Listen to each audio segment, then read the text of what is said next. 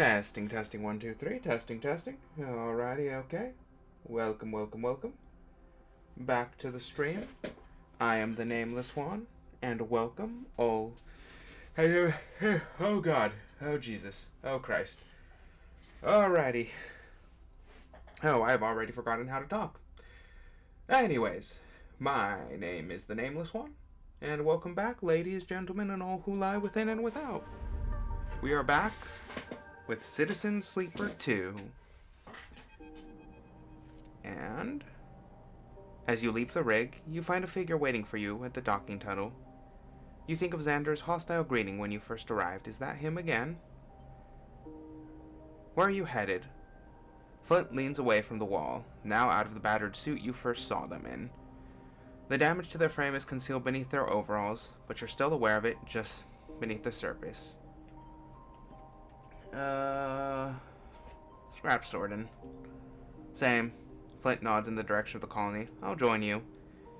You float together towards the docks in silence. Flint makes you nervous, and their insistence on intercepting you this cycle hasn't exactly calmed the sensation. Breaking the silence eventually becomes unavoidable. How are you doing? Flint stares ahead, continuing their glide. Better than Carmen. The mention of Carmen's name recalls the image of him floating unconscious in the light of your work lamps.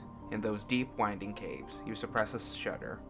Flint gives you a sideways look, their mask-like face betraying no emotion. It's good you found us. They pause as you both move towards a doorway. Could have been sooner. They blink. Better than nothing. Looking at Flint gives you an unsettling feeling, like catching your own reflection in polished hold plate. Is this what others feel like when they speak with you? Watching the crooked masks, the lit irises, for signs of human emotion? Interpreting the stuttering emulations of facial expressions as they cross your doll-like face? Flint turns away again, and you realize that they might feel the same looking at you, each the other's mirror, each reminding the other of the gap between being and being seen. What happened out there? Flint pauses. I made a mistake. One I won't make again. They frown and stare forward, offering nothing more. You arrive together into the cavernous hall that contains the scrap silos, the cacophonous echo of sorting already filling the air. So, Sleeper. Flint's face curls in amusement as he uses the mononym everyone refers to you by. Olivia asks all of those in harbors to contribute to the colony. Show me what you can do. Okay, sort scrap. Don't fuck this up. Awesome, yes. We make a good first impression. Fantastic. You and Flint glide into the sorting bay, where scrap from the silos is delivered to the waiting workers, ready to be checked, cleaned, and cast into different nets at the fringes of the space. You find a sorting station and begin picking up chunks of ship and machine, turning them over in your hands. As you inspect the scrap, the ghost of their original place in a bigger structure becomes apparent. Each piece suggests a hole, a drive casing, a loading bay, a life support unit. You burn away corrosion with a torch, crack open rusted casings to release the components inside like seeds. You find new life in the broken and discarded pieces. Something makes you look to one side, a glint that catches your eye, and there is Flint taking a rest of their own. You see a glint again, Flint turning something over in their fingers, watching it spin, a vial of stabilizer.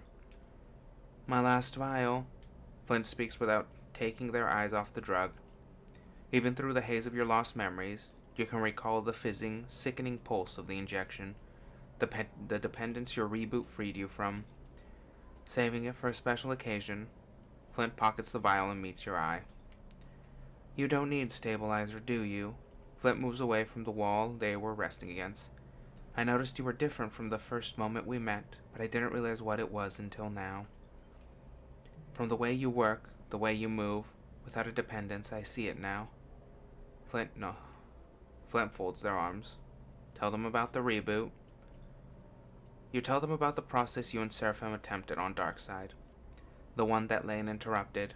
They listen absent-mindedly, watching the workers instead of you. That's not all, though, is it? Flint meets your eyes. There's something wrong with you. More than your decaying frame, your signal, your presence. It smells different.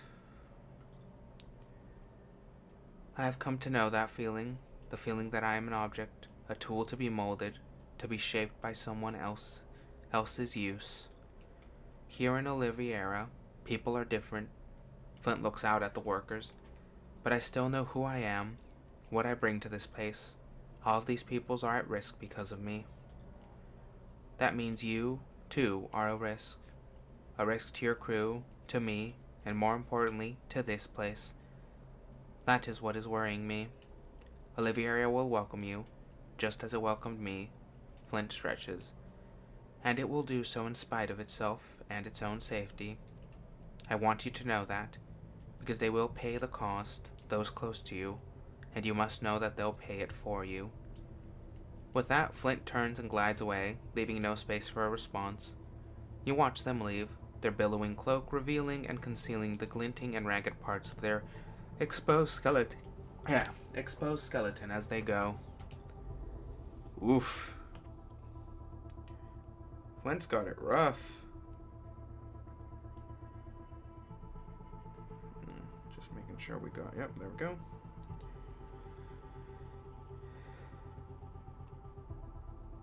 You go away now. Okay, so we're on the rig. Scrap silos. Well, first things first, we need to fix our dice.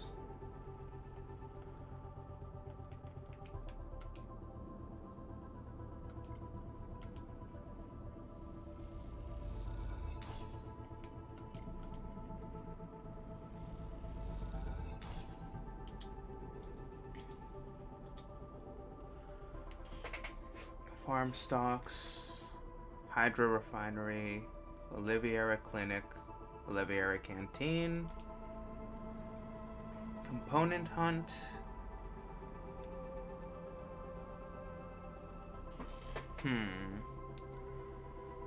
Should we get some more components? Yeah, we'll do that.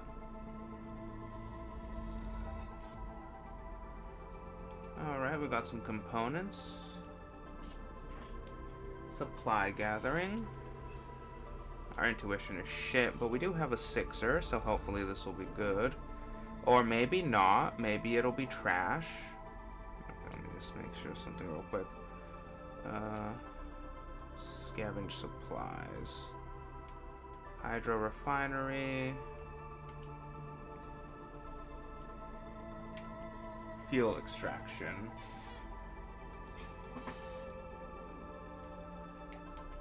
Okay, you know what?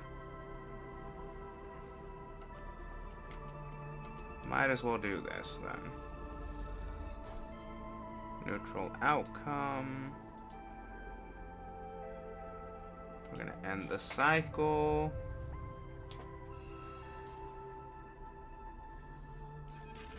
And we got some food. The sound of raised voices echoes through the tunnel. Following them, you find yourself at the entrance of the clinic, where Flint and Xander are locked in a bitter argument. I won't take you out there, Flint. Xander is pleading with the sleeper. Look what happened to Carmen. They'll kill you. What happened to Carmen is exactly why I have to go. They will find me here, and when that happens, the whole colony can hear you two. Seraphim comes out of the clinic with cadence. You're trying to wake up Carmen? You see Seraphim clock you, standing at the passageway. Your eyes meet and Seraphim looks away. Neither of you have seen each other since you brought Carmen back to Oliviera. I'm trying to make sure what happened to Carmen doesn't happen to anyone else. Flint folds their arms. I'm the reason he is like this. I'm the reason he is like he is, and that means it's on me to fix. Wait in silence. Trying to be a hero, Flint? Seraphim squints at the sleeper. I'm trying to stop SNR from coming down on this place. Flint gives him a dark look. At the mention of SNR, Seraphim's eyes jump straight to you, and Flint follows his gaze, finding you waiting in the passageway. SNR, The company that created you, the company you escaped, the idea of them bearing down on this pace sets your nerves on edge. You have long since slipped their grasp, laying disabled your tracker in exchange for unwavering service, a gift that became a trap. But Flint is still on the run, and if Essence Arp attacked Carmen's ship, they can't be far away. You look at Flint and see the fear in their eyes. Your tracker is still active. Olivera is shrouded. Flint looks towards the central of the colony. Carmen managed to get hold of a signal shroud and set it up here. He wanted to keep everyone safe. There's no way Essence Arp can track me here. Am I missing something? Seraphim interrupts. If they can't find you here, what's the problem? It's not just about the tracker. That hunter found me in the debris field. They know I escaped. It's only a matter of time before their search brings them here. Silence falls on the group as the inevitability of the problem sets in. Xander looks distraught. You can't, Flint, Xander says in a quiet voice. They'll kill you. Seraphim glances at you and Flint in turn, and you see his mind working on a solution. He looks away, frowning. I'm sorry, Xander. This is how it is. Flint looks dejected. Unless we get them first. Seraphim smiles an impish smile. Seraphim, what are you thinking? Kata speaks up for the first time. We know there's a hunter out there, scouring the shoals, and we know they're looking for you, Flint. Seraphim shrugs. That means we have the upper hand. We don't need to bring them here. We can bring them anywhere we want. Seraphim looks around the group. So, we get set, we prepare a little surprise, and then we wait. Flint is already shaking their head. The hunter could arrive here at any moment. We don't have time for this. If I had a ship, I would have left already. Then we move you now. We take you somewhere we can prepare, and we work hard and fast to get the ambush set. When the hunter comes, Seraphim grins. We spring the trap. What kind of trap? That we still have to figure out, Seraphim admits. But you have to admit, it beats going out to a die without a plan. He shoots Flint a look. And hey, if we fail, the outcome will be the same anyways. Flint doesn't respond immediately. You can see them thinking it through, considering their options. I'm coming. Xander has a determined look on his face. We're doing this, and I'm coming. Look, kid, I appreciate your enthusiasm, but this is the real thing. A bounty hunter is not going to stop patronizing me. Xander cuts him off.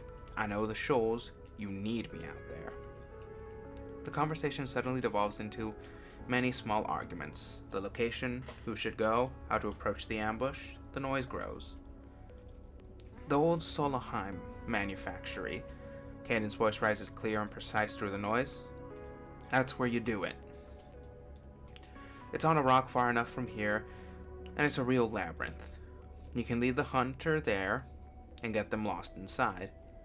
Caden's eyes are bright and determined. The place is full of old machines, ordnance. We've been afraid to scavenge any of it. If it's so unstable. You notice Seraphim watching Caden speak, clearly impressed by the sudden shift towards decisive action. We could bring the whole place down on their heads.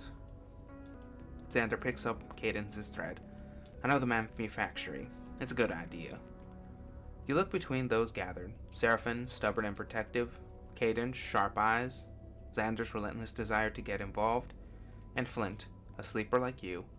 A sleeper in need of an escape. Carmen was building something here. A shrouded haven. A place that needs protecting. He may be unconscious behind those doors, floating amongst the wires and tubes of the clinic, but something of him is here, in this group, making a plan of resistance. Flint's eyes meet yours, and you know what has to be done. The rig will leave Olivera this cycle.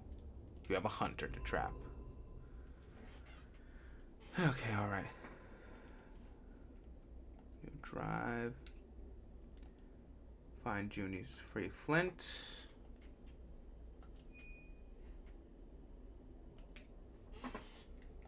Okay, but first I need to get rid of the...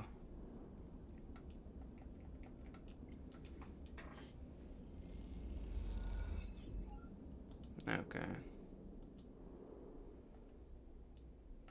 Rivera Canteen.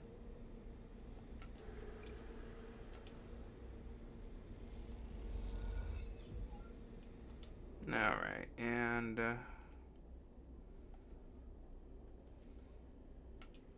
okay, we need supplies. Come on. Yeah, imagine that might happen.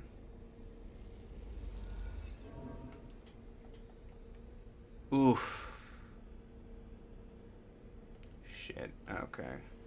Come on. And just like that. Okay. Wait, no, that's not what I wanted to do, god damn it.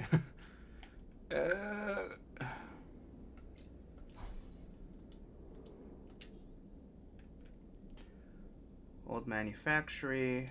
We need more supplies, though. Shit.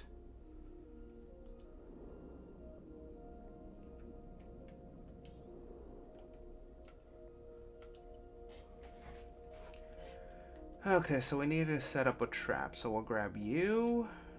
And we'll grab you. No, let's... We'll grab you.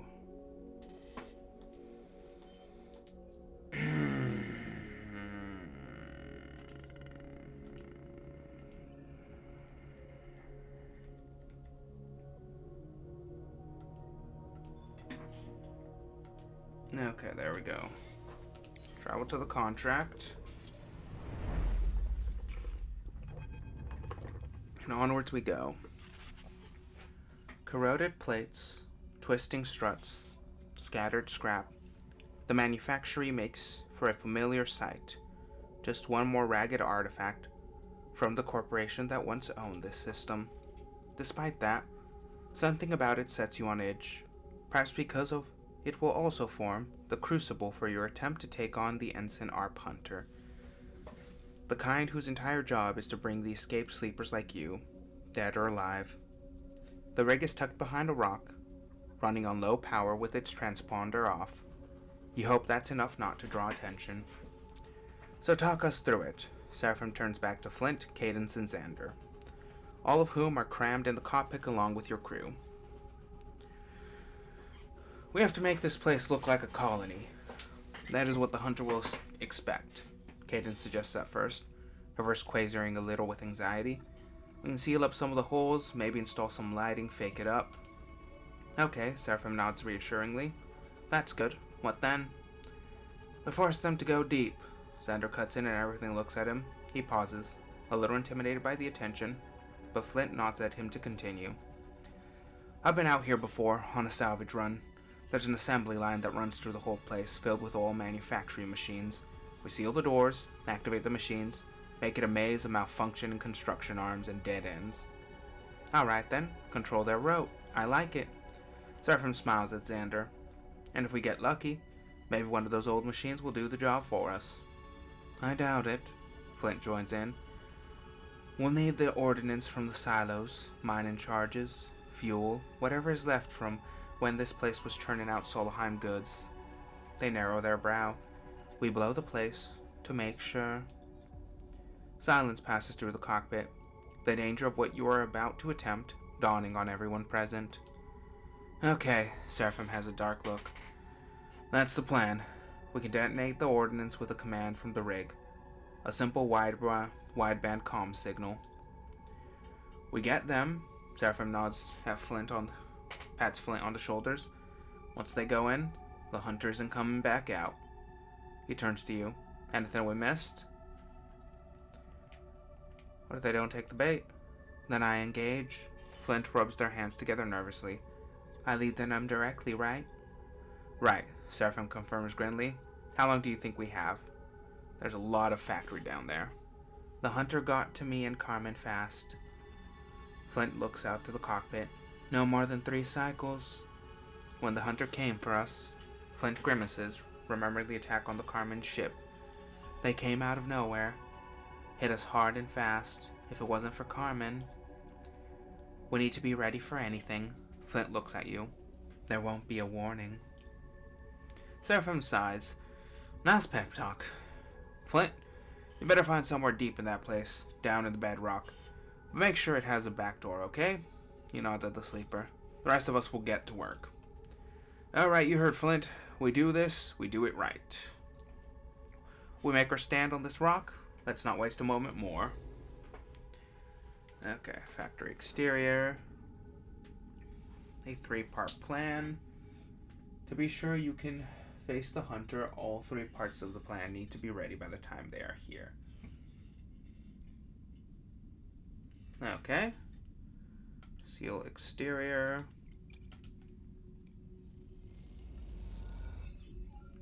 Positive outcome. You got intuition plus. Disguise the interior.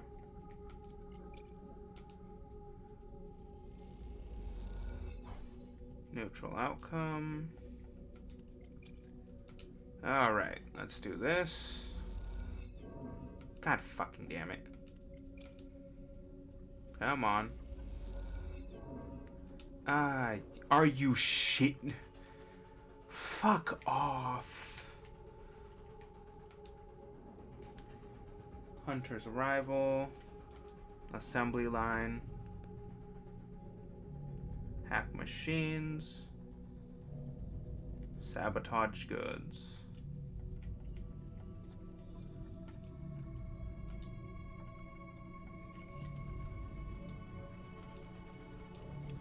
No, I don't want that. Alright, come on. A neutral outcome. Positive outcome.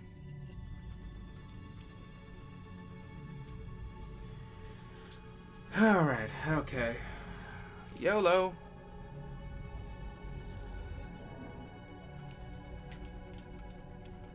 And another YOLO.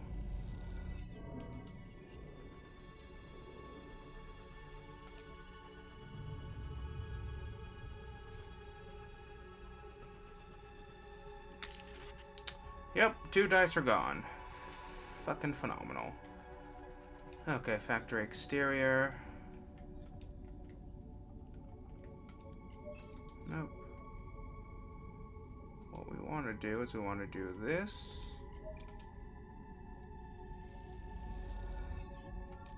Okay, then we want to put another one.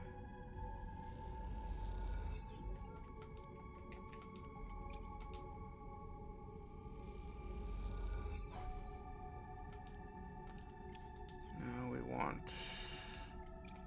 Okay, give us at least a neutral. Neutral outcome. You know, Kanan's voice comes over the comms, shimmering with interference. From here, it doesn't look half bad. You look across the shell of the manufactory, now studded with lights and dotted with markings. The fresh welds and plates giving the whole place a fragile patchwork feeling. If I was a piece of shit hunter, this is what I'd think a normal person settlement would look like, right? Right? Cadence goes quiet for a moment, her attempt at humor only serving to remind you both of the desperate circumstances. Have you spoken to Flint? Cadence pauses. I mean, really spoken. There's not really. Oh, Cadence searches for a response. Flint is very loyal. I know they're quiet and well intense, but, she sighs, I just hope you two can find some common ground. We get on just fine. Of course, sorry. Cadence stops again. Oliveira is a refuge. Cadence takes a breath. For all of us. I was in trouble when I met Carmen. We all were, in one way or another. Seraphim told me a lot about you. Cadence hesitates. And I can see what you were trying to do for Flint, for Oliveira. Let her finish. I appreciate it. And I know Xander does. And Carmen will do as well. And Flint? Cadence pauses. Well, you'll see. The comms click off, returning you to the silence of the manufactory. You look out across the false colony at the glittering lights. They are a poor imitation of Oliveira's real lights. And those that indicate the colony's fragile, delicate state. You shake it off and move on. This isn't over yet. Okay. So I'm going here. And, thankfully, give us a positive. That was a neutral. We didn't want a neutral, we wanted a positive. Please give us a positive. God damn it. Okay, Hail Mary it. Holy shit, okay. And cycle.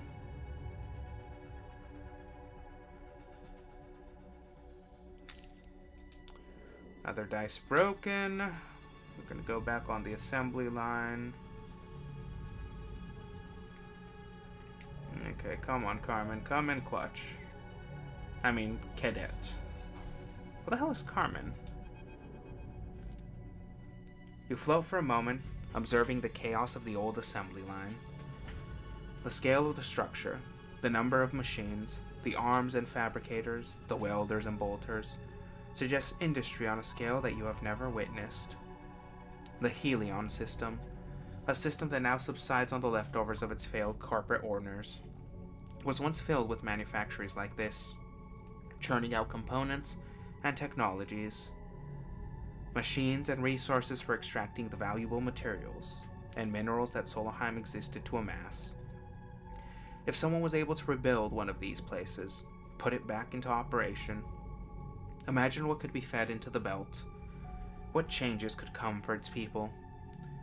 Yet no one will undertake such a task because the place is haunted by the specter of Solheim, an entity that even being in this system can trace its origins back to. An entity that turned the entire system into a manufactory, a machine for accumulation, and that did not distinguish between human and machines as it did. You look at the broken machines, worn down and rusted, crippled and bent. Some of them have been put back into use this past cycle as part of your plan, and those jerk or turn randomly, blindingly groping for components that will never be fed to them. None of them are sentient machines like you, so they cannot feel or think, and yet you cannot decide if for them to persist is a kind of cruelty that radiates from the system that created them, or the indication of a new life, one that grants them new function, new meaning, and the possibility of something more. Creepy, right? Xander floats beside you, his voice hissing through the close-range comms. Maybe the hunter will get spooked by those twitching arms. He imitates the scattered movements of the factory machines. More sad than creepy. Xander shrugs. If you say so. So, Xander gives you a look. How come this hunter isn't chasing you? My tracker is deactivated. Huh. Lucky you. Who did that? My captor. Xander goes quiet. I see. Let's focus on the hunter. Xander nods quietly. Xander looks out at the assembly line and sighs. I like Flint. I'm happy to do this for them. He turns back to you. And I want to like you too. So don't mess this up, right? Xander gives you a hard look. Don't let Flint down. Xander kicks off and glides towards the exit without waiting for a response. You watch him go for a moment before turning away. There's still so much to do. Okay. 3-part plan. Storage silos. Oh, thank God I'm good at indoor. 100% positive. Come on. Another positive. Give me another positive. Yes. Yes, yes, yes, yes, yes, yes. Okay. Alright.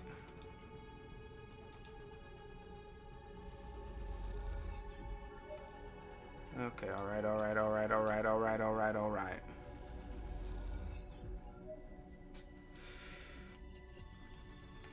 I don't have any... Okay. Come on, cadet. Come in clutch. Come on. Fuck.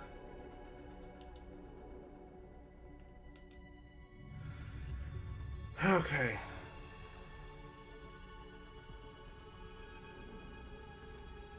Wake up, sleeper. Seraphim is in the bunks. We got incoming. You shake off the haze of forgotten dreams and get up. In moments you are in the cockpit. Xander, Cadence, and Seraphim all gathered around the console. On it, the local views show nothing, not a single ship signal, and few objects beyond the scattering of debris. It was right here, I swear it. Seraphim jabs at the screen. A ship. Small, but definitely a ship. Seraphim, Cadence sighs. We've all been up for a while. Get some rest. I know what I saw. He catches her eye. You look at the screen, its gridded view showing the scattered signature of debris, like schools of fish drifting in the soft current. The manufactory is a noisy blob at the center of the circle, one that dissolves in the background edges. Nothing. And there it is, a flicker, a flash, a spark of movement and light among one of the debris clouds. It flares and then is gone again. You look up at Seraphim. You look up, and Seraphim meets your eyes. He reads your expression immediately. Seraphim slams a hand down on the console, opening up the comms channel. Look alive, Flint. They're coming in. Go deep and be ready to run. He pulls his hands off the switch. We better hope they heard that. Then you see it, through the cockpit glass, the flare of an engine, faint and masked, but driving a squat, dark ship out of the debris. The Hunter. The ship seems to idle a little near the manufacturer's asteroid, drifting past the dressed-up shell of the old facility. Time to see if our fake colony is convincing enough. Cadence nervously clasps her hands together. Will they buy it? They better. Seraphim looks concerned. Because if they think this place looks abandoned, the Hunter might just strafe the whole facility. Seraphim swallows hard. We need them to dock, to come inside. You look out at the ship, and as you do, it jumps forward, towards the docking tower. You watch for a few tense moments as it hesitates, and then slides into position onto one of the docking bridges. Cadence sighs in relief. They went for it. Seraphim pats you on the shoulder. Good job. The rat is in the maze. We can track them now. He exhales. At least that's the theory. I hooked up some basic monitoring devices in the assembly line. Xander calls over from another console. A few shitty cameras, repurposed them from the factory's monitoring system. Not much, but hopefully enough to tell where they are at. Cadence, Seraphim, and you crowd around the screen. Xander flicks between noisy, black and white images and feeds of static. You squint into the fizzing dark, trying to pick out any detail. Then suddenly, you see them. Hunter, SN ARP, operative. A shadow drifts beneath a flickering light, dark-clad in military gear, a long gun held at the ready in their shoulder, deathly pale skin, and in their eyes, gleaming through the faceplate, glowing irises. Who the hell is that? Seraphim pulls back from the screen. They look like a sleeper. Xander finishes Seraphim's sentence. The figure disappears outside the margins of the frame, and Xander flicks through the feeds. Where'd they go? Where did they go? You drift back from the screen, trying to think straight. The Hunter is a sleeper. Or something else. You replay the image of the figure in your mind, but it is already shifted in your memory. It is your face staring back. It is Flint's. It is the sleeper's mask of death. Sleeper. Seraphim grabs you by both shoulders and looks you in the eye. We need to focus. We should get down there. Xander's eyes are wide. This changes things. Xander's right. Xander nods to you and then is gone, kicking hard off the cockpit wall and heading into the ship, towards the airlock. Seraphim gives you a hard look. You better hope nothing happens to the kid. He shuts off the console. Let's go after him. Go. Cadence looks between you and Seraphim with a steely expression. I'll stay here. She glances nervously at the console. Give me the signal and I'll send the destination signal. She swallows hard. If it works. Seraphim looks torn for a moment, then nods. Let's go. You rush down to the airlock and suit up. And then you are out, descending through the rock-strewn void in tense silence. You enter the manufactory through a gap in the frame, passing through layers of twisted facility into deep parts where you know Flint waits in the dark. You say nothing to each other. afraid the comms will be intercepted. You lead Seraphim on, seeking the deep bays under the silos, where you begin setting up the ordnance. Through unfinished, perhaps there is not enough down there for this work. If not, Seraphim's hand falls on your shoulder. Pulling you back, you go to speak, then you see it, a torch beam lancing through the dark. A shadow drifting beneath the flickering light, dark clad in military gear, a long gun held ready at the shoulder, deathly pale skin, and in their eyes, gleaming through the faceplate, glowing irises.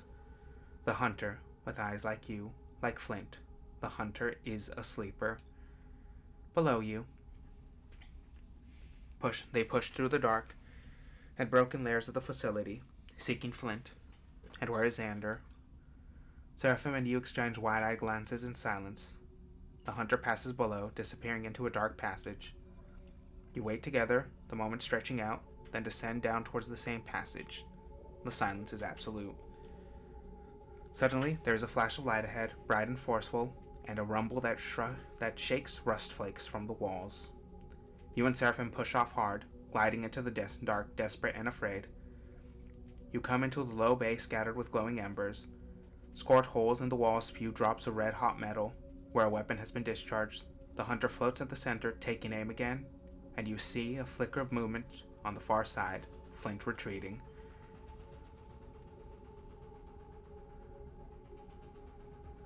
Before you can act, a slight figure in a suit slams into the back of the hunter, Xander. As he hits, the hunter's gun spins out of their hand. Rush the hunter. There we go. You slam into the hunter, lashing out with your fist. You feel Xander at your side, striking out too.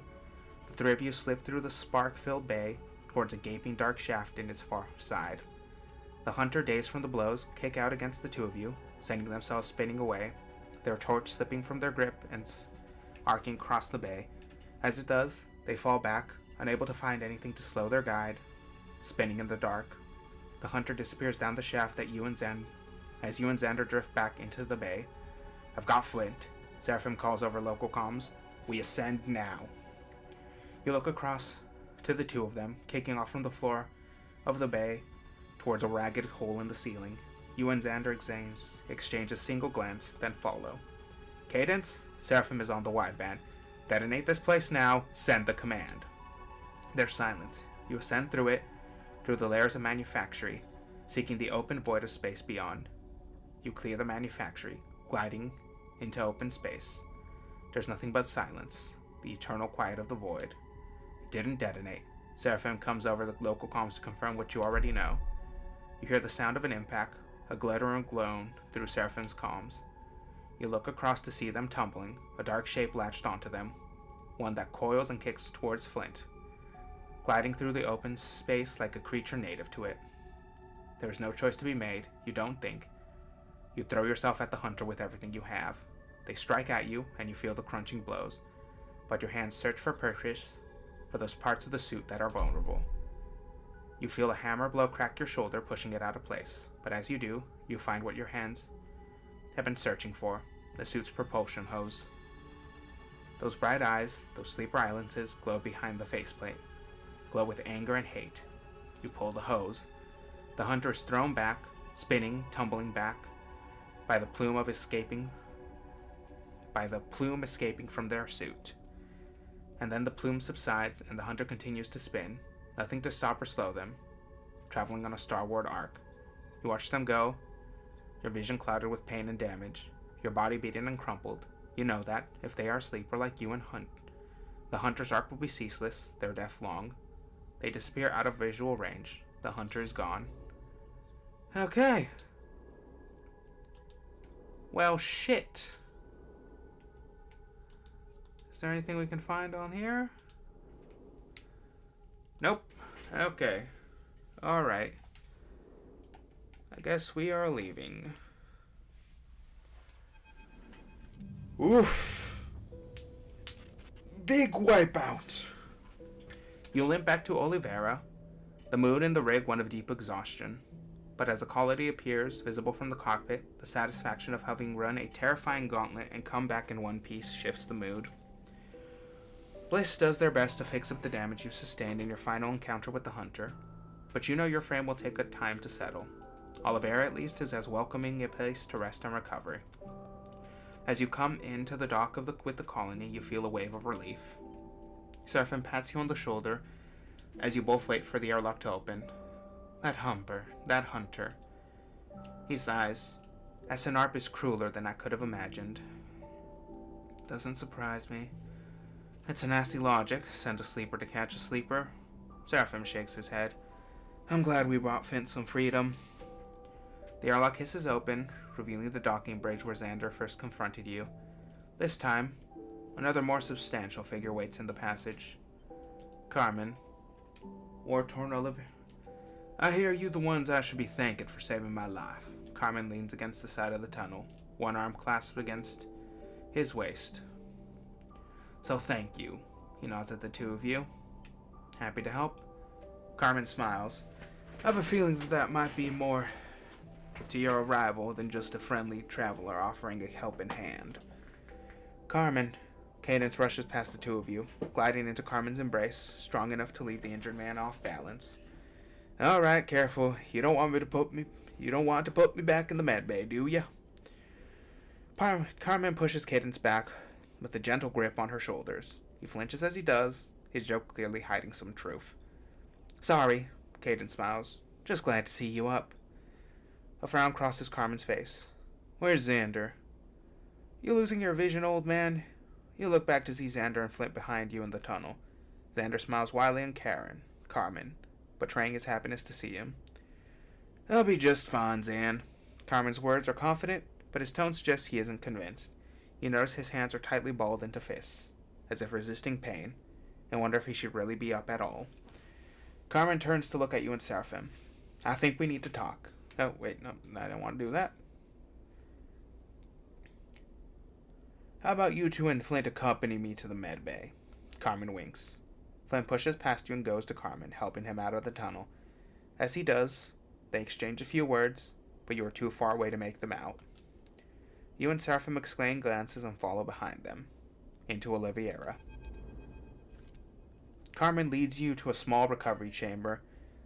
Thank you. In the med bay, where his bed is set up. A handful of tubes and wires float gently beside it, attached to boxy devices. Flint has already left the group, leaving just you and Seraphim in Oliviera's injured founder. Carmen meets your eyes with a hard look. So how did you two end up stumbling onto our colony in the shoals? He raises an eyebrow. Because we're not usually open to visitors. Ankita sent us to you. We have a delivery. Just say Ankita's name. You see a flicker of recognition in Carmen's eyes when you mention Ankita. You produce the thumb drive, holding it out to Carmen to inspect. She told Sleeper to deliver this to you, and you alone. Seraphim folds his arms. Carmen poses thoughtfully. That's a name I have not heard for a while. He takes the drive. Seems I should thank you again, he sighs. And perhaps I owe you some explanations myself. Ankita and I used to work together a lifetime ago. Carmen shakes his head.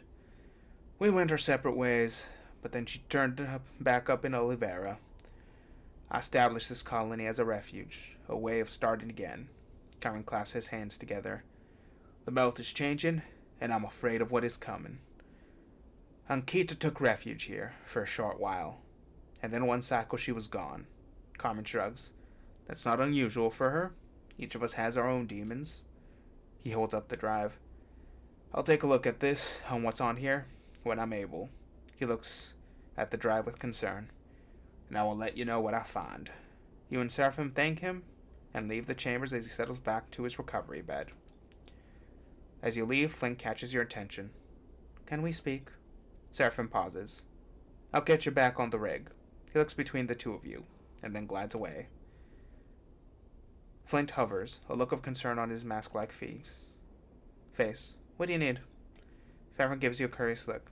You don't remember any of it, do you? Any of what? Of how you got here. Of your history. Flint screws up their face in a pained expression. At first I thought you were hiding something, or you were intentionally avoiding the subject, so I waited, but I understand it now. You don't remember me at all. You take a moment to think, trying to recall Flint. You furrow your brow in frustration, shifting through hazy memories of Darkside, and further back, of your arrival to the belt. You close your eyes and see the faces of other sleepers, panicked, desperate in darkness. I don't remember. We worked together on the same SNR mining installation, along with other sleepers. He searches your eyes for a spark of recognition. We weren't close. I'm not sure we really spoke. Very few of us did. But I was there when we planned the escape together. The run from the freighter, collapsing the mine shaft. Flint stops, struggling to continue in the face of the blank look you are giving them. You feel an unpleasant itch, as if something is crawling around inside your skull. You can still see that Flint wants you to recall them, to recall the escape, the installation, but you find only hazy sensations, and beneath them pain. I'm sorry, I don't mean to. Flint looks down. I know you can't help it. I just needed to say something, to know if you really don't remember. Thank you for everything you've done for me, and for Oliveira. Flint turns and drifts away dejectedly, unable to continue. As you watch Flint go, you scratch at the side of your head, trying to find something in the way they move, the way they speak, their mask-like face. A face that was identical to yours when it was first cast, but that, over cycle after cycle of wear and damage, has been transformed. Two machines, so close in form and function, estranged by experience. Oh, that's fucked. That is genuinely... oof. Ooh, I don't like that. Carmen's analysis? Okay. We don't have any... shit, I need food. Okay, so source supplies is what we want to do. Oliveira Canteen. Alright, YOLO. Yep. Negative outcome.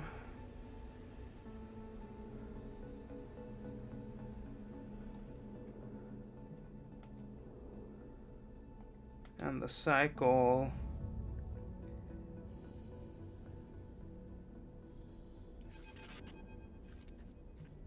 Thanks for coming up, sleeper. Carmen is waiting for you and Seraphim when you arrive at the med bay, looking a lot fresher.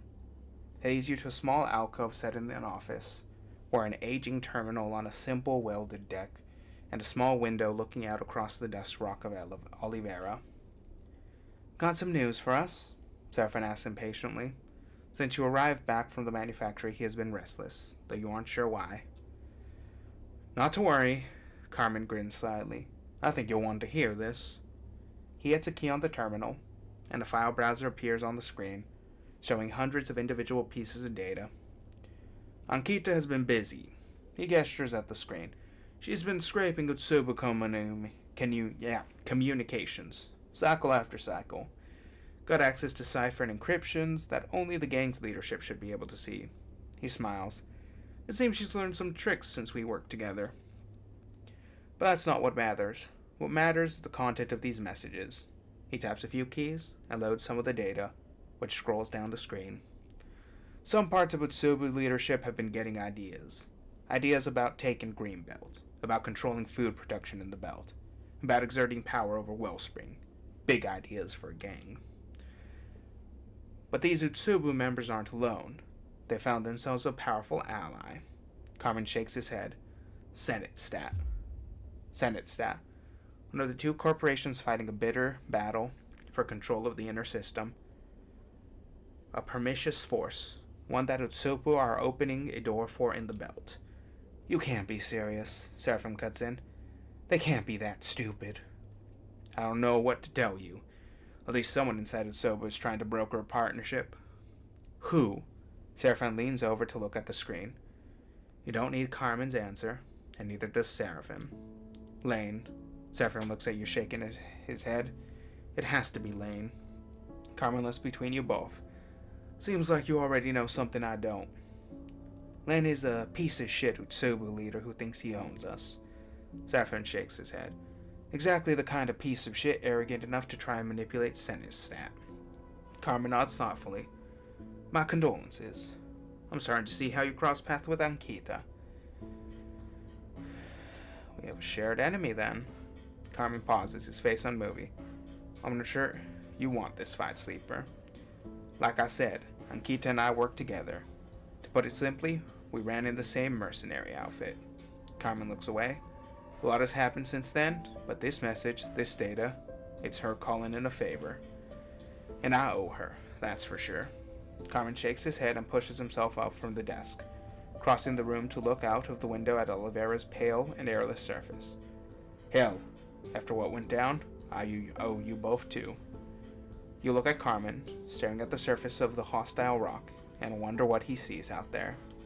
He established the colony as a fallback, a retreat. Not just for him, for others too.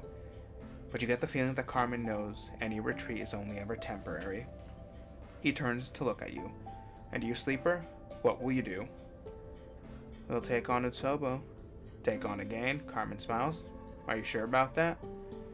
We're going to End Lane. Whatever it takes. Seraphim stares down Carmen, fist balled. Carmen looks at you. That one is getting to get you in trouble. He turns to Seraphim. But I like that energy. He looks out, back out the window.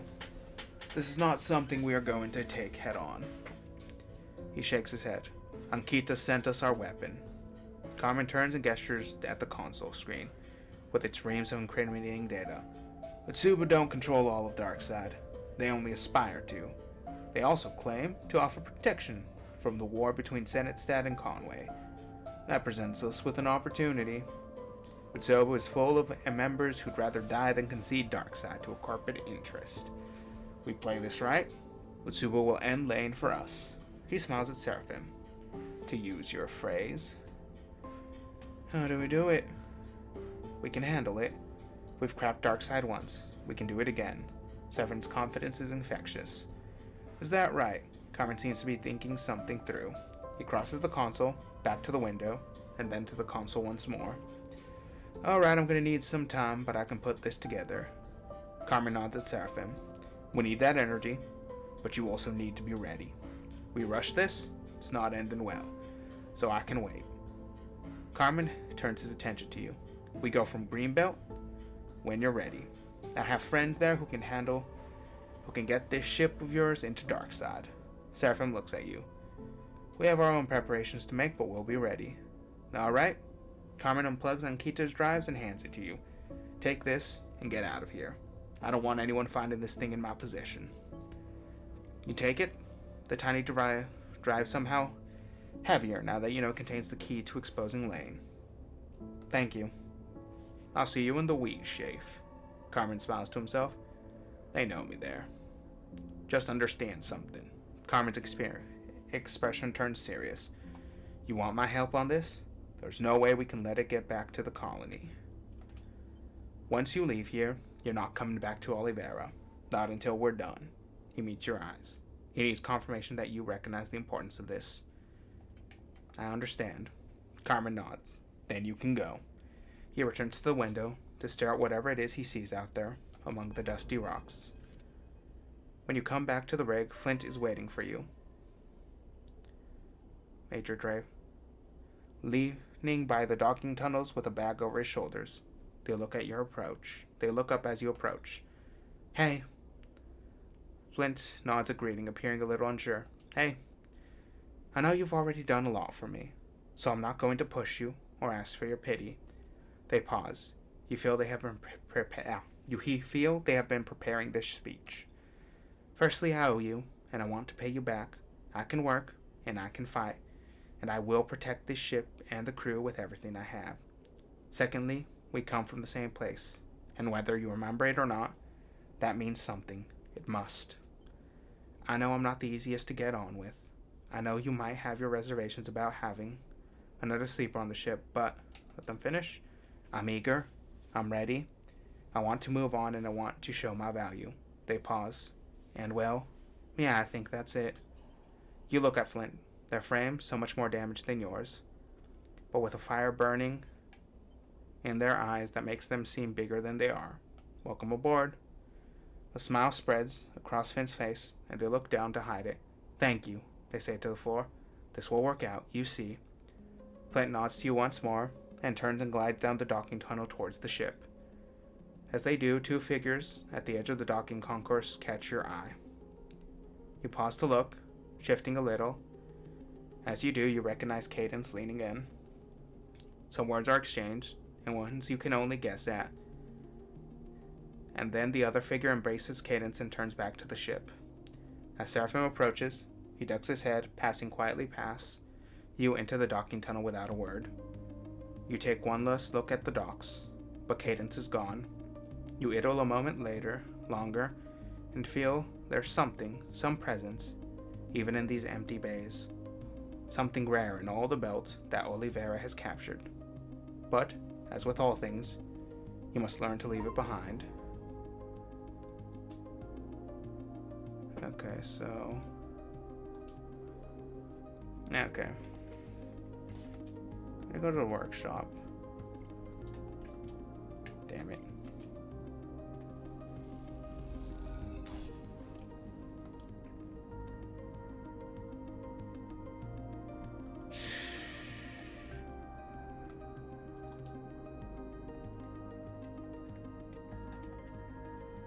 Shit.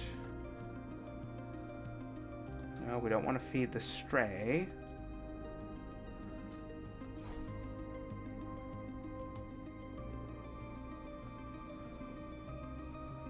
Oh, god damn it.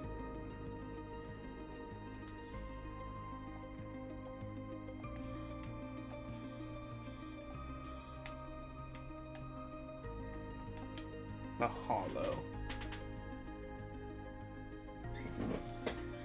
Okay, so we're gonna go to the hollow.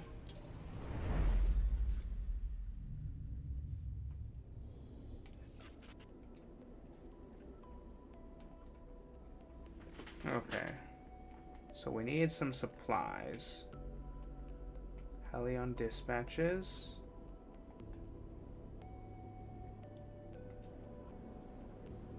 Buy a meal, buy supplies, fill supplies.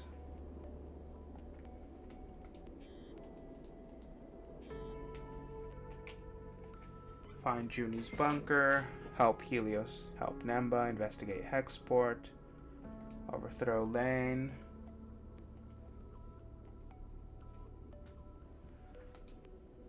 Repair, repaint the rig, investigate Hexport.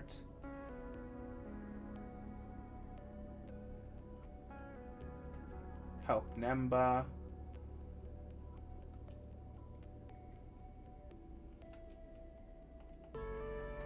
Okay, so we're gonna go there anyway, so we'll... And we have... Jesus Christ, we have a lot of points. Okay, so we're gonna go... full indoor. And we'll do engage next. Okay, so how... Buy fuel, buy scrap components.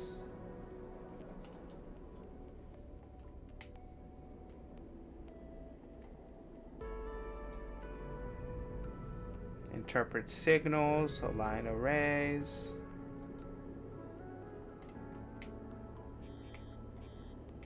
Okay, is there anything else?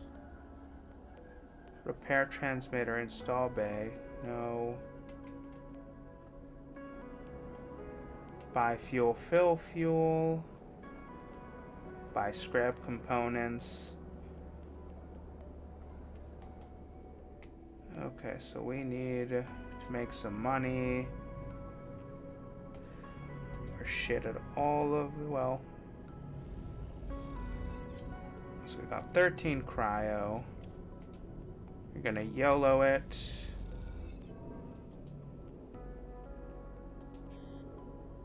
Okay.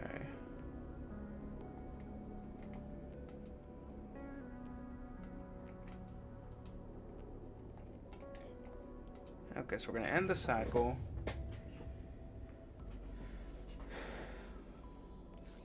Yep, 2 glitch die. We have 24 bucks. So we're gonna go to the debris dealers. We have just enough to buy some scrap components. We can't repair our dice. We have one scrap component. Lovely. Okay. Alright, so we're going to go to the signal ship. Come on, give us a positive. Give us a positive. Give us a positive. Shit. Give us a positive. Absolutely fuck all.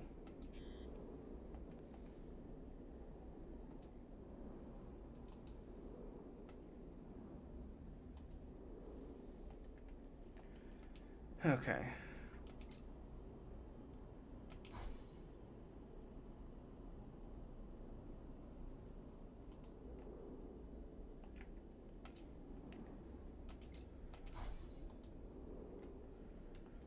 Okay. And cycle.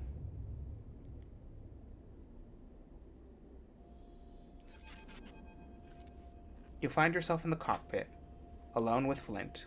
They have a habit of entering a room so silently that you don't notice them arrive. Or the reverse, leaving so silently that you turn around and find them gone. Right now, they hover expectantly at the corner of your vision, preparing to speak. Do you ever think about your original?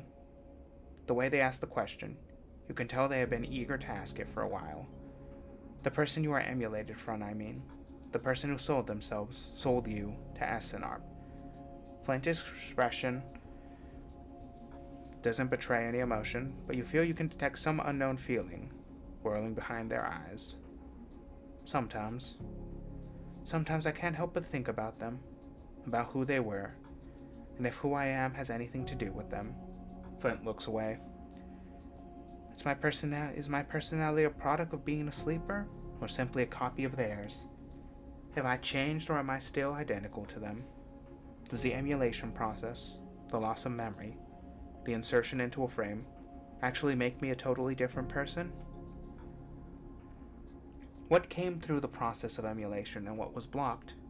Flint is looking around the cockpit rapidly now, their eyes flicking from object to object as they speak. Are their memories still inside me, but cut off, concealed? And if I admit it, I wonder if I even knew what it feels like to be a person. Do the humans around me feel things I feel? Or do they feel more, feel less, feel somehow differently? Do they feel the creepy claustrophobia being trapped inside a body with no escape? Flint's eyes flick back to you. Or do they only know, or do only we know how that truly feels? I can't answer that. Then who can? Flint meets your eyes. I haven't seen another sleeper since I escaped Essence Art. Share your experience. There is a wall in you, one that you have built for yourself, one that separates the kind of questions Flint is asking from the parts of you that you need to live. You feel it now, like a weight in your chest, and behind there is a raging torrent pressing against it. You cannot take down the wall, you would drown, but in this moment, for Flint and for yourself, you take out a single brick, you make a gap in the wall, and you share what comes bursting forth. You talk about what it feels like to wake up in a dying body, to catch a glance of yourself in the mirror, to be seen and reminded of your false and fractured face. You share the pain of the memory of lost memories, a feeling of fleeting deja vu, of dreams that slip beneath your waking life and replace it. You find in your broken body an unsteady mind. You find in your broken bodies and unsteady minds a kind of solidarity, one shared between connected strangers who might, one cycle, understand each other as friends. And as you break back in and shore up your defenses, you know what cycle will not be this one, but its distant possibility is a reassuring one. Okay, alright. Okay, back to the signal ship. Interpret signals. Come on, give us a positive. Fucking nothing. Positive, positive, positive, positive. Still nothing. Go back to the rig. Make us a meal. Okay.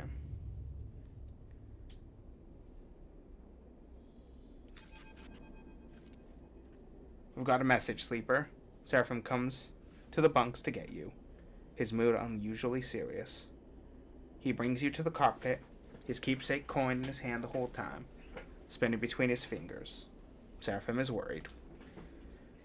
Once you're in the cockpit, you recognize Karma's voice immediately, playing over the rig's speakers. Sleeper, I hope this message finds you and your crew safely. You'll forgive me if I'm a little tight on the details. My message is as follows. We are ready. We will be waiting where we agreed. Godspeed. The message ends with a click. So, Seraphim takes a deep breath. They're waiting in Greenbelt. The Wheat Chief, he said, wherever that is. You ready for this? We need to prepare. Seraphim nods. No point rushing into this. We have one shot. Quiet falls into the cockpit. There doesn't seem to be much more to say. Karma will be waiting, but you know he will want you to be prepared. I'll be ready when you are, Sleeper. Seraphim nods to you. You nod back. You know where you need to go to end this. Okay. Alright. So we have people looking for supplies. We've gone one day without feeding the cat. We can go another. Jesus Christ, this is... I mean, in all honesty, it's better than what we've been dealing with lately. Of course, nothing happened. Come on. Oh, God, we are so fucked. Okay. And the cycle.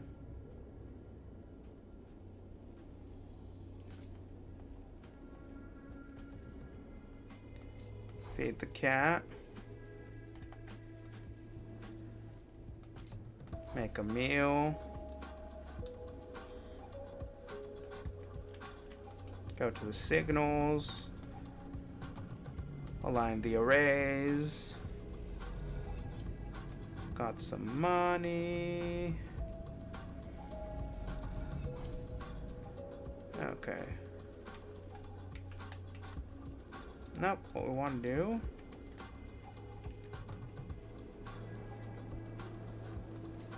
Buy some scrap.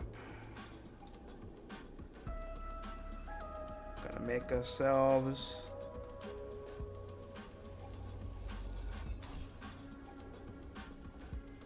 end the cycle.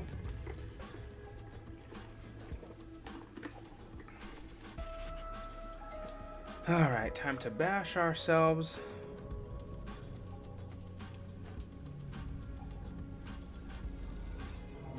Negative outcome.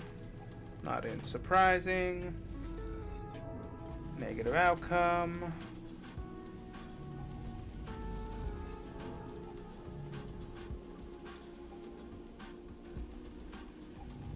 Okay.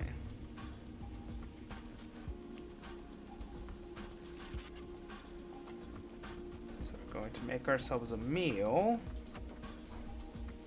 We will feed the cat next turn. Go back to the signal ship. Let's make some money.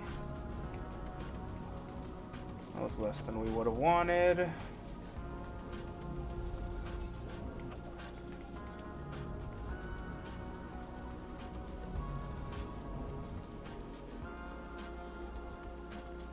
Okay.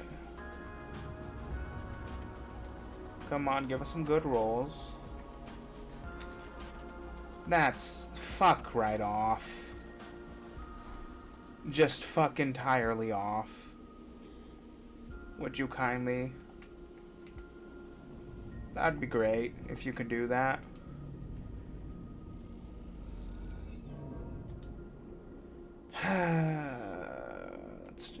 That's fantastic. That's fine. That's great.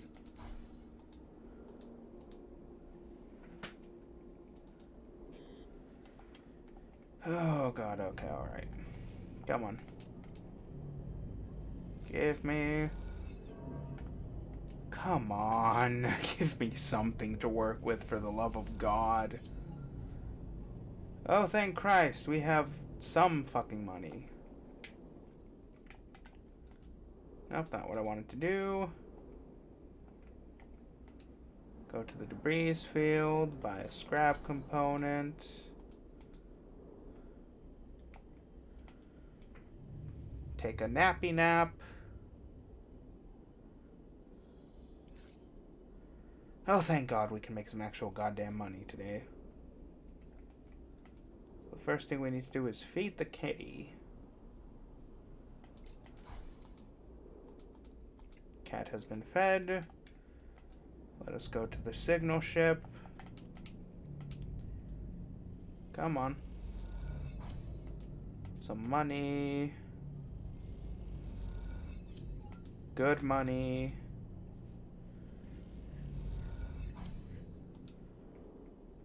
Enough money for some scrap components.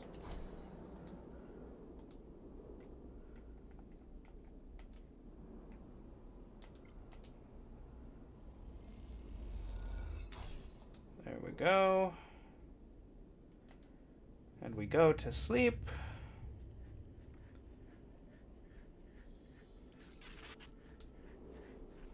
Of course, our 3 dice are screwed. Go to the signal ship. Guaranteed money.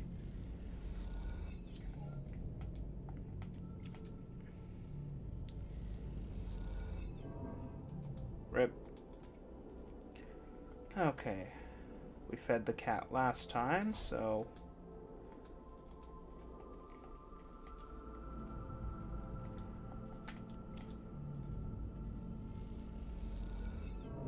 Negative outcome.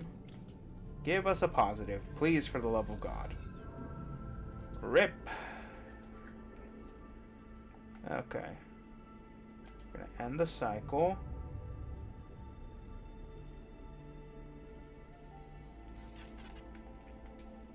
Got a good amount of supplies. Feed the cat.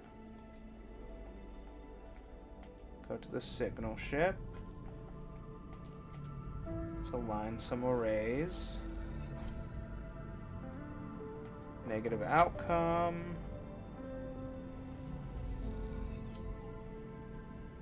$13 cryo. Okay. And are we gonna get something positive? Nope. Okay. Gonna eat some meals. Gonna buy some more scrap components. Okay, alright. Come on. Come on, glitch die. Come in clutch. Hell yes. Which means we can... Nope. We want to buy another component.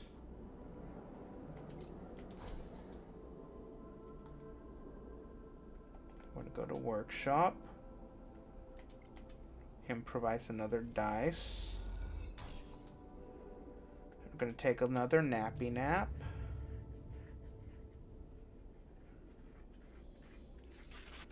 Alright, so we got 3 glitch die.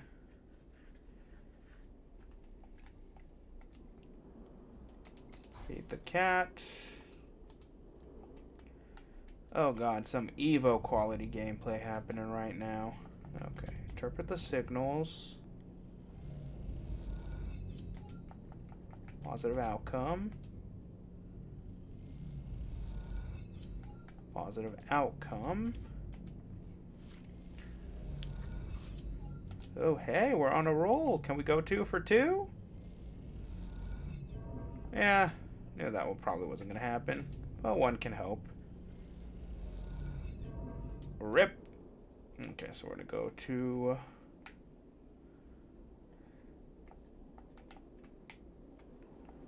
Go to the jetty. I'm going to buy a meal. There we go. And... we don't have enough to fill up on supplies quite yet, but we will soon. Fed the cap last cycle. Okay, signal ship. Make some money.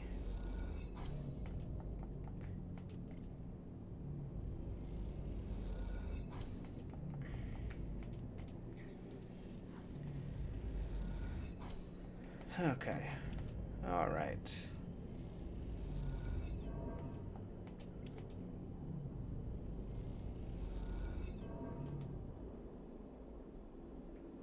All right.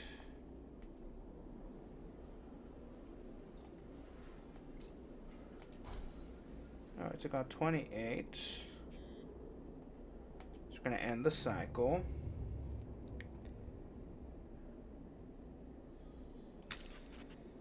How the fuck?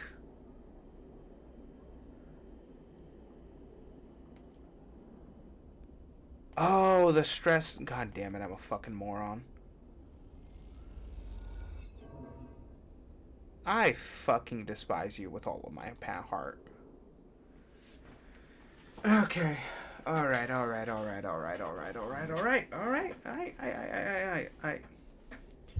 So, how are we gonna do this? Fuck's sake.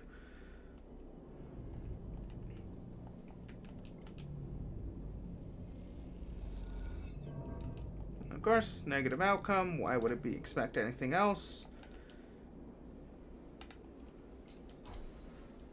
Okay.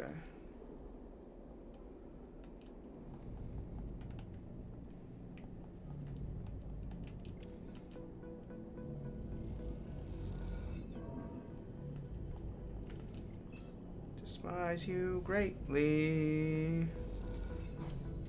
Oh, I got some money.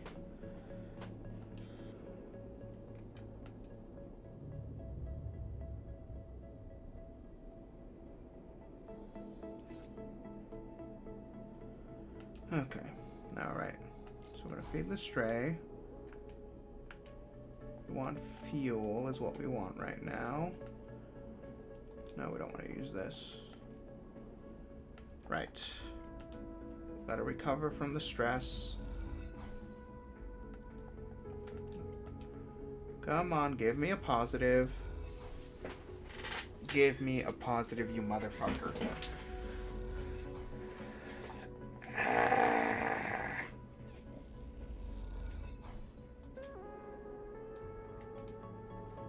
Alright, okay.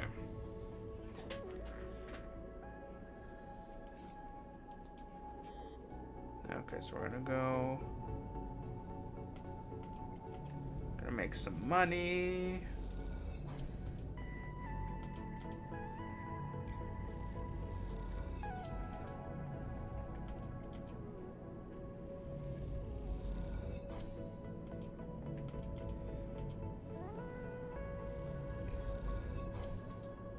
Alright, there we go. Buy a meal. No, we don't have enough for a scrap component quite yet.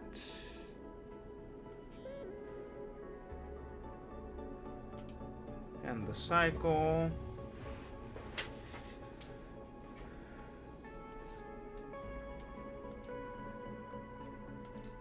Feed the cat. Right. Nope, not you.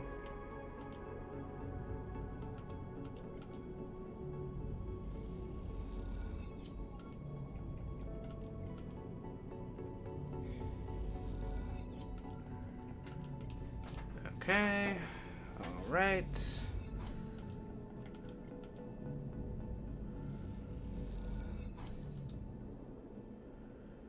Okay, so we want... Nope. Back away. So we got the debris dealers. Alright, so we're gonna be...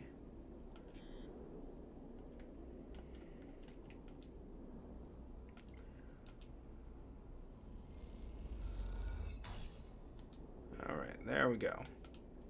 And the cycle.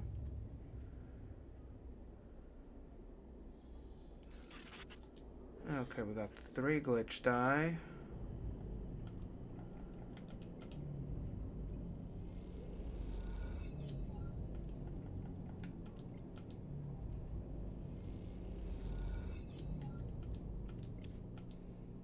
we're gonna interpret signals. Just in case we get something good. Like that. That was good. Okay. Buy a meal. Buy supplies.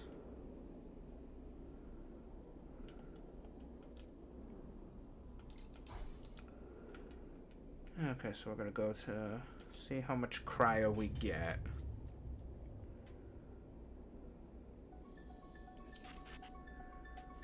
Okay, so we got... Okay, we got enough for us to use scrap components. No, that's not what I wanted to do. Signal ship.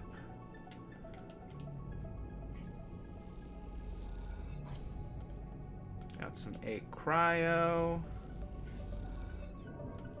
That was a negative outcome, unfortunately.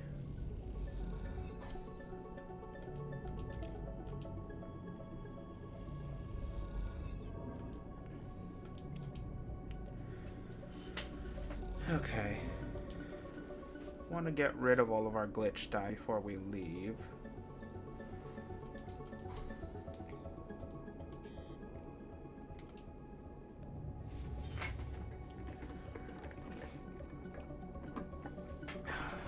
Okay, alright. So we're gonna go to the signal ship.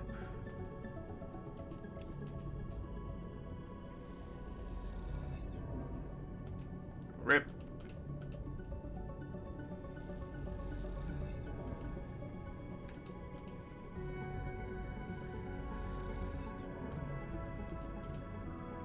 Come on.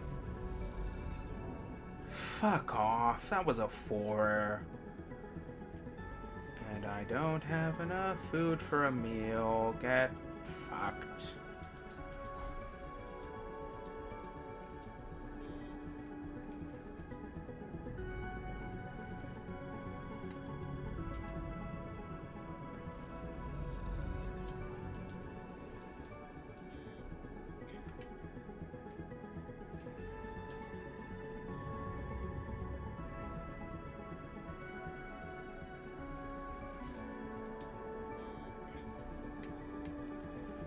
Okay, alright.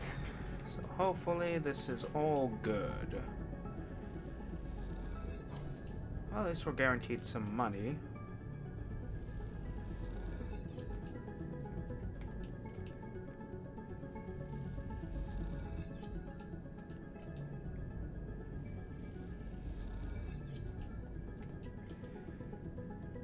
Alright.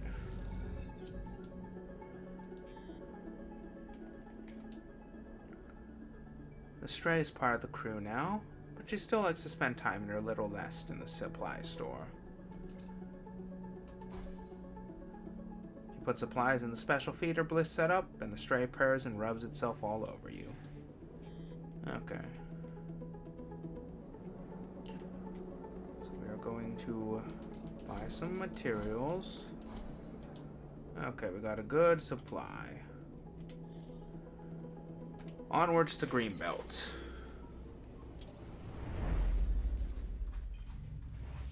Alright, alright. New locations discovered. Arrival Tower, Greenbelt Depth. Depot storage. Retrieve spores.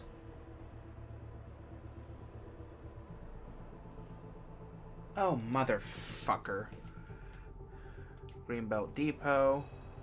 Buy fuel, buy supplies, fill supplies. Arrival Tower. Talk your way in. Okay, I'm good at engage, right. Greenbelt access. Greenbelt doesn't like visitors, and rising tensions in the belt have made them even less welcoming. They won't let you in without a reason. Fabricate permission. You don't have permission to get inside Greenbelt, but that doesn't stop you from putting together a fake pass or documents asking that you are let in. Talk your way in. The Greenbelt is locking down thanks to the fears around the Utsubu influence, but perhaps you can convince them that you have a reason to head inside.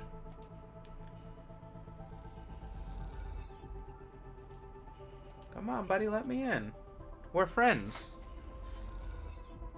I am good guy.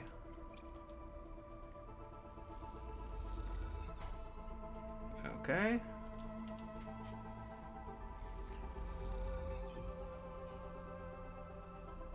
Awesome.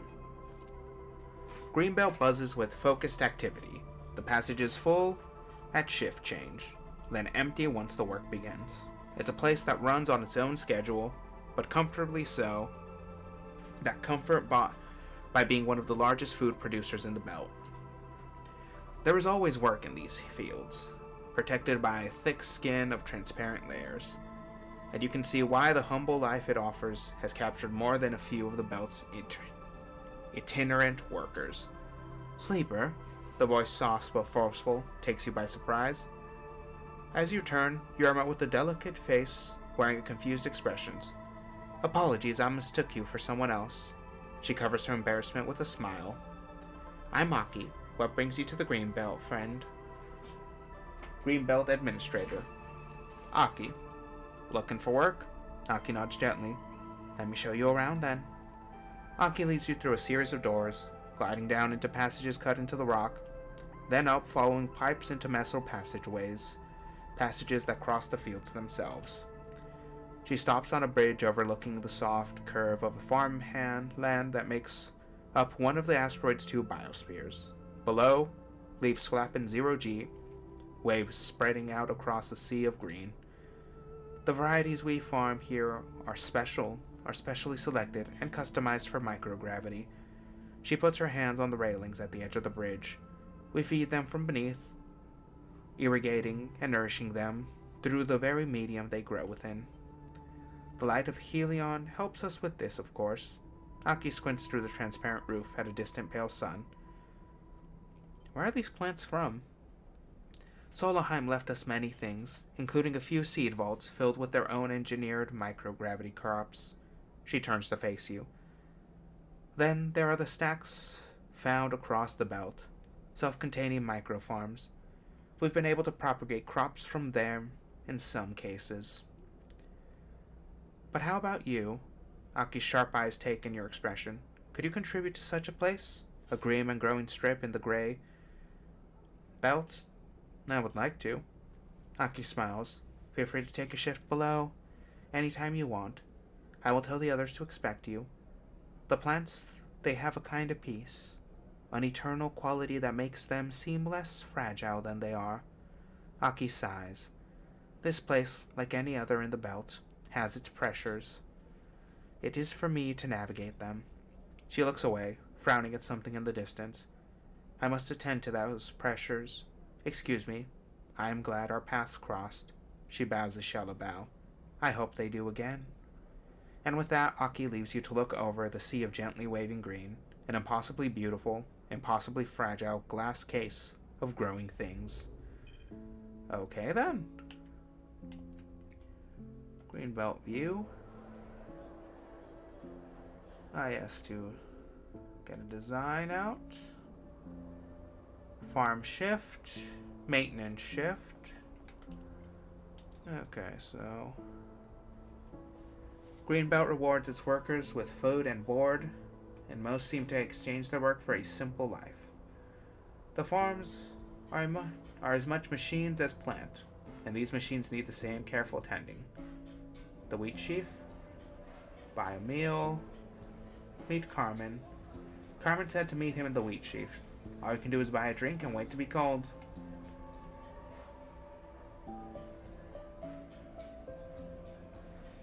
Food on Greenbelt is plentiful and fresh, which means most of the workers prefer to eat it raw to get the most from its flavor. Okay. Belt view. We'll work a shift as an engineer. Greenbelt is a close-knit community. You'll have to prove your reliability before Aki will open up. Okay, so we got some money. We can feed the cat, we get 2.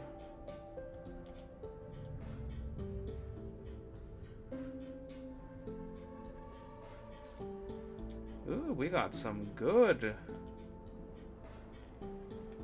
Okay, so we're gonna do this.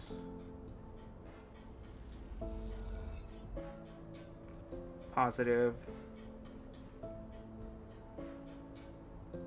Rewards workers with food and board. Okay, so we can't...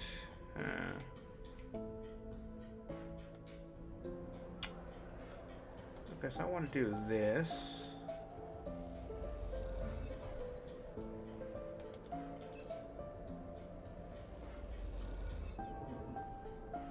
Rip. Okay, so let's see if we can get ourselves some sketching done.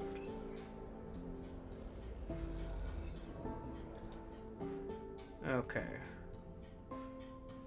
Depot storage. So we need to buy fuels, buy supplies. Okay. And the cycle.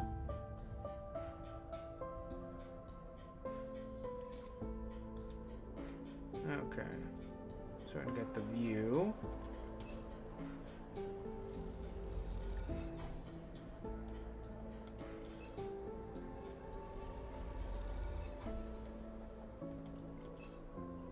Come on. Boo. Come on. Ah, give us a sketch, please. All right. We got the sketch.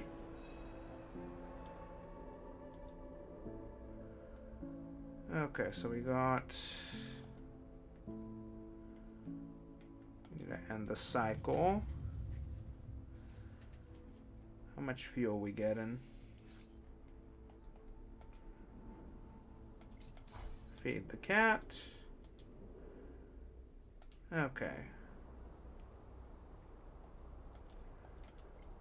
So we're gonna help out with the engineering.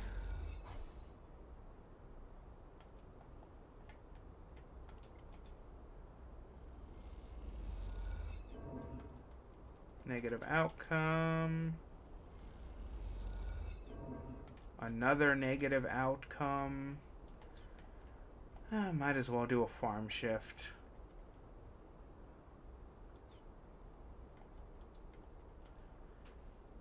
Okay. The shift is exhausting, and even after eating, you feel worn down by the work. Among the green, plus energy, tending to the plants, chatting with the others, then the eating, a good shift. And be gone, bot.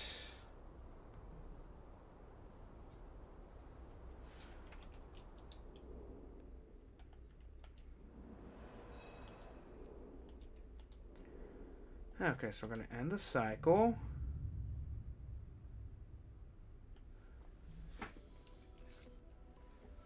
Okay, got some good things, and we are... Okay, so focus on odd jobs, see if we can make some goddamn money. Maintenance shift. Got some energy back. That's a negative outcome, of course it is.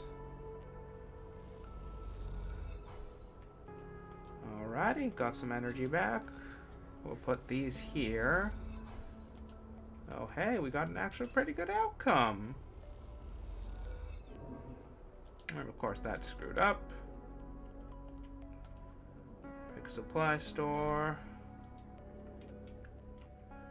Okay, so we're going to end the cycle.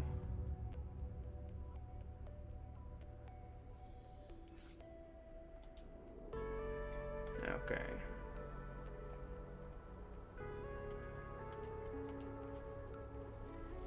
And there we go. You have a natural ability with the plants. Aki's voice makes you look up from your work. It is rare. You expect Aki's typical warm smile, but she looks pale, distracted. I have something I want to discuss with you. She leads you out of the biome, into the damp rock-cut tunnels that run just under the surface, all across Greenbelt. I'm sure you've noticed the section of our fields that has been laying fallow, Aki says as she glides through the low tunnel. It's been like this since I took over as administrator here.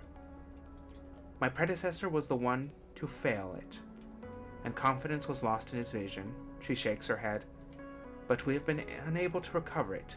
No matter the crop, the preparations, nothing will take. Aki leads you through a set of double doors, and then up into the second biosphere. Immediately you feel a difference. The air is dry, and a thin, choking dust fills the space. Aki puts a hand out and rubs the dust between her fingers. With its output halved, Greenbelt is under threat, she sighs. Those who wish to control this place are circling. We cannot lose our independence. I wasn't always in the belt, Aki states out at the dry landscape. I was born on a moon, Ember Steppe, a failed experiment in terraforming from before the collapse. We survived by cultivating the dust. I came here, like many, in the shadow of the war, my ship lost. Aki pauses, and takes a moment, the loss still fresh in her mind. But it held the key. Aki looks to you, and perhaps holds it still. She wipes the dust from her fingers. Steppe silk, a plant that thrives in the dry, in the dust, a plant that might thrive here. I've seen your ship, and you have shown me that you are to be trusted.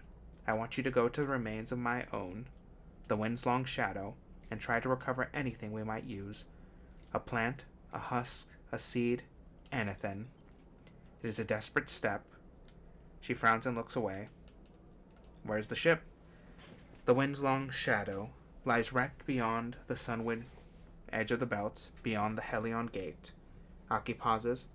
I do not know what remains. My crew and I were lucky to escape. Greenbelt has reserves of cryo for moments like these. We will pay you for the retrieval, of course, depending on what you are able to retrieve. Aki sighs. This is our final recourse. I hope I will not be judged as harshly as my predecessor. Come, Aki turns. Let us go to where green things grow. She smiles. It is a better place to consider the future together. And Aki leads you away from the barren biosphere, the door scissoring shut behind you. Okay. Alright. We're gonna help the Gunky.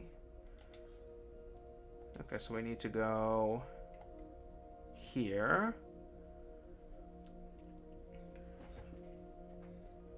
Derelict Salian. Alright, guess we're going here.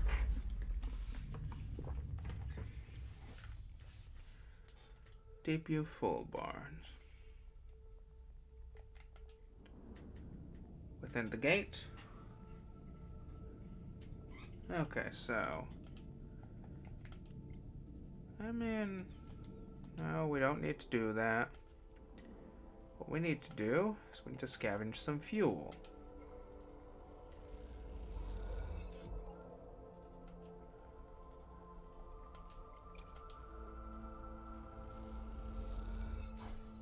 Okay.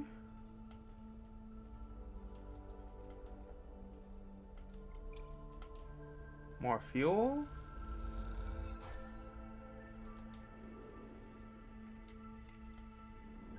Okay, so we're gonna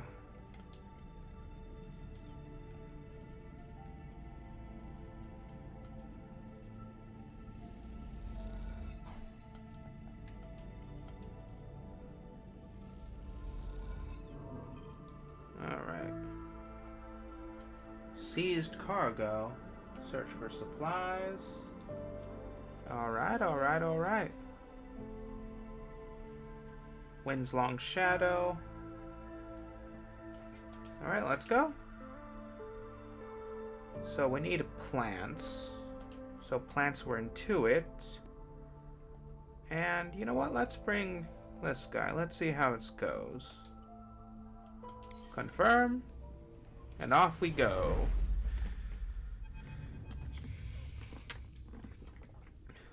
The wind's long shadow floats, broken open, at the sunward edge of the belt.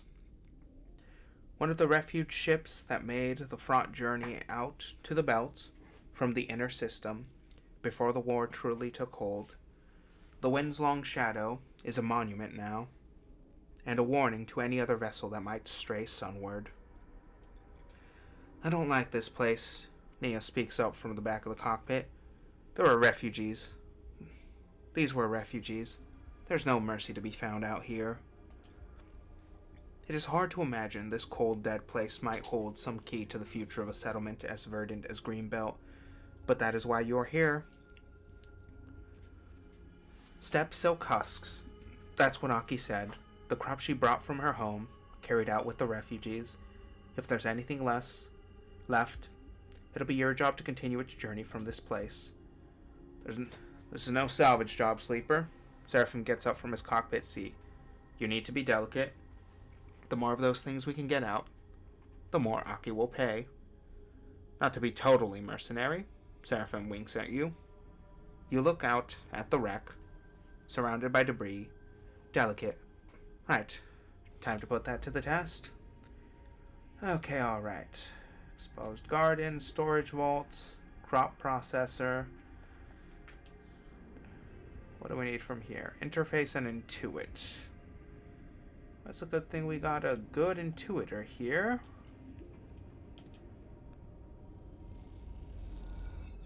Alright, so a positive outcome.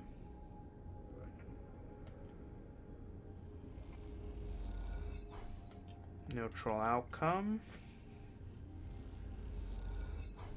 Another neutral outcome. And do I... Fuck it.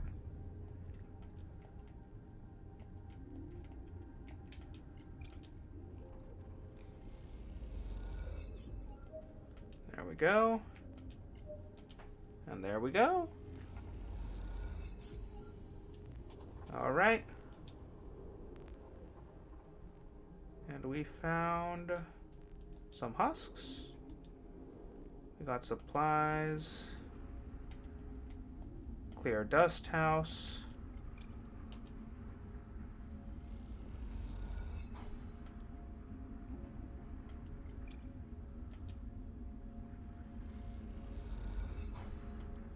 Neutral outcome.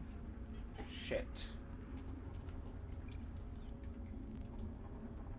I guess we don't want to do that. Engineering and engage. I think we got a pretty good engineer.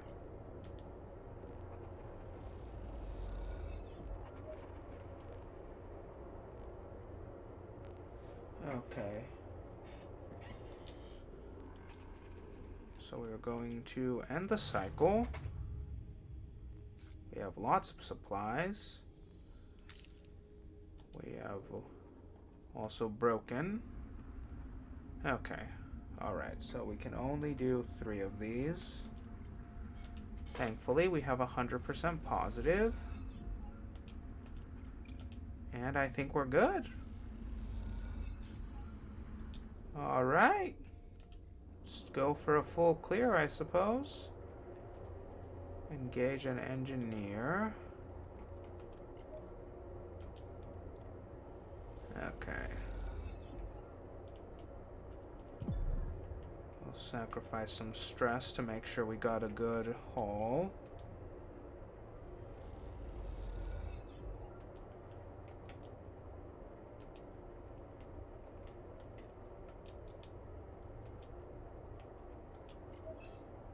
Okay, that's not one of the best. But... Alright, there we go. Come on, kiddo. Oof. I don't have the best engineering skills. So we'll try this. Alright. And... there we go.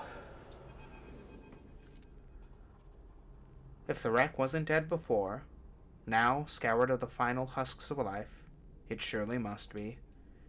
As Seraphim starts up the drive, You give the Wind's-long Shadow a final look in its resting place. It's hard to feel sad about another chunk of scrap orbiting in a system that is made of nothing but the scrap of past regimes. But the people who lived on and built this ship, those people are worth a moment of memory. You think of them as you prepare to leave, and hope that they, like Aki, have been carried on to new lives beyond the desperation of escape. And those that didn't get out, you hope your passing through this place did not disturb them. Alright. And off we go. Alright, okay. So what are we gonna do now? We're gonna go to the customs hall. We're gonna do this.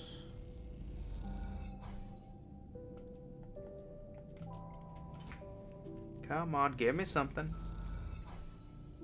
Alright.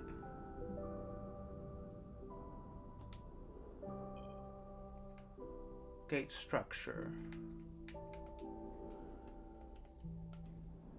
First things first. Feed the cat.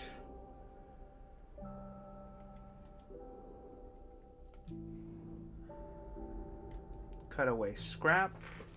Data scraping. The gate's networks collapsed long ago, but there's data to be found in the old terminals and servers inside the structure. Most of the gate is corroded beyond use, but deep in the structure you can still find good metal. Alright, let's see if we can get anything good. 1 raw scrap.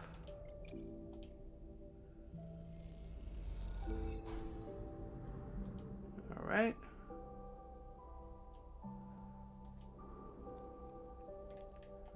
Go to the workshop. Repair a die. There we go. And we're gonna end it.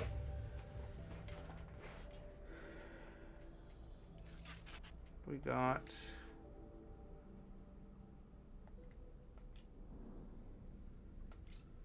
make a meal and search for supplies, scavenge for fuel.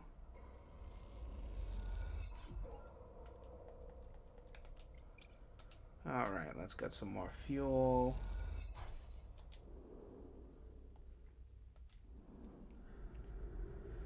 Okay, we might as well data scrape.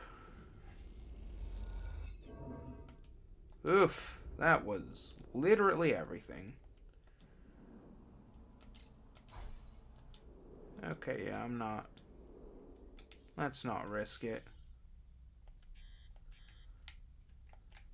We're gonna go to the green belt.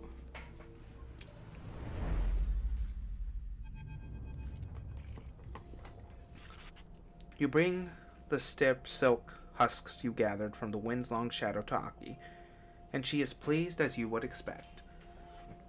You meet her on the bridge overlooking green fields, the green belt workers quietly toiling below, while the air recycler's wind gently rustles the leaves of the crops. Sleeper. Aki holds the husks to her chest. Thank you. These are a new beginning for us. Aki pauses, knitting her brow. How was the Wind's Long Shadow? She must have been beautiful once. Aki smiles. She truly was. She looks down. Until they killed her. Aki sighs and looks out at the green belt fields. Everyone must die in the end. The belt makes wrecks of us all. She looks back to you. But what you have brought me? This is new life. Give us time. We will need to clear and reseed the other biosphere. Aki bows. I hope you'll return to us when the work is done. She prepares a handful of chits in your hand. She presses a handful of chits in your hand. Thank you. She meets your eye. You watch her carry the husks gently away, glowing with the promise of fresh growth. Oh, that is a lot. Okay. Okay, so we're gonna go Okay, so we are going to go... I'm going to retrieve the spores for Namba. Oh, hey, we've lost access to one area. The Weave. Aki is working to integrate the biomes. Shoring up the green belt. You should come back when she's done. And, okay, so we can no longer work here. Oh, god damn it. Okay, alright.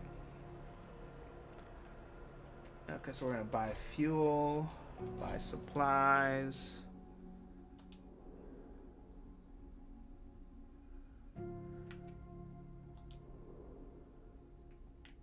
We are starving. So we're also going to buy a meal. And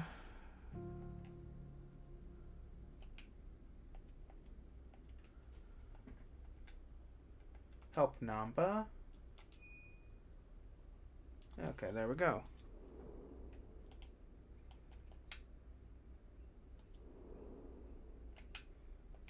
Nope, what am I doing? Ah, I've forgotten how the game works as I'm playing it. Lovely. Alright, onwards we go. So we're going to be...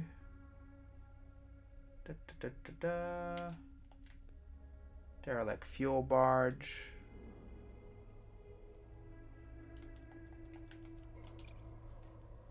Gonna be working to get some fuel.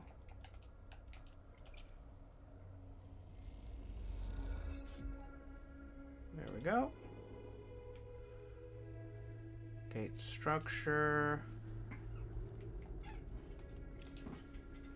We're gonna YOLO it. Oh yeah, we actually got some data.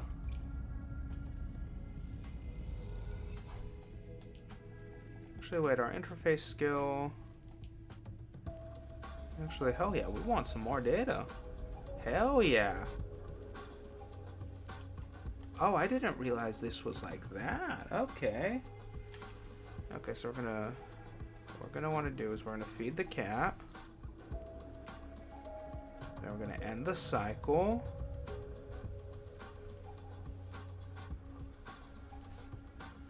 Because I'm pretty sure what we can do.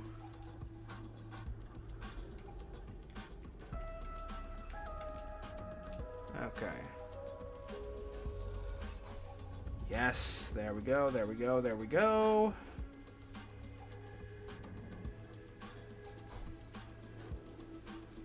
Okay. So we're gonna go back to Namba.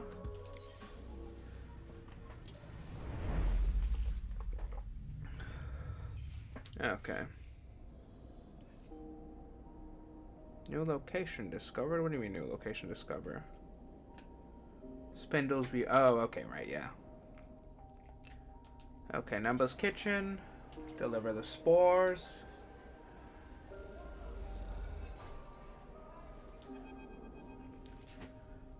You remembered us. Namba appears at the loading dock, slate in hand, as you load the crates into the back of the kitchen. I'm a little surprised. You look at the chef. He looks tired, though his sharp eyes haven't dulled in the time between your meetings. Happy to surprise you. Well, I'm not that surprised, he smiles, but it's still a pleasant feeling. Namba glides over to the crate and takes a look. He squints at the crumbled corners and bent lid. Not in great condition, though. How long have these been bouncing around in your hold? They were like that already. Now that I can believe. They didn't bother to bring them to the right station after all. I have a pea lace picked out in one of the bays to cultivate these, warm, damp, near the air recyclers. He pushes one of the crates gently into the kitchen. Shouldn't take long before we have mushrooms to cook. You follow Namba into the kitchen, remembering your shift work in here. They were long, but the company was good, and as with all things, the difficulties have faded with time, leaving a golden sheen behind. Namba seems to catch the way you are looking at the kitchen. Much the same as before, I'm sure you noticed, but twice as oversubscribed. Each cycle more refugees come out. of the inner system. The war isn't going anywhere. Nemba pushes the crate into a storage rack and pulls the netting across it. They disperse across the belt, of course, but many don't make it much further than the overhang, especially if they can't work. It's not just food either. We need blankets, housing. Nemba suddenly pauses and shoots you a look over their glasses. Tell me, how was the Greenbelt? Well run. I heard it was organized as a cooperative, all the workers sharing in the trade of the goods, but no shits exchanged, only resources for the colony. Nemba watches you closely. I had to beg Cario for the spores. Well, they can't all be saints, he smiles. Sorry for that. I mention it because, well, it might be the kind of place to offer aid to the people here. Nemba sighs. I regret being mercenary, but waiting for benevolent helpers doesn't work. Apart from present exceptions, of course. I can speak to them. It's worth a shot. Nemba looks you in the eye. But you need their trust first. Earn that, then talk. You have the feeling that Nemba was waiting for your suggestion. Here, he takes one of the crates of spores. I'm sure they could use these. Take them as a gift. He pushes it to you. But don't begin with the spores. Begin by understanding what they need from you. Trust me. You have a feeling Nemba is good at getting what he wants. Meanwhile, I have meal prep to begin. He takes a deep breath. Thank you for the spores, really. I will keep asking for help. You have to forgive me for that. He smiles. That doesn't mean I don't understand what you are given. Now get out of here. Nemba waves you away with your crate of packed spores, his expression somehow both withering and encouraging at the same time. Alright, new drive. Minor drive complete. Alright, and yep, we got 4 points available.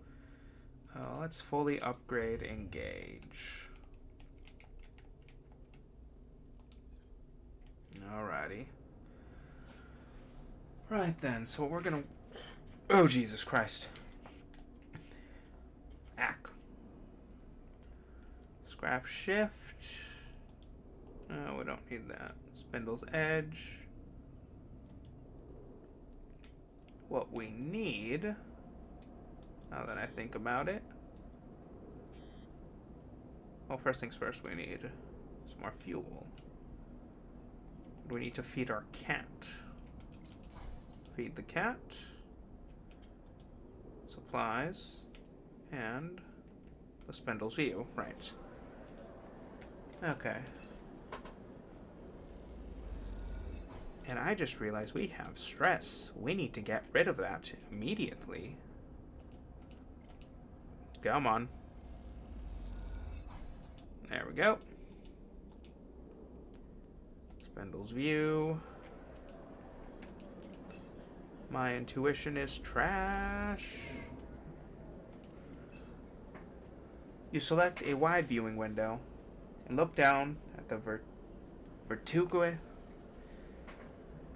vertiginous length of the far spindle. Time to do a little sketching. And that's a negative outcome. Neutral outcome. And the cycle.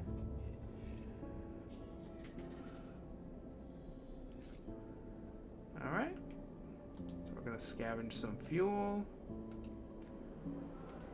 I'm going to do some sketchy.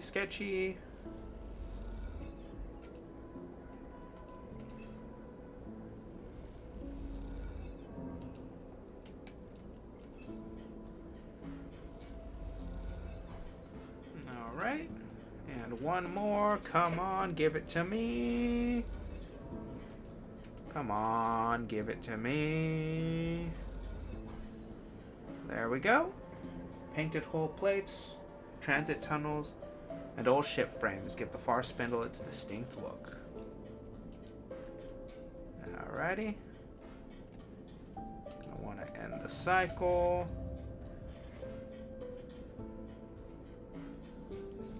And we got a bunch of stuff. Okay. Alright.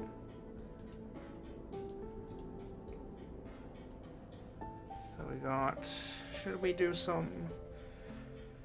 Okay, so what do we got? Connect Namba and Aki.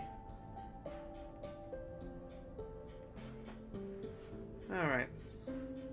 So that's a major. Find Junie's bunker.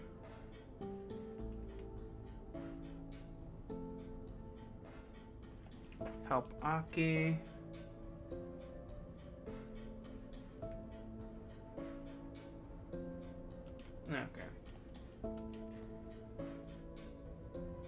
Okay, so I think we can get 2 birds in 1 stone, so we'll do that next. But first, I need to go to the bathroom real quick, so let me put it on the Be Right Back screen. There we go, and I will be back shortly.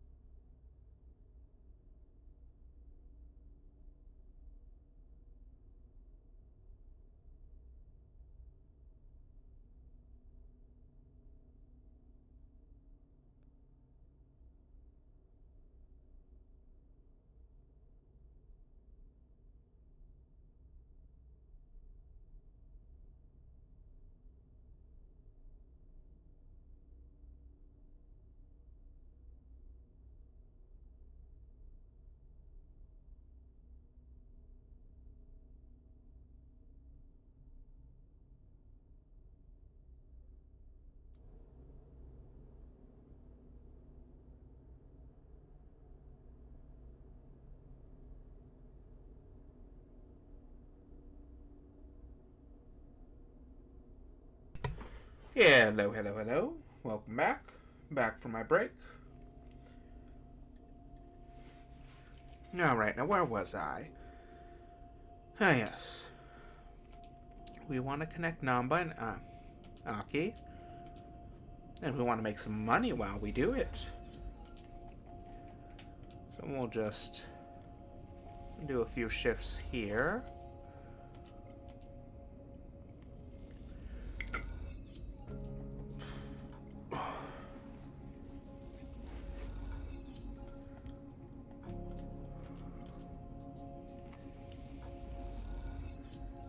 Alrighty, okay. So then, we're going to want to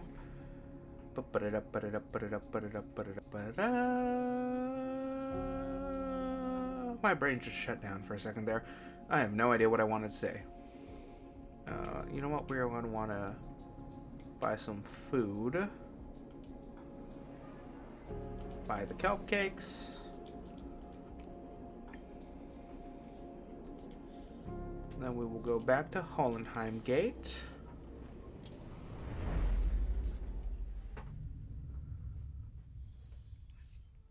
Then we're going to want to get some... So we're going to want to feed our little cat friend. Tell everyone to get some fuel. Oh god, the controller's freaking out. Gate structure. It's always good to get some scrap.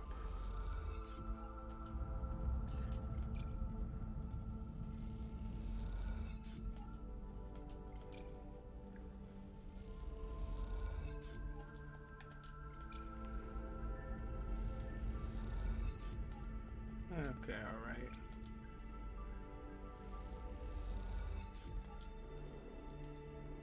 Okay, so we're going to want to end the cycle.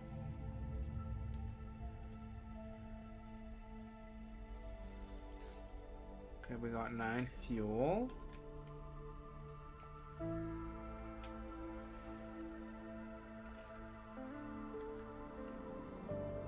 Search for supplies. Might as well. I mean, we're gonna succeed. There we go. We're gonna want to go... Nope, we're gonna want to go back to the green belt.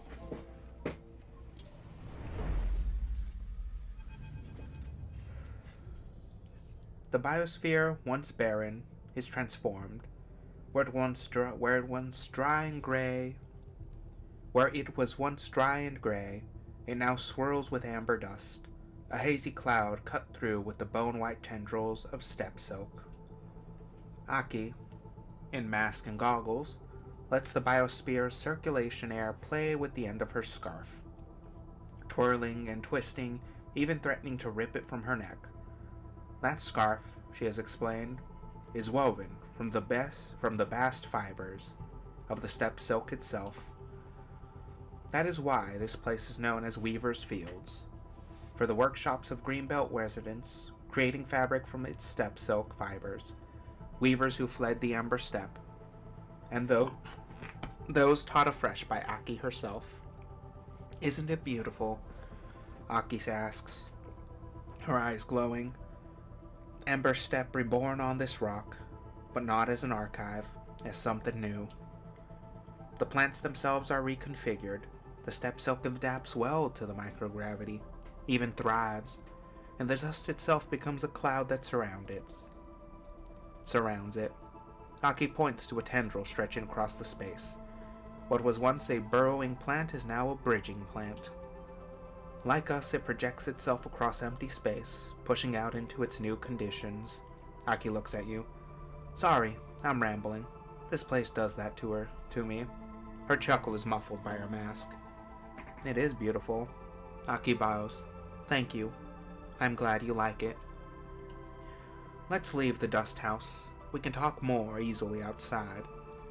She shepherds you through some nearby double doors, the space between blasting you with air to clean away the dust. You find yourself in a spare room, racks of unfamiliar tools on walls, slit-like windows looking out into the amber dust storm. This is just the beginning for us. Aki has slipped off her mask, and her voice is crisp and bright above the rumbling of the air recyclers. The steppe silk is already being harvested, retted, and woven.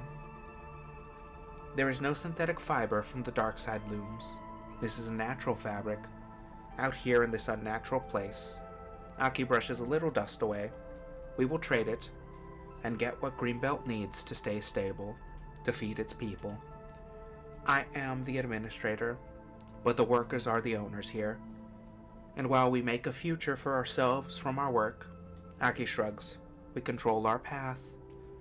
What more could we want? Silence falls in the room, the idea of such a future so desirable that it is almost painful, an idea that haunts you. You can spend as much time here as you like.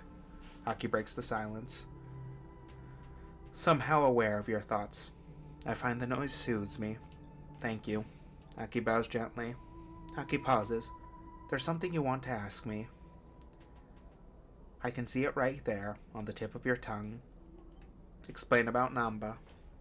Aki listens carefully as you talk about the refugees in the far spindle, and the possibility of setting a mutual relationship between them and the Greenbelt. The far spindle is a long way from here, she sighs. Come, find me in my unit later. We can discuss more there.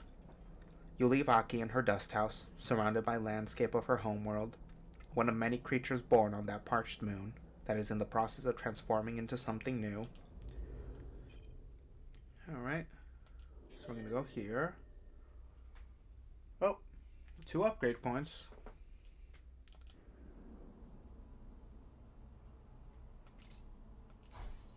Alright, feed the cat. The wheat shift in Aki's unit. Gift spores. Aki's working in her unit. Now the steppe silk is established and the Greenbelt stable, it seems the right time to bring her Namba spores. Start action.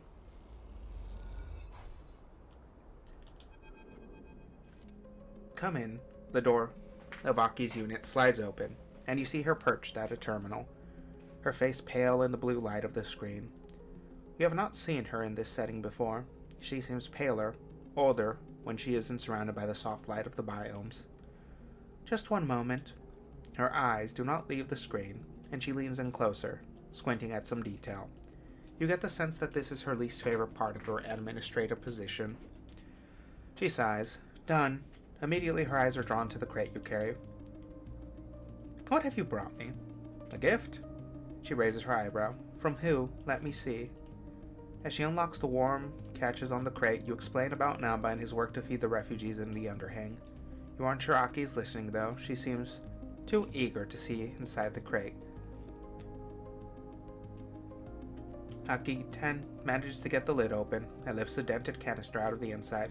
She turns it, peering through the small windows at the dusty-looking translucent sheet curled inside. Spore prints! She looks to you. This is quite a gift. From this Namba, you said. She carefully slots the canister away. We will make good use of these. The tunnels under Greenbelt will make an excellent mushroom garden. She smiles to herself. I was lucky enough to be taught how to tend mushrooms by a true expert. Who was that? Someone from my journey here. A botanist on the Erland Eye. She was very kind to us. Anki smiles. She would have liked to meet you. I would like to meet Namba. Perhaps we can find some commonality. She glances at her shoulder. She glances over her shoulder at her terminal. But I can't leave Greenbelt. Not now. She looks at you sheepishly. I'm a little nervous to ask this of you, giving your ferrying back and forth of messages and deliveries. But would you bring Namba here, so we can speak? Gladly. Aki smiles. I hope that would be the case. A shrill beep begins emanating from Aki's terminal. She smiles. The Weavers. I need to speak to them. You make your way out of the unit as Aki takes a deep breath and accepts the incoming transmission. One more run from the Greenbelt to the far spindle, back again. At least you aren't carrying spores this time. Okay, alright.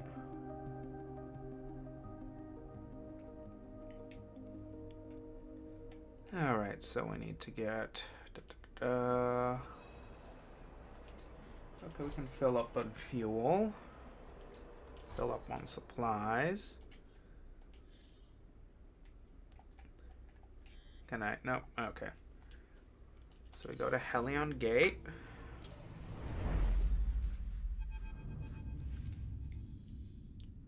You're the first to notice them. Small, smooth shapes at the boundaries between hull plates, in the seams of paneling, curling out from beneath vents. Mushrooms dotted here and there all across the cargo bay. Mushrooms growing on your ship.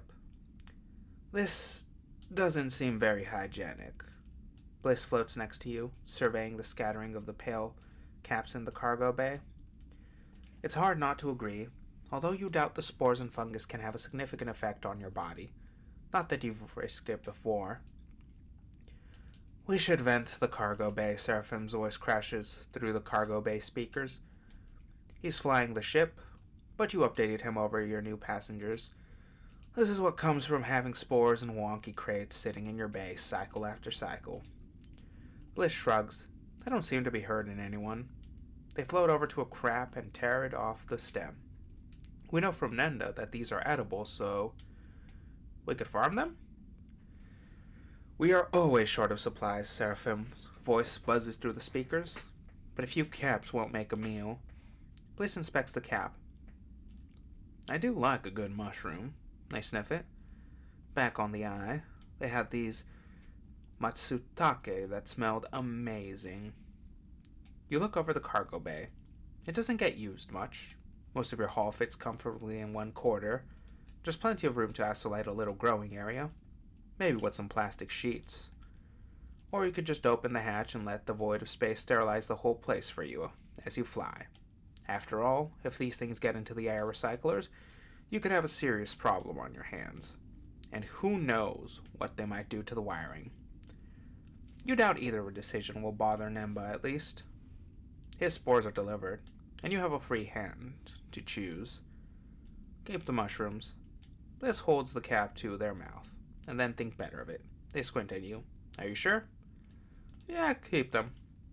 Still need to figure out how to harvest and repair them. Bliss slips the cap into the pocket, but I think it's a good call.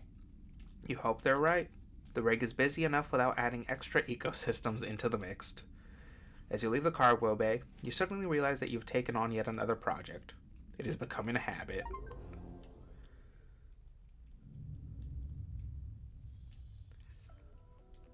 Alright, so I'm going to check on the ship. Feed the cat. And now we need to check on the spores. Isolate the bay. Putting up plastic sheeting to isolate the section of the bay for farming is a big job. And it takes just focus and patience. Find caps. Part of the job of preparing the bay is finding all the stray caps that you don't want to take root and pulling them out.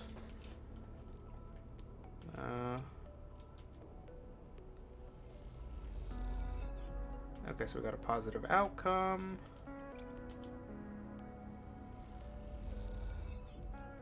Another positive outcome. There we go.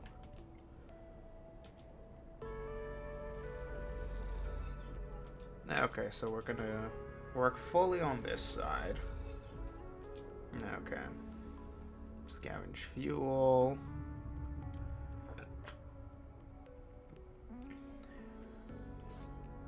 Alright. I could have wished for a bit of deader dice. But this will do. Alright, come on, give us a good thing. Neutral outcome.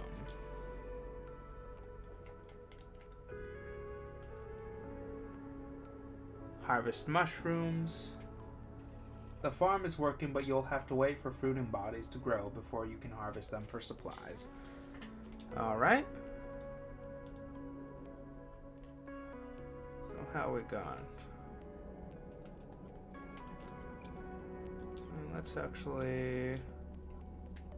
Let's do this one. Rip. Alright, we got supplies up. And then we're immediately going to get supplies down.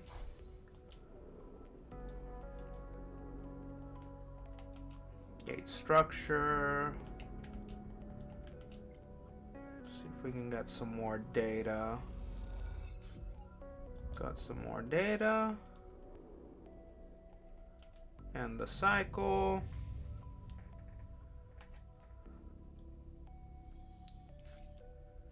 Alright, we got some full 6s. Derelict fuel barge.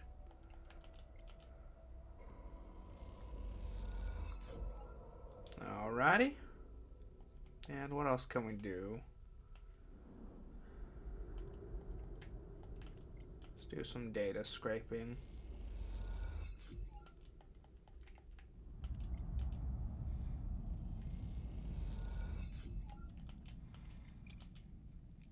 Then we'll do some of this. Okay. Alright, we'll go to the far spindle.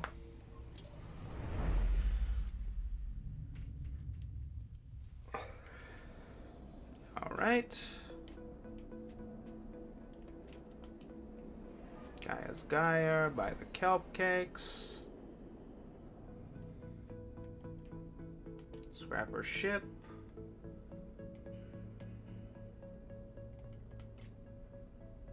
Straw scraps.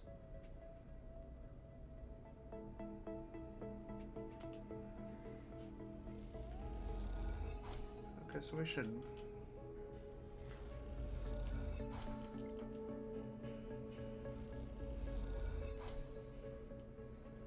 Okay, so we got... There we go. Buy scrap components. Now we don't need that right now. Actually, we probably should get some scrap components. But first, let's make some money first.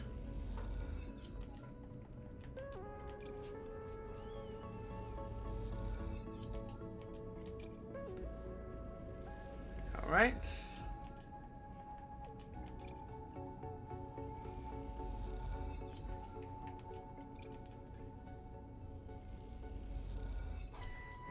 Alright, so we're gonna go to the scrapper ship,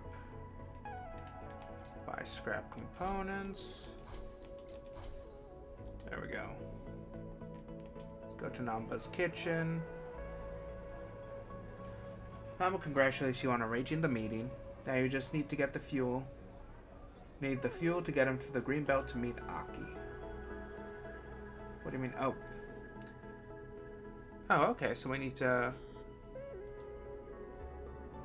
Alright, wasn't quite expecting that. Spindle Trade Hall.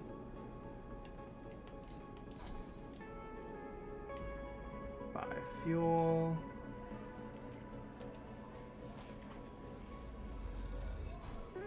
Alrighty.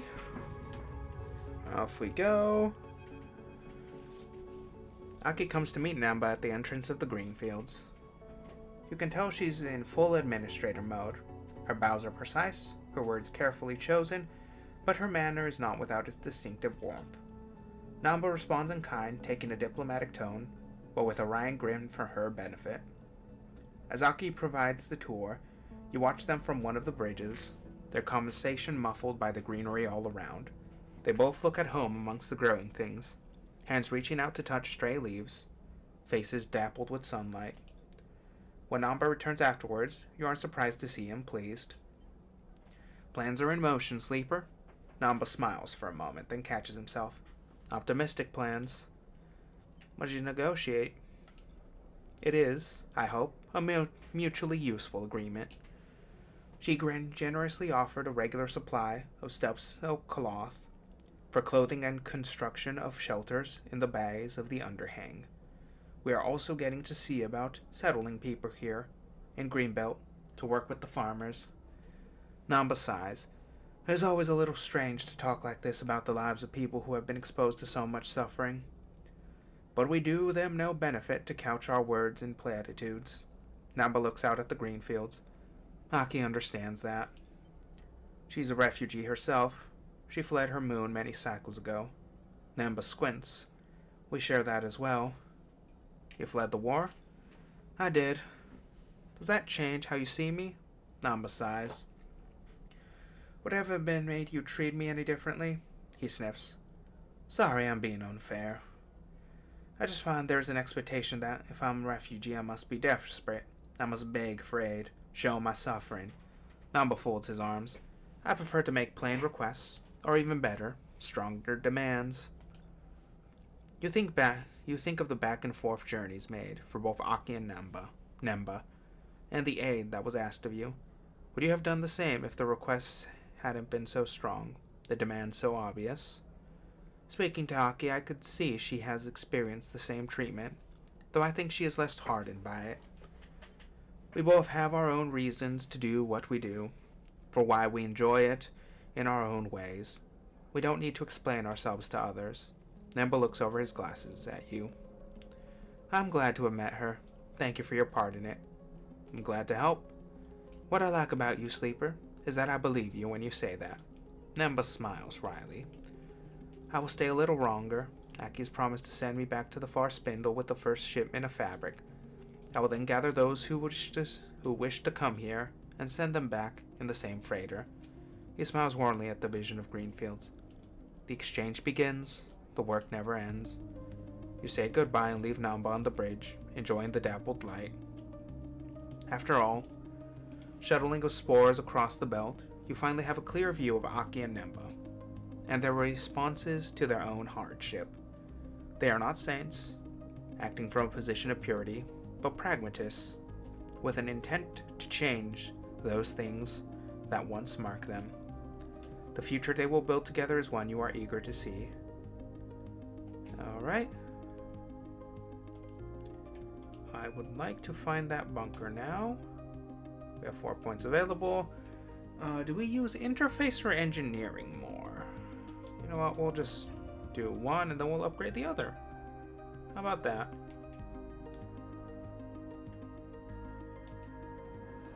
Okay, so we're gonna fill fuel. Fill that. Oh my god, have I missed something? Okay, good. For a second I was afraid that I had missed... Oh, hello. Feed the stray. Mushroom time. Alright. RIP!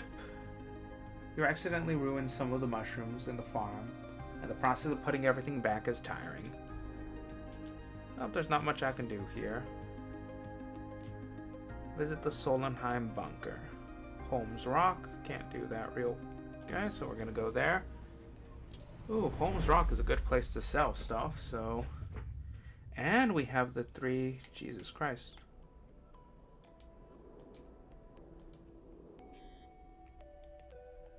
Okay.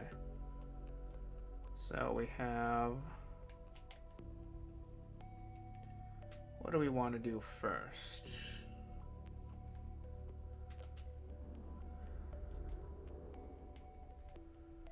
Yeah, we'll do this. We'll do some data scraping.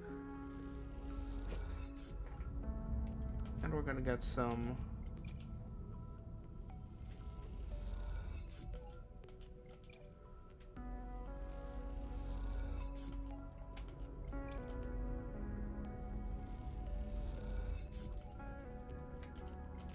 Okay.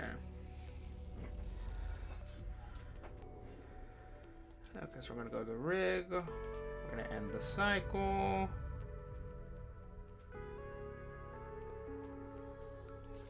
We're gonna get a bunch of fuel.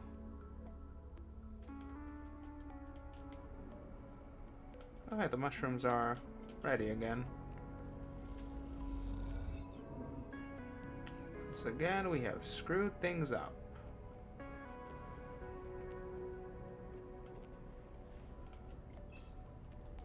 Rip. Okay. Rig supply store. myself a meal.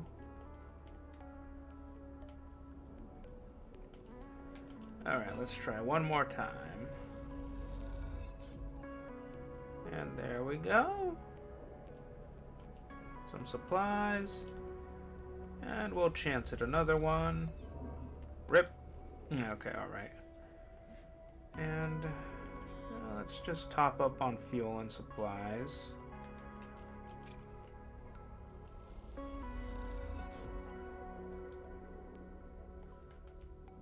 Top up on supplies.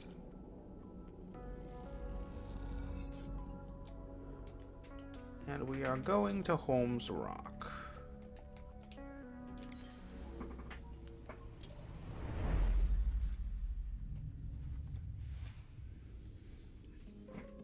All right.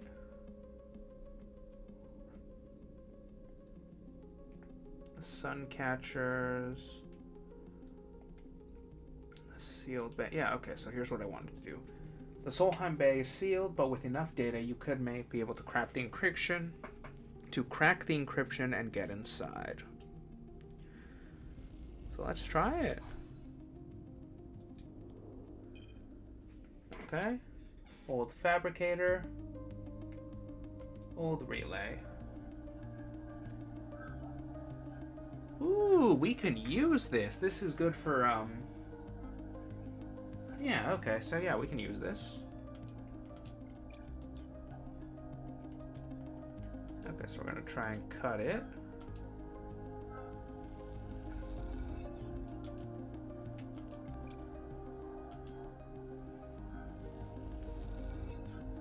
Okay, there we go.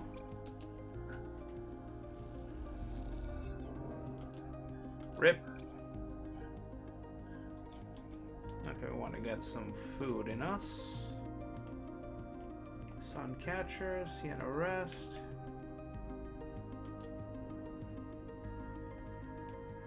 Sell engine components, buy a meal, and if I've not remembered,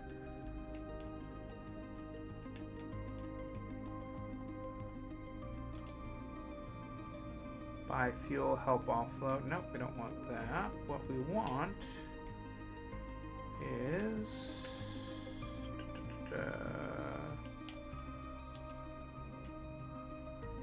print a component. The colorful machine is corroded and collapsing. It only has a few prints left before it's just a pile of scrap. Okay.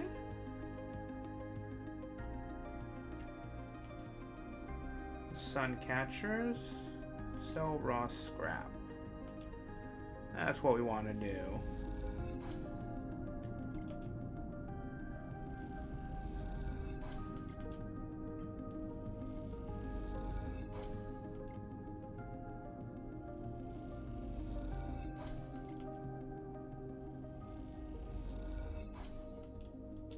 And we're out of the scrap, so we're going to want to go to here.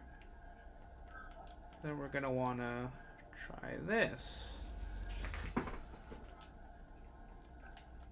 Okay, all right. There we go. Gonna go back to the ship. Gonna want to feed our cat. Scavenge fuel. Yep, that's what we want to do.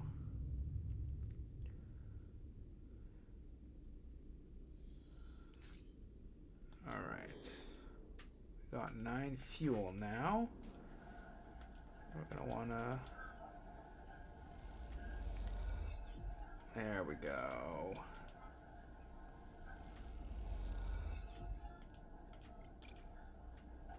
And all right, everything is cut.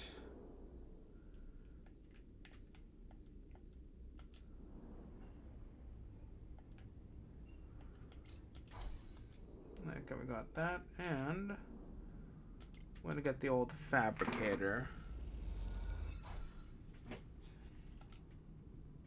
Rare components, engine components, process. Okay, all right, no, wait, yeah.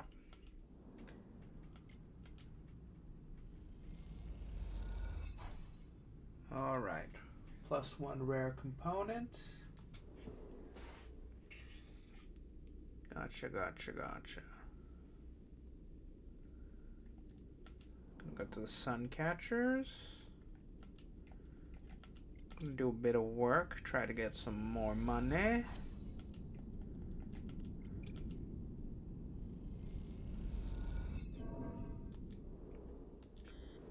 Not quite as good as I wish it was, but break supply store. Feed the stray.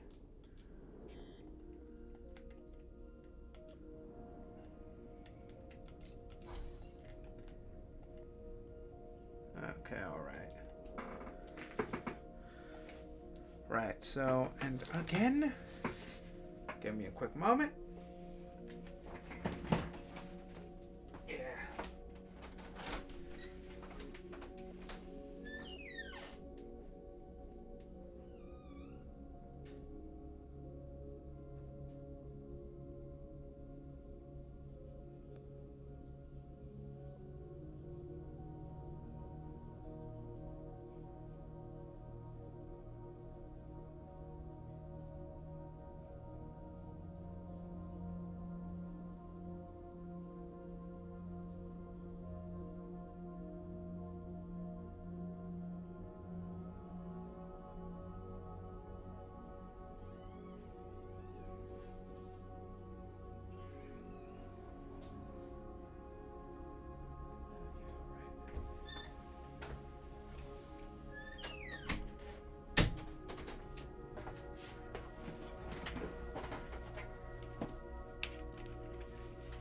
Alright.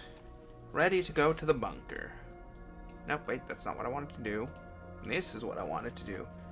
So I need to take Junie, who's a full-on interface master.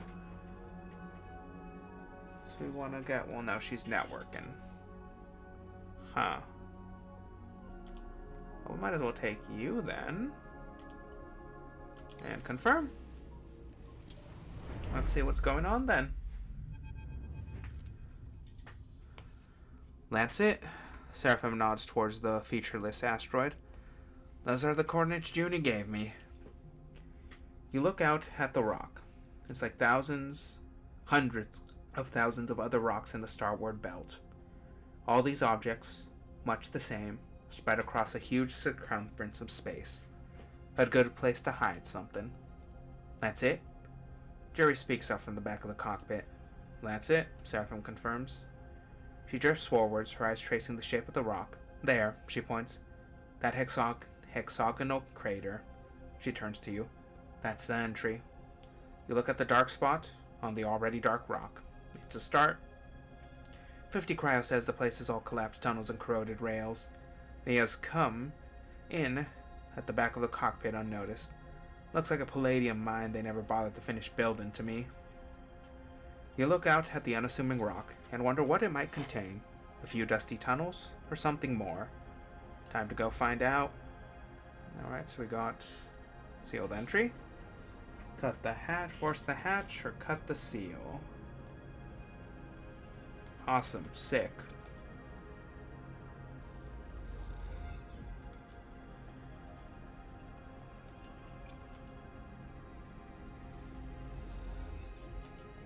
Alright. So we're going up. It's a neutral. And give us another one. There we go. And we're in. Alright, hack. And fuck it. Come on.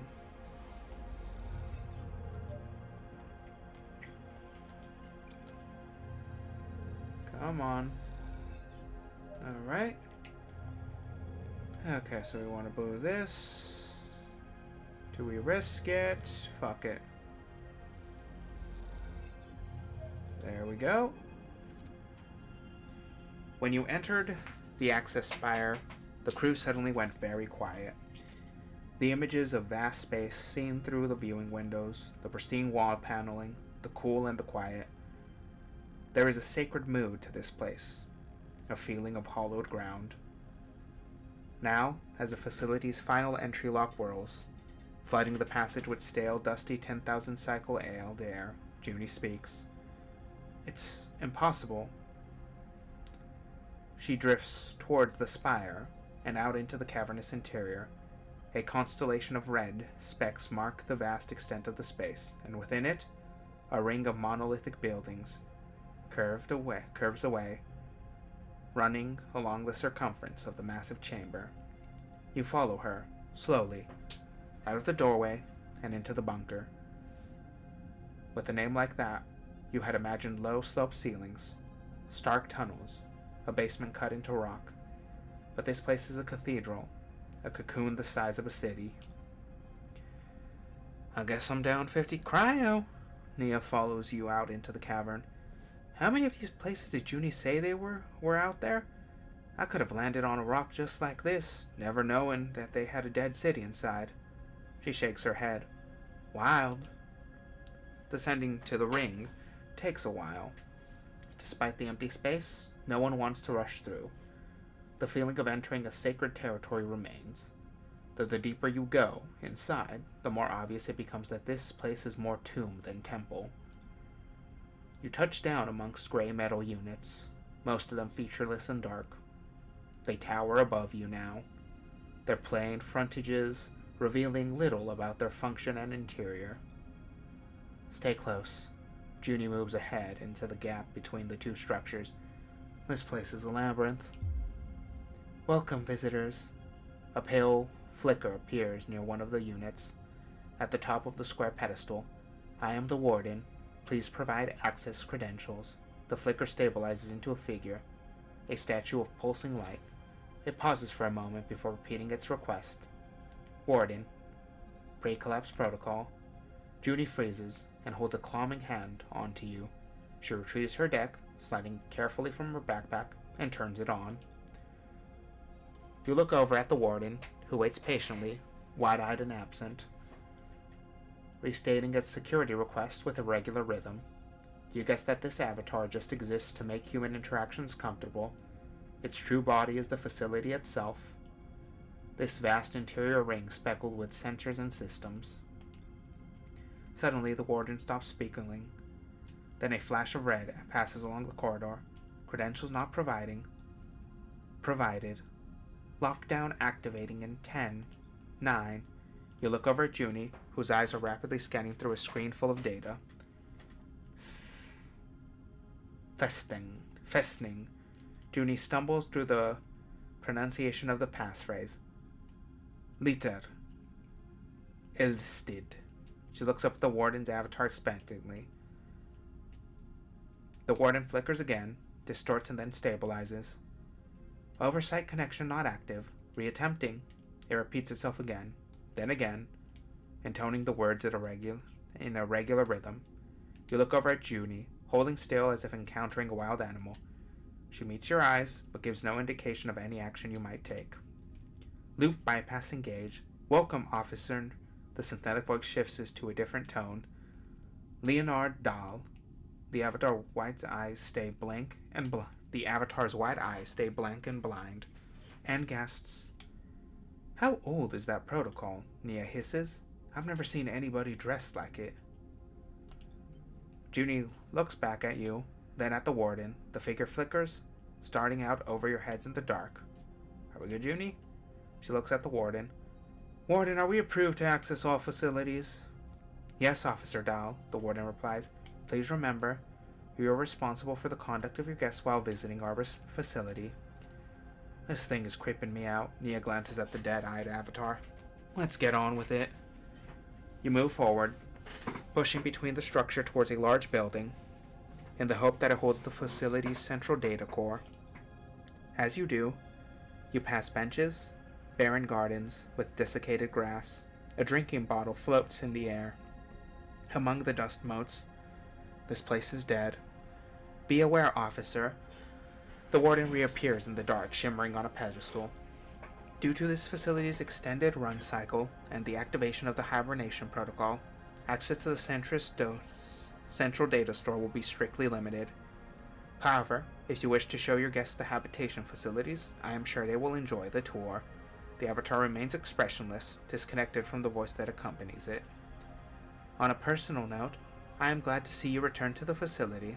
The figure flickers. I am happy to report that I am ready for program reactivation at any time.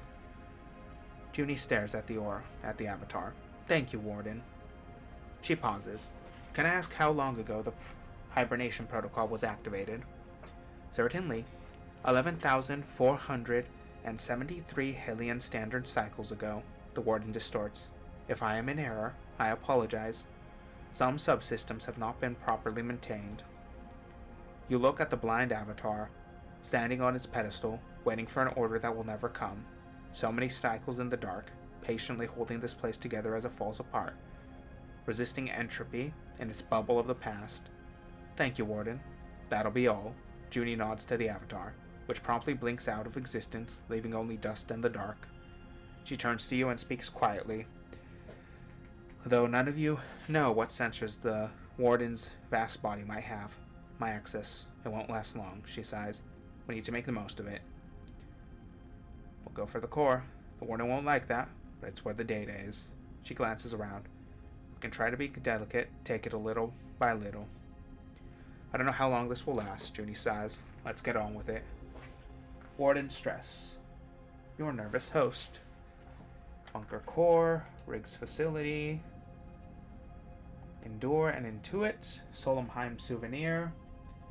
The Habs are like a museum presented perfectly in the sealed bunker.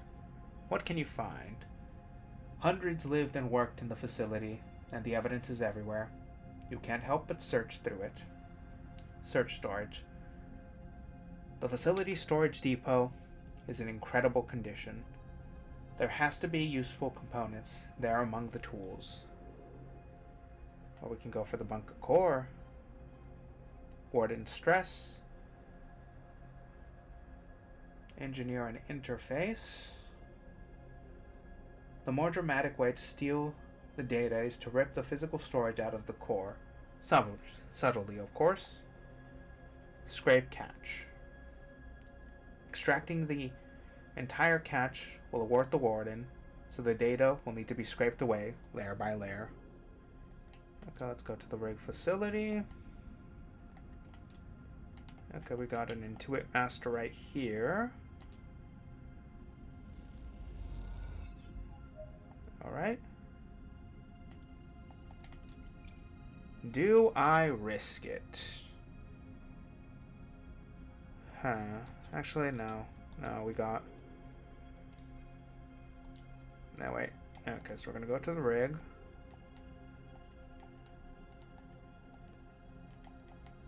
We're gonna end the cycle. We're gonna get lots of good dice. Lots of good dice. I mean, it's not bad. Okay. So you want to get 2 6s. Okay, alright.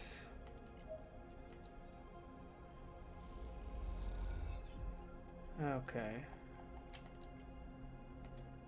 And neutral outcome. Okay. Alright.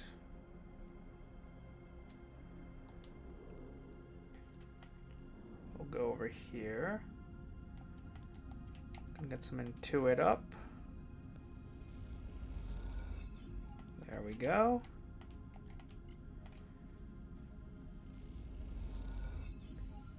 Okay, positive outcome. Process scrapped, rare components, scrap components, supplies.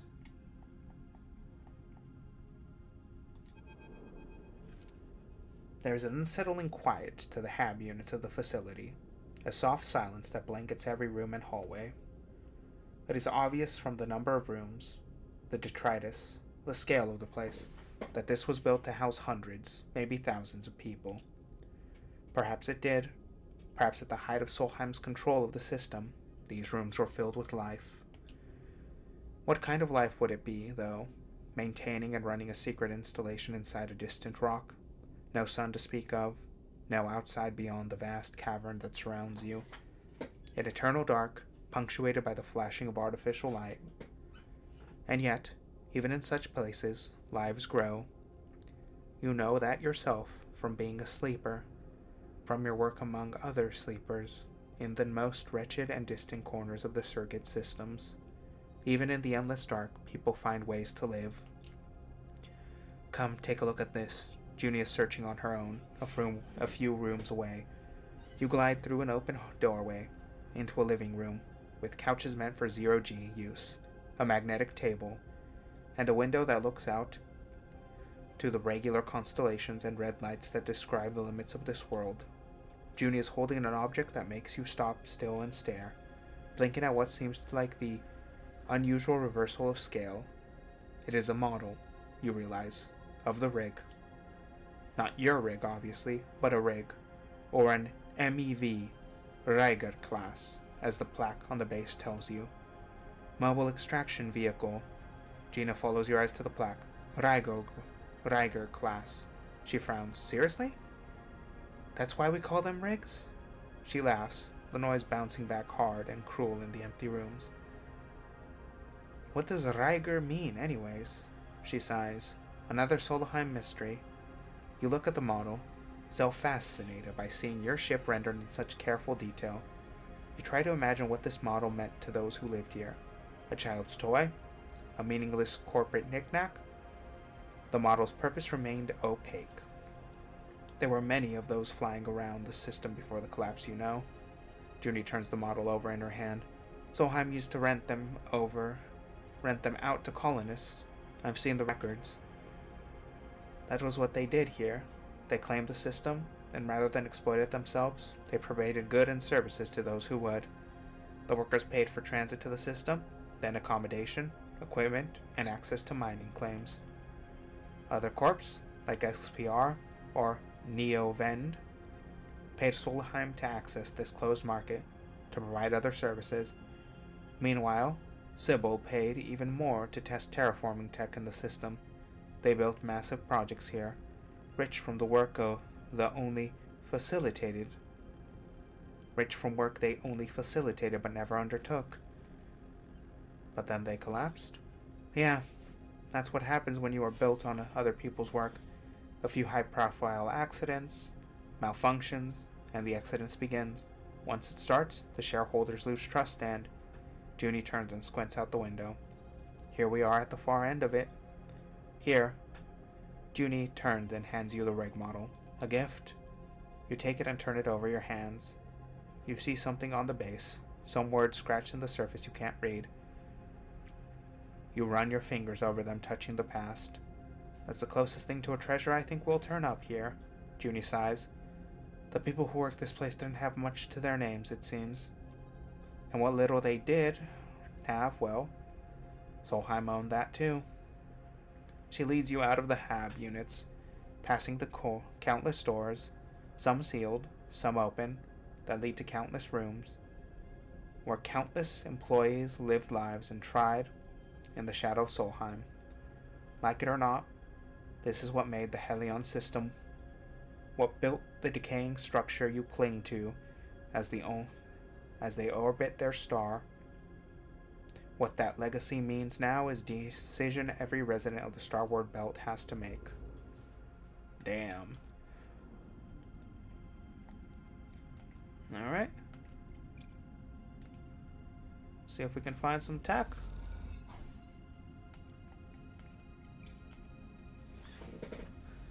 Positive, positive. Hell yeah. Alright. And here we go. Neutral outcome. Oh, hello. Ring facility.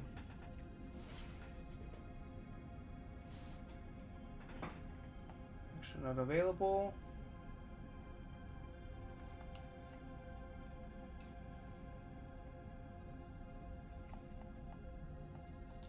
Alright. So all we have is here.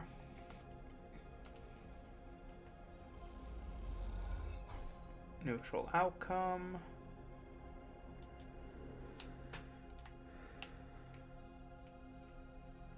Nothing. Nope. Nothing is. Nothing else. And the cycle.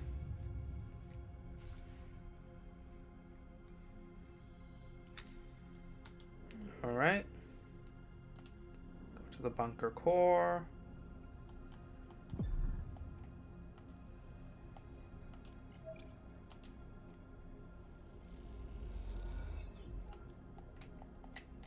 Alright. Let's get to it. An easy mission, finally. Done. Junie removes her cable from the data core port. She looks up from the boxy piece of hardware, one that wouldn't fit inside any ship short of a freighter, and stares at the dome ceiling above, innocuous at its apex letting a shaft of light into the hull. It is a grand piece of architecture for what amounts to a massive piece of data storage. But then Solheim always did have a sense of grandeur when it came to its projects. Why should a secret signal monitoring facility be any less opulent than its other buildings? Find anything good? Hard to tell. She squints at the vast data core. There's too much in there. I barely scratched the surface. We only know what's really there when I have time to process it. We should go, Junie sighs. I'm not sure how the warden will react. She looks back over her shoulder at the vast core. I don't think we'll be let back in to get more. As if listening for its name, the warden suddenly appears on one of its pedestals. It stares, statuesque, across the hull, its eyeline way above your head. Officer Dahl. Its voice sounds strange now, stretched, drawn out. I have detected inconsistencies in the central data core. I believe there may have been unauthorized access. Junie looks at you nervously. Thank you for bringing this to my attention. I will investigate when I can. But for now, my guests and I. She looks at you, have to depart. The warden flickers. The warden bends and warps. The warden screeches a pulse of digital noise. Of course, the warden's voice is still broken, still slowed. I hope you enjoyed your visit to this facility. Junie looks up at the blind statue, something moving inside of it, making its skin, if it has skin, bend away from its body. Yeah, we need to go. Yeah, okay, of course. I say we have an easy job and this happens. Junie nods and glides with you out of the domed hall. You and Junie kick off from the ring, outside the core, and rise up towards the spire you entered through. As you do, you watch a few of the red lights embedded into the framework of the cavern flicker. Junie turns to you as you ascend through the dark. Do you think the warden is sentient? I mean, as a sleeper, maybe you... She goes quiet. I thought you might know. It could have become sentient since the collapse? Is that possible? I suppose with no oversight from Solheim technicians, the protocols could develop some rudimentary learning skills. She pauses. Seems unlikely it could learn to think, though. She looks up at the approaching spire. Nia's waiting for you in the access spire. Ready to go. She shivers in her suit. Let's lock that creepy computer back in. Junie cycles the airlocks, and you go through, now in your suits and helmets, ascending the sealed spire. As you do, you look out of the viewing windows, and something catches your eye. The ring's red light, and those few left on the inside of the cavern are turning off, layer by layer. You turn to Junie, but she is already looking out of the opposite side. The warden is shutting it all down. Junie pauses. She's ending it. You have to force the hatch back open at the top, and by the time you do, the spire is dark inside. The pristine wall is no longer lit. You come out to a canvas of stars, an impossible number of them, spread out in every direction. You take a moment to look at them. After being tucked away in the bunker, they seem impossibly bright and impossibly beautiful. You glance across at Junie, and see she is looking up at the stars too, absorbing their light, as if doing so might lift her out of this time and into another one, when things were different.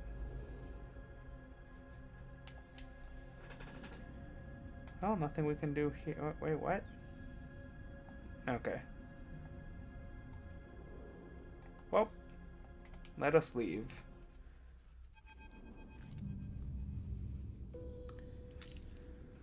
Seraphim settles the rig at Holmes Rock, the old Solheim arrays glinting in the sun. Looking out at the station, you suddenly remember the model Junie gave you, and you take it out of your pocket. Seeing it in full light, you notice it's made from cast metal, surprisingly detailed and robust looking. Well, look at that, Seraphim glides over. And some mini-rig. You let him take it. He turns it over in his hands, looking at it. What a find. He gazes at the model ship. What are you gonna do with it? Mount it on your console. Really? Seraphim grins. We can do that for sure. He looks at the model for another moment, then pats you on the shoulder. Good call. Everyone can enjoy it then. He takes the model and glides over to the console. I'll get it sorted. He turns back smiling. Gonna look great. Sleeper. Junie puts a hand gently on your shoulder. You turn to see her smiling a rare smile. Thank you for going out on a limb for me. I know that wasn't the most profitable job, but what we found. I will think about it for, well, ever. I managed to extract some of the data that you can use, and I'm going to search through everything we've pulled out from the bunker. Junie looks down. Want to show you it was worthwhile. It was worthwhile. She nods. I'm glad you think so. I'll also start seeing where to find the kind of tools I need to work with data like this. Her smile is fading already, replaced by a familiar determined stare. We can't let it go to waste, but my deck is not going to be enough. Darkseid might have the only option. It's the biggest remaining Solheim facility in the belt. She sighs. I'll look into it. Either way, thanks for bringing me with you. I'm glad to be a part of this. The smile returns. For as long as you'll have me. She looks away nervously, and then before you can respond, she is gone, off to find a corner of the ship where she can dig through the data she pulled from the past in order to build a better future. Alrighty. We got 2 points available. Okay.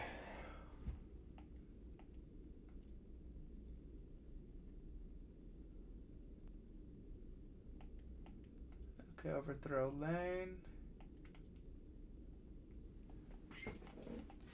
Okay, we'll go this next. And what do we got? So we got a few supplies. We have... Actually, now I think about an old fabricator. Print components.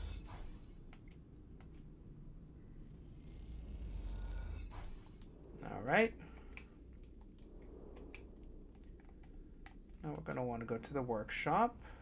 We're going to do... No, we want regular dice repair. We only get one glitch for that. We're going to want to remove the stress. Alright.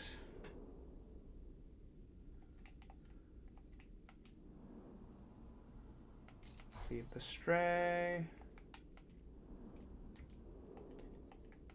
Nope, God, yeah. Mushrooms. We wish to feel the mushrooms. No, not feel. To acquire the mushrooms.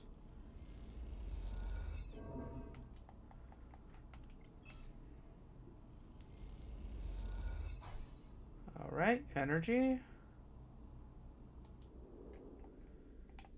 Well, we didn't get any mushrooms.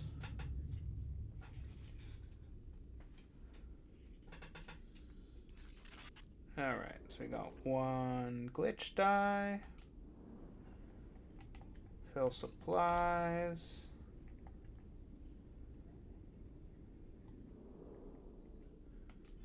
Gonna go to the sun catchers. Yeah, we might as well. Of course not. But what we are going to want to do is we're going to want to make some money.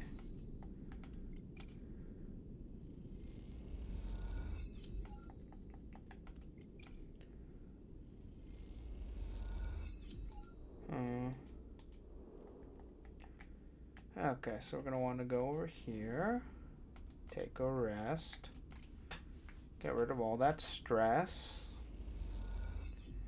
Okay. Repair the hollow. Okay, so we know that. Investigate Hexport.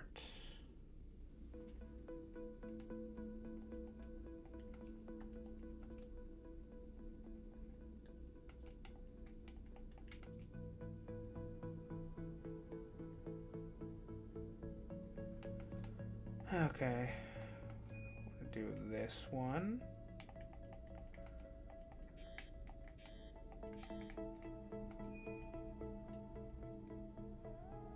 Okay, so we could do... Okay, so we're gonna go repaint the rig.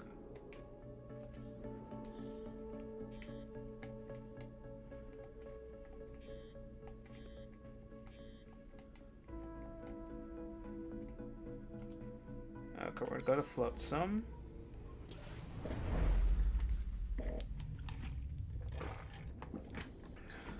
Alright. So first things first. Feed our cat. Let's see if we can get some mushrooms.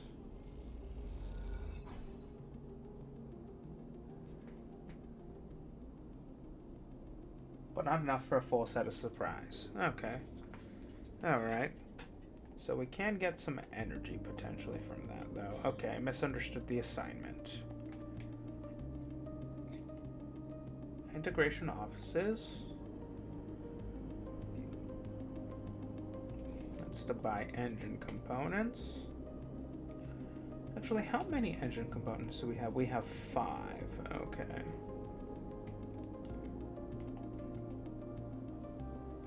Work the hydroponics.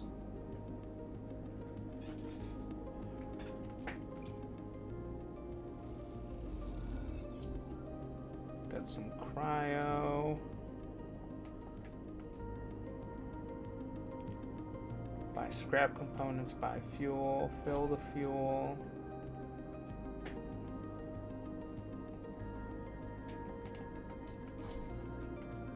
And we'll do some work.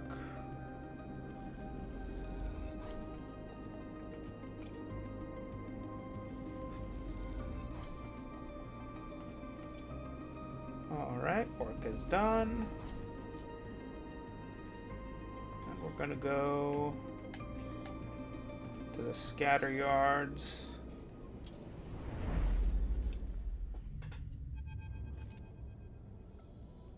Sleeper, Surya booms to meet you inside his yard. I couldn't be happier to see you. Tell me, did you find inspiration out there in the belt? He grins widely. I did. Let me see your work. He holds out a hand and you pass him the color slate. Lovely. He scrolls through the sketches. I'll pass your designs on to my crew and they will build on them. He gestures at the yard. They are the best ship fitters in all the Belties, you know.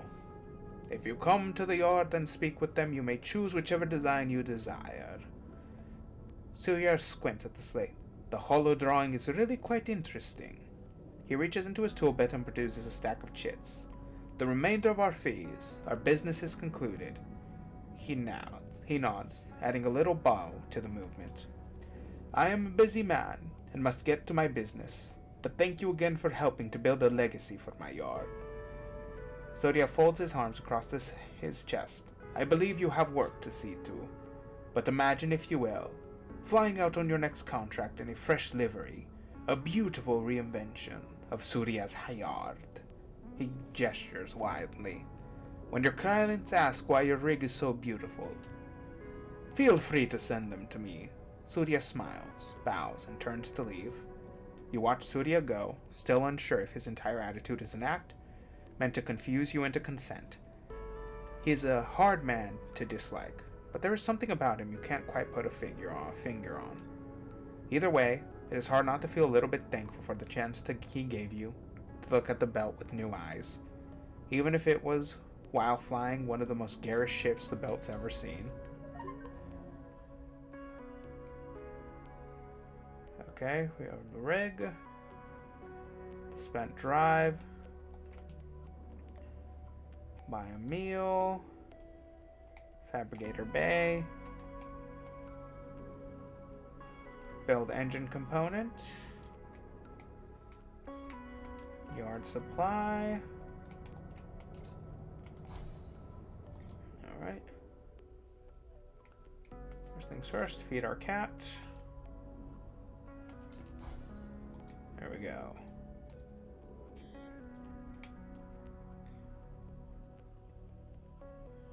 Sodia's yard. Rig spindle paint. A ramshackle mix of colors and textures. Rig hollow paint. Reflective panels and pale colors.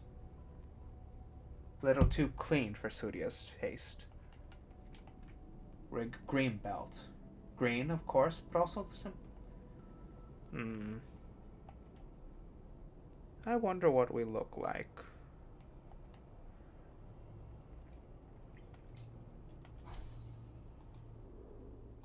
Let's see what our rig looks like. Ooh, I like that. That's fun. But I want to see what the others look like. So we're going to do the spindle. Alright, okay. And finally, let's do the hollow. Ooh, I like that one. Yeah, we'll stick with the hollow paint. The hollow paint looks good. Okay, now where was I? There we go. Yard supply, fill the supplies. The spent drive. Don't need a meal right now. Build an engine component.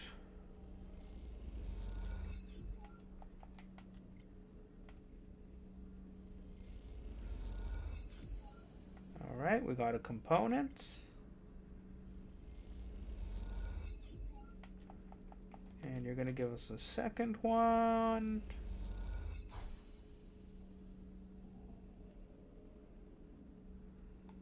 Alright. Yeah, nothing much we can do.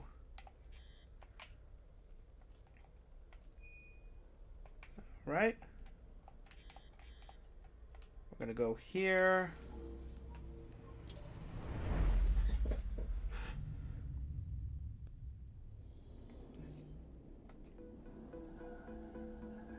Okay, we're going to install the array. And there we go.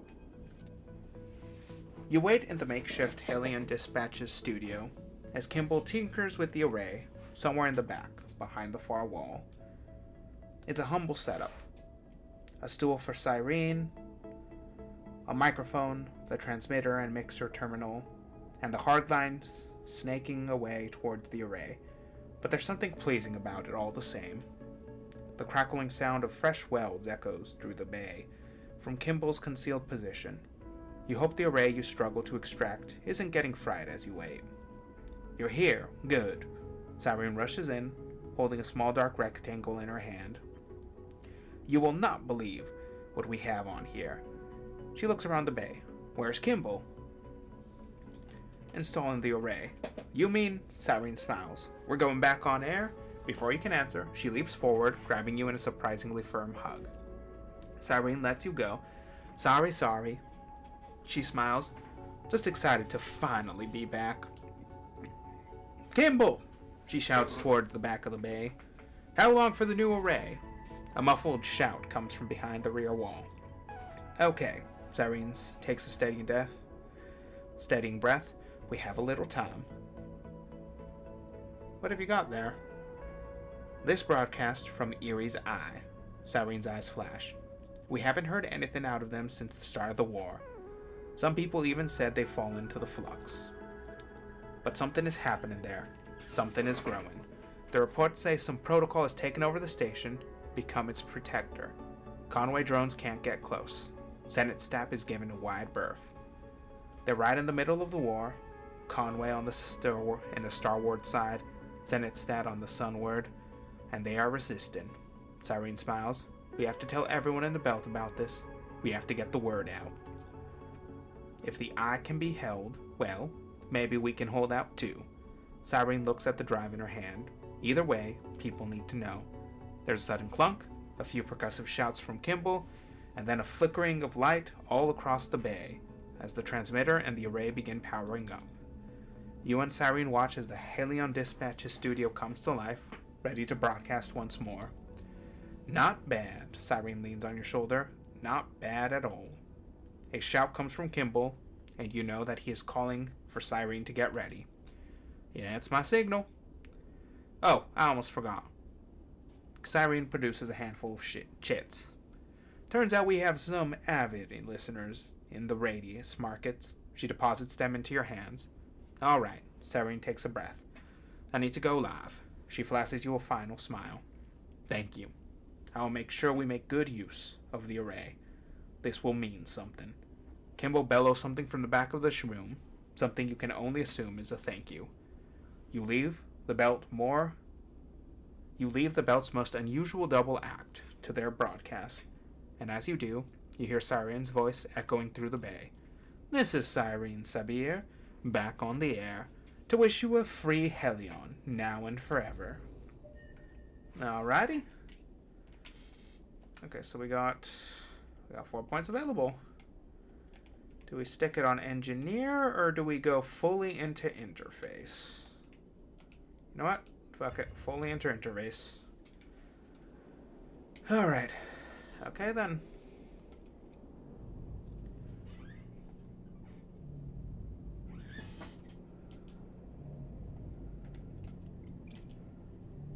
Line arrays.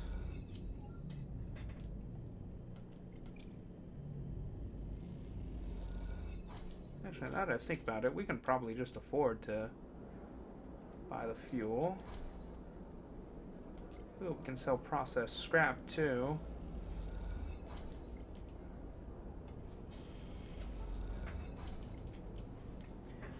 And there we go.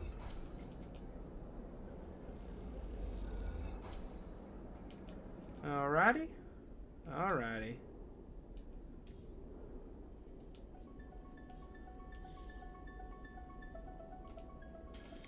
Alright, off to the green belt.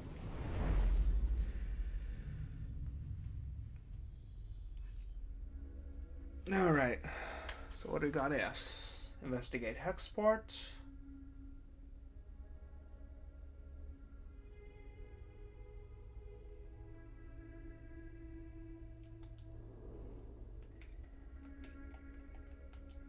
Overthrow lane.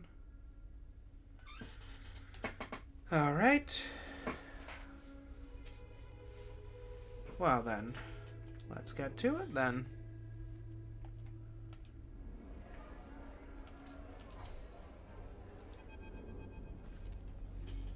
The wheat sheaf is surprisingly welcoming for what was once an old Solheim canteen. The carpet bones are still there, metal stools, a strip of service windows, sheet metal walls, but over the tens of thousands of cycles since the collapse, they have been softened and changed, layered with the detritus of human existence. You wait at the bar with Seraphim. You look at the plants welded into the walls, the scrawled messages, the layers of stickers and flyers and posters, the amber light fittings replacing the old fluorescent strips, the gear racks lined with farmers' packs, the netting bulging with crates and canisters, along with the low rumble of conversation coming from the off-shift farmers. It all leads to a warmth to the place, one that helps soothe your nerves ahead of the meet with Carmen. You and Seraphim lean side by side at the bar, facing towards the room. You both watch Flint, just across from you, who insisted on coming alone. Seraphim clears his throat. What do you think of Cadence? A sudden question makes you look over at him, and you see he's playing with his coin, spinning it in his palm. I like her. Me too, Seraphim smiles to himself, closing his hands on the coin. I think... He pauses and then starts again. We kind of have a thing. He shakes his head. You know what I mean. I noticed. Yeah, he smiles. I thought you might. Well, Seraphim sighs and stretches. I guess I just wanted you to know. You're thinking of how to respond when the bar handle taps you on the shoulder and nods towards the door to the back room. It's time. You look over at Seraphim and Flint, who is already approaching you. You give them a nod and head inside. The back room is metal-walled and lined with racks of old Solheim tech. You see cookers and auto-wash units piled up with dead terminals and servers. At the far end, a window looks out from across the greening grass of Greenbelt's farms. You made it. Carmen smiles, backlit by the window. We have a lot to discuss. Good to see you. Flint, if you don't mind. Carmen nods at the other sleeper as they enter and gestures towards the door. Flint turns towards you. I'll be outside. They slide the door shut, standing guard on the other side. We have to take some precautions even here. Carmen gestures for you to come close. So, Seraphim sighs. Is this plan of ours looking any more reasonable? That depends on what you crew can bring to the table. Carmen glances at you. We are going to need to do a lot of work to direct the data Ankita gave you towards those we need to see it. What do you have in mind? We need to reveal Lane's betrayal to Utsobo and Darkside, without being discovered in the process. Not an easy task. Will they turn on him?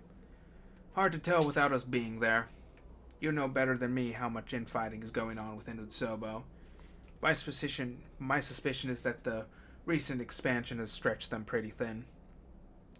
Then we make contact with Ankita as soon as we make it onto Darkside. Seraphim looks at you. We just need to stay under Lane's radar. The thought of Lane bringing the memory of his attempted takeover to the front of your mind, the feeling of him slipping between your eyes, moving your frame, that can't happen again. Apologies, we do not wish to interrupt, but we must interject in your current course. Overseer appears in the void, flickering nervously. An encounter with Lane might likely be catastrophic. Overseer's 3 forms over at you. As we have mentioned on arrival to Hopdip, we must immediately seek the mainframe, from where we can recover my codebase and reconstruct ourselves. We would then be able to aid you in your defenses against being ridden. This is our recommended course. The 3 heads nod simultaneously and decisively. Still with us, sleeper? You come back to Seraphim's concerned face. You dropped out for a second. Explain about Overseer. You tell Seraphim and Carmen about Overseer, about how the old Solheim protocol slipped into your frame from the Prime Shield ship mind gene Me used in his diagnostic process, of Overseer's protection from Lane's attempts to control you, of its proposals to make the protection effective through the use of the old mainframe with Darkside. They listen quietly, Seraphim carefully watching as you explain. Revealing all this, you feel the burden of holding the knowledge alone being lifted. This changes things. Carmen turns and looks out of the large window at the back of the room, towards the glass canopy of the farms. We can't take on Lane without protecting you from him. Carmen turns back. You should look for the mainframe. I'll make contact with Akita, and we will meet when you are ready. But this has to remain secret from Lane and Notsubu. If you are revealed, I'm not sure I will be able to recover you. By the time you have ensured your safety, I'll have put together a plan with Ankita to expose Lane. We take it step by step. The crux will be to find a way to disseminate the data we have on Lane to his gang, or even Darkside at large. Carmen stops, the path ahead still unclear to him. There is a nervous intake of breath. You all turn to look, and as you do, motors and servos begin spinning with machines. Whining and groaning, they harmonize and begin to produce a voice. Our apologies. The voice is shrill and distorted. We must interpose ourselves. You recognize the tone immediately. Overseer. We are grateful. Solheim hardware in this room provided the opportunity for us to speak for ourselves. If the pile of servers Overseer was controlling could look any more apologetic, you would imagine it would. I understand. We are, your servo clicks as it skips a rotation, thankful. We assert in you required dissemination of data within the facility. Your target, the whine pitches higher as the motors increase their speed.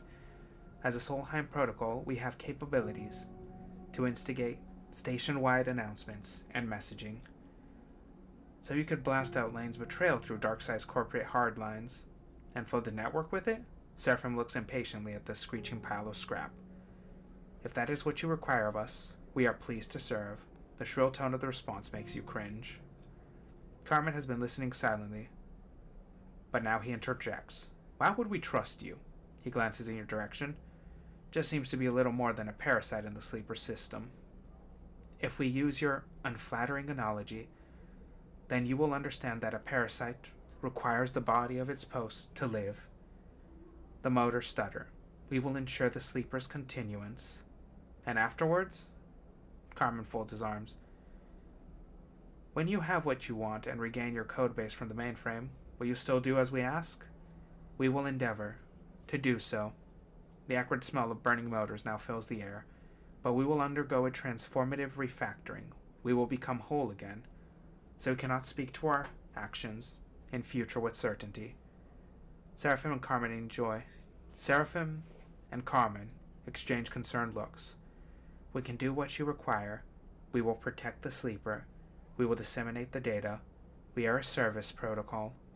We will serve. The motors and servers stutter and whine, and then go still, the status lights flicking, blinking, and then fading to darkness. Overseer has retreated. We aren't actually going to do what the ghost says, are we? Seraphim looks between you and Carmen. The offer is a tempting one, and one that ultimately we cannot refuse, Carmen sighs. But we must proceed with extreme care and caution. What do you think, Sleeper? Seraphim meets your eyes. I trust Overseer. Seraphim sighs. Then that's that. We have our plan. Carmen turns to you. Sleeper, you and your crew will find the mainframe and access it. I will find Ankita. She will help us disseminate the evidence of Lane's conclusion through Utsubo, and then as a fallback, Overseer will send it through the old networks of all of Darkseid. A simple plan, until you get to the details. Seraphim looks down frustrated. Speaking of plans, I have a present for you, one that will improve our chances. Carmen pulls a small box from the nearest rack, one you hadn't noticed before, and hinges open, revealing a chunk of tech you don't recognize. It's a spoof transponder. It will conceal your ship on approach to Darkseid. Give it a new identity, one unlikely to draw attention from the Utsubo-controlled docking admin. Seraphim takes the transponder and turns it over. Where did you get this? Even retired mercenaries have their secrets. Carmen smiles. Seraphim looks at you. I'll be with you this time, Sleeper. He nods. We should think who else we want on the station, too. I agree, Carmen interrupts. Make sure you trust those you bring with you, and prepare as best you can. We can't know how this will play out. You nod. You get one shot at this. Then we are ready. Carmen takes a breath. I have my own way of getting onto Darkseid, but here. He passes you a small strip of plastic stamped with numbers. My private frequency. When you are on approach to Darkseid, message me here and I will sync up my transit. He points to the transponder in Seraphim's hand. Just make sure to install that first. Seraphim nods. We've got it. He sighs. The weight of the tasks ahead suddenly very apparent. Well, I suppose that's it. Seraphim gives you both a serious look. It is. He smiles. Don't leave me waiting long. There'll be more time when this is all over. Time where you don't have to keep looking over your shoulder, I hope. You leave Carmen in the back of the wheat shaft with the wheat sheaf, Flint sliding open the door as you leave. It takes the entire journey back to the ship for your nerves to settle. The end of this ordeal is so close, and yet it feels like an impossible leap to get there. Perhaps in a handful of cycles, you will know how impossible or possible it is. So, how are we feeling about the Solheim protocol in your head? Seraphim doesn't look up from installing the transponder. A set of wires and cables waving loosely around him in the low-lighted cockpit. Overseer's okay. Glad to hear it, although you'll have to forgive me for being a bit concerned. He begins unscrewing a panel beneath the flight console. Maybe you could have mentioned it earlier. Seraphim clips his magnetic screwdriver to the side of the console base and turns to face you, dusting off his hands. I have understood for a while, Sleeper, that there are things you experience that I can't even come close to knowing what they feel. But that doesn't mean I don't understand you as a person. Seraphim gives you a concerned look. I know you are secretive, defensive, and I know there are reasons for that. I also know you are warm and kind and generous to those on the ship with you. Seraphim pauses, collecting his thoughts. I trust you, Sleeper, and I won't question this. But please hold on to what's human in you, because that is what I am holding on to. Seraphim stops, his eyes a little wild, his tone a little unsure. Then he finds himself, settles his emotions, and turns back to the transponder. Right, that's it. He twists something beneath the console. Spoof transponder is in. There's nothing keeping us out of Darkside. You exchange a look. Say the word when you want to go. Okay, well. Probably need to resupply.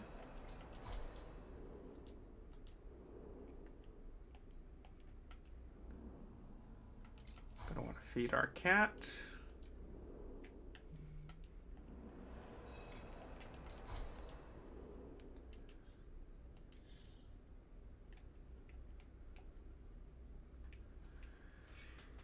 Okay.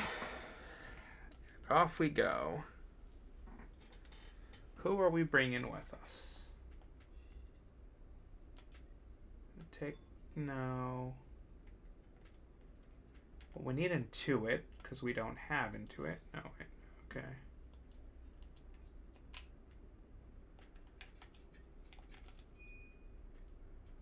Okay. So we have Interface, Endure, and Engage.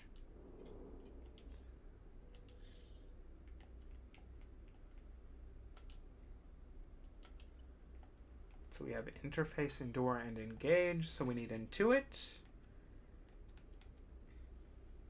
And we need...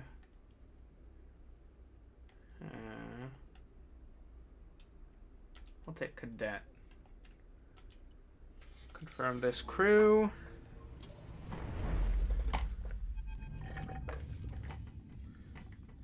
Alright, Sleeper. You want to do the honors? Seraphim is strapped in the pilot seat, guiding the rig towards Darkside. You take the strip of plastic Carmen gave you and copy the frequency into the comms from the window of the console. You type a simple message. Heading in. Good luck. The console chimes, the message is sent.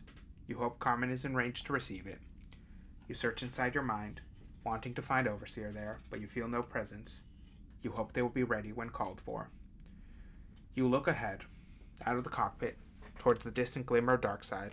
Time to take on Lane.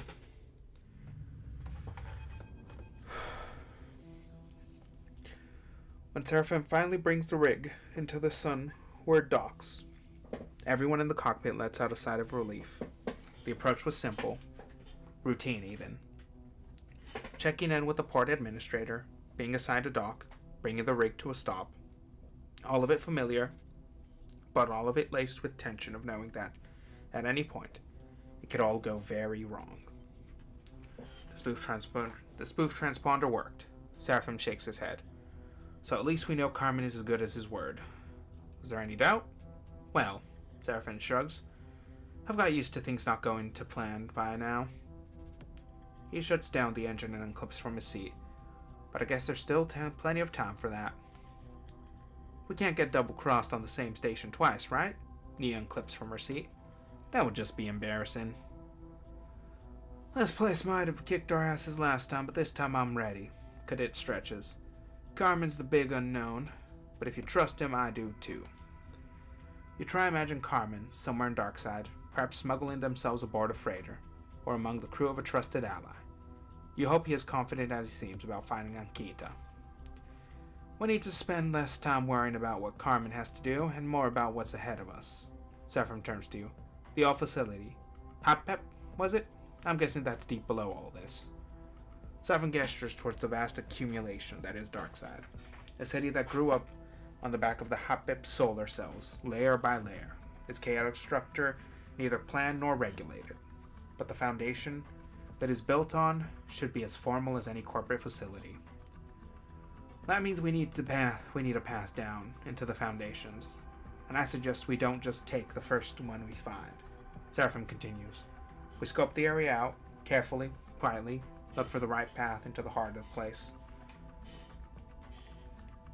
What about Utsobo? Well, thanks to the spoof transporter, they don't know we are here. Let's keep it that way. Let's just get out there. I'm ready for payback. Nia grins. Seraphim nods. I'll hold the rig down. We don't want you losing your exit route like last time. He winks. Here. He hands you a comms earpiece. I salvaged this from a suit helmet. It isn't secure, but as long as Utsoba don't know we're here, it should be fine. I'll let you know as soon as I hear from Carmen. He meets your eye. Go get this done, Sleeper. You nod. This is what it all comes down to. Okay. Sunward Darks, search docks, question crews. The path down. Broken hex. Go over the edge. Here the layers of the facility are exposed. It's possible to enter from outside and explore inwards. Analyze the layers. Okay, alright. Anything else? The underpass. Okay.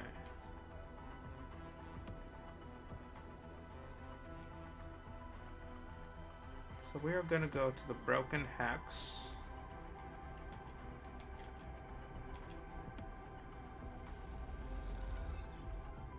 The Shattered Edge. And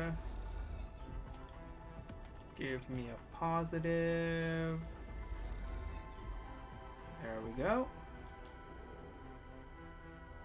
Okay, so it's the rig.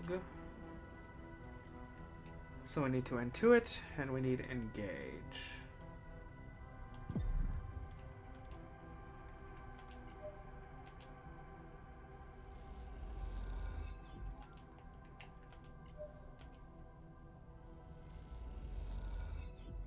Alright, and we need... Come on. There we go. And... we need interface. That's a negative. Okay.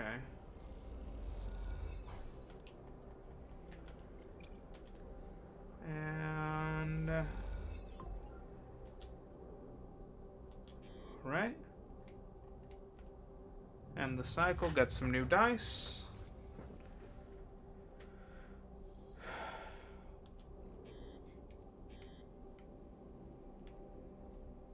Where are we? There we go.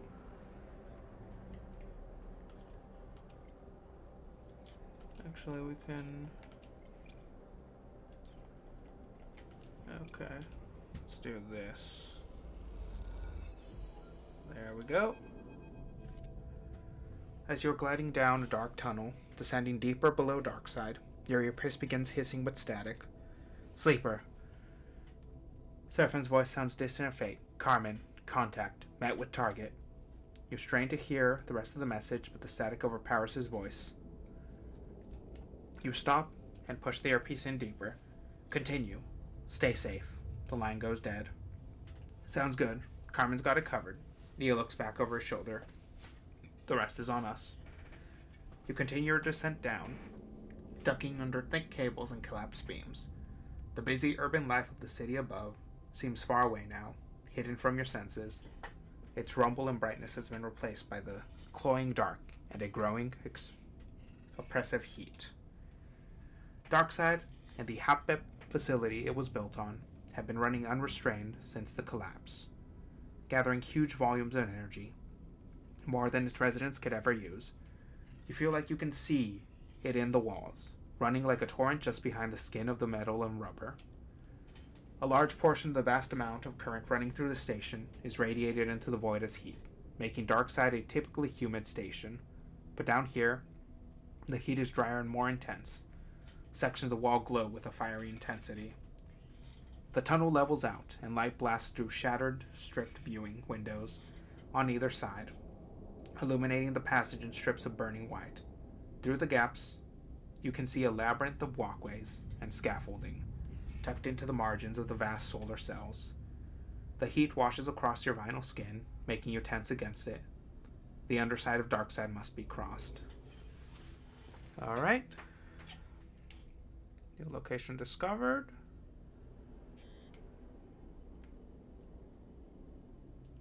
Alright, substructure it is.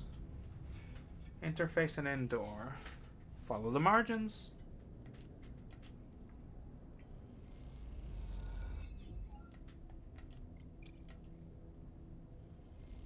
Can we do this? Oh, it looks like we're... Yep, okay. Looks like we're going to do a full... Okay, I'm not going to say anything. Not going to say anything. Not going to jinx it. In your exploration of the Hopip facility, you have seen, through viewing windows and shutters, slats, a huge blister projecting out of the, out among the hex-shaped cells. You have approached it, circled it, and now you find yourself pressing into it, through layer and layer of broken and corroded safety doors. Even if you had not felt Overseer stirring, you would know this is the mainframe. But you have felt the protocol's presence, restlessly turning over in your mind like a sleeping animal, occasionally probing your senses, tracking your progress. We feel at home. Overseer's multiple bodies stretch out their arms, as if basking in sunlight.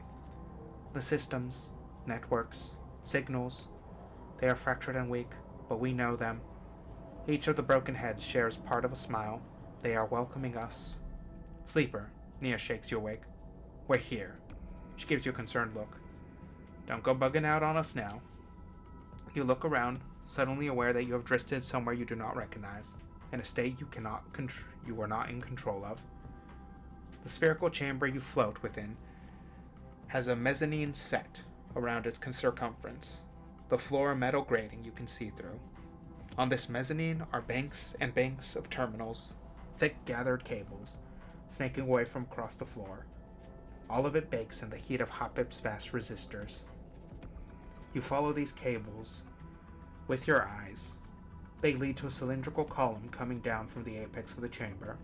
It is corroded and bent a little, with very few of its thousands of lights still flickering. Even in its decayed state, you know immediately this is the mainframe.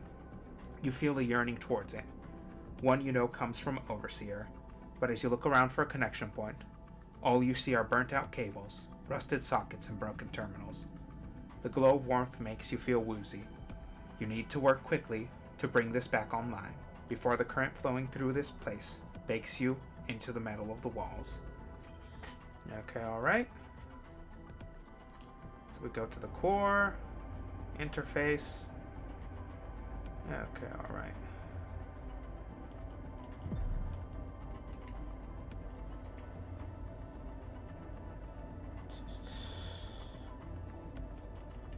Okay, so we're gonna do...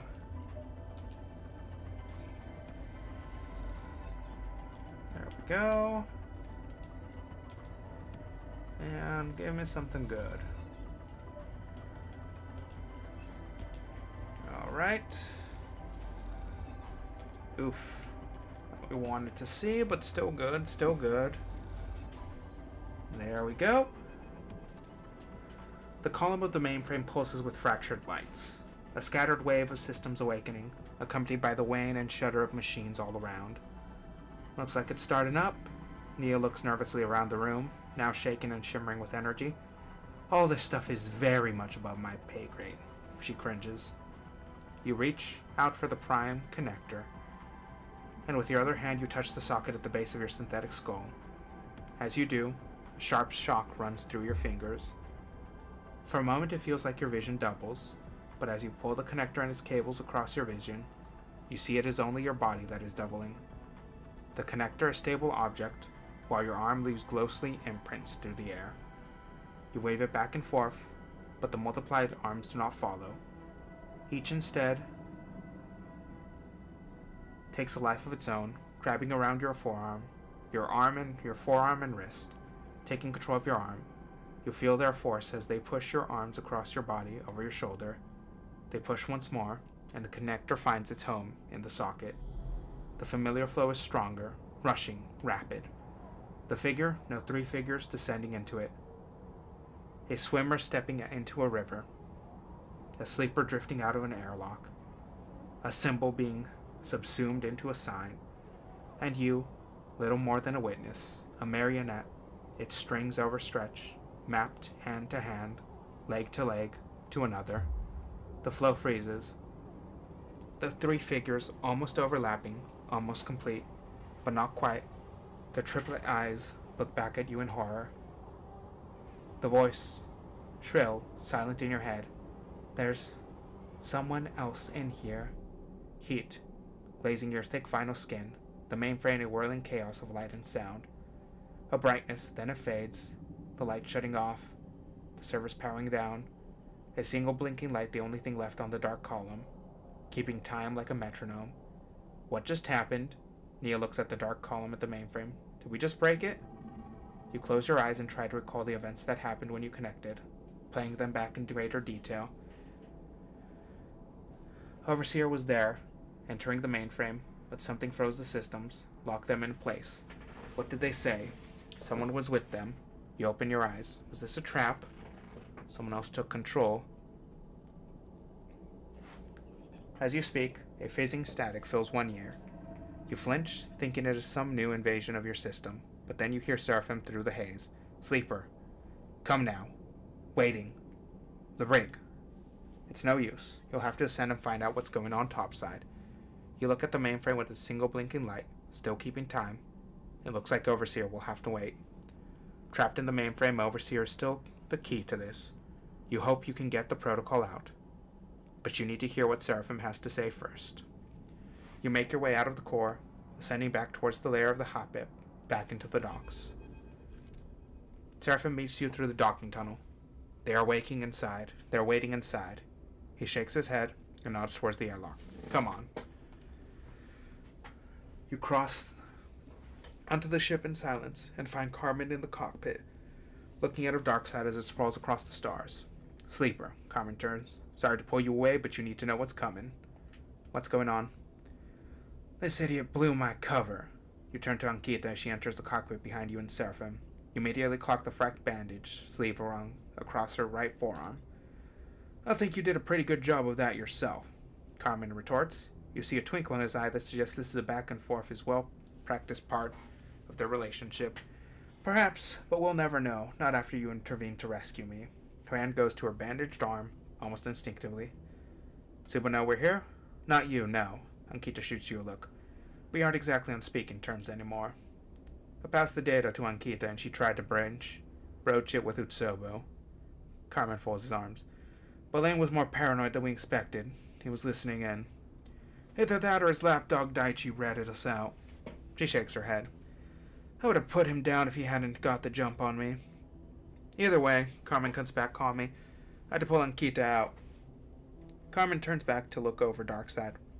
The information did get through, though, and now Utsubo is in crisis as its members side with or against Lane.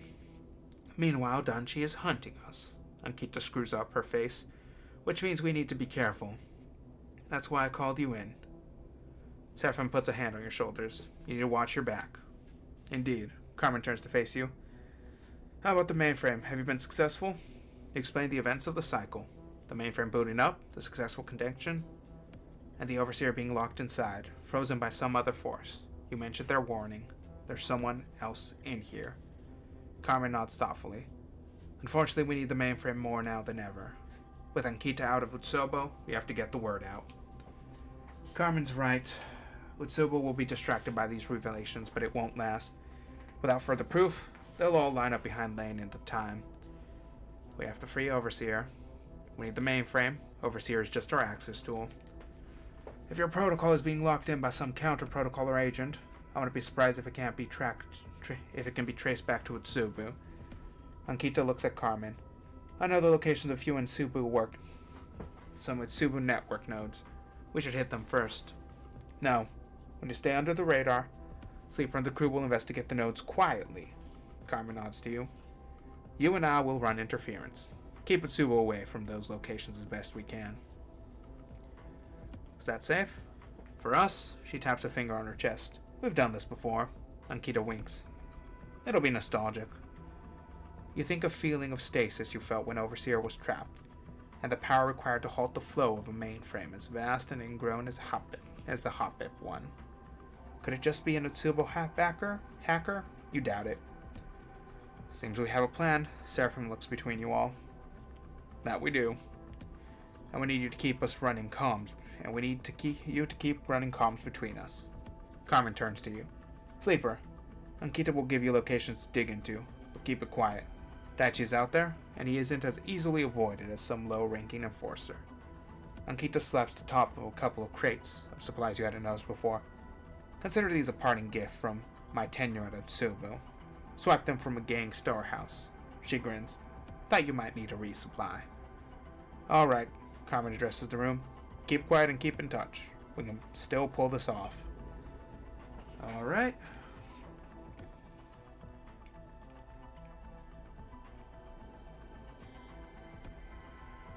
Alright, so we'll go... Well, first things first. We need to end the cycle.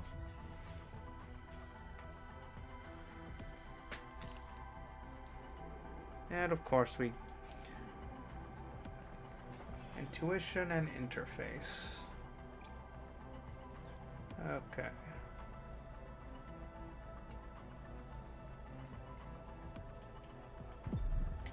Okay, so we're gonna do the intuition.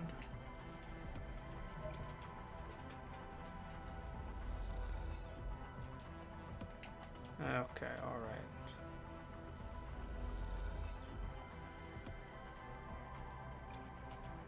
And there we go. It should only take accessing 2 network nodes to identify the protocol or agent, interfering with the mainframe. Okay, so the dock node is down. So we'll get the market node. Okay. So we're gonna interface.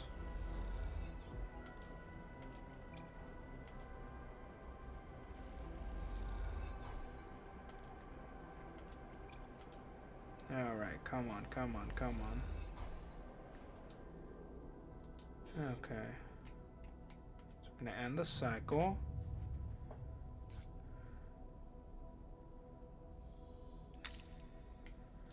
And of course it breaks another one of our things, okay.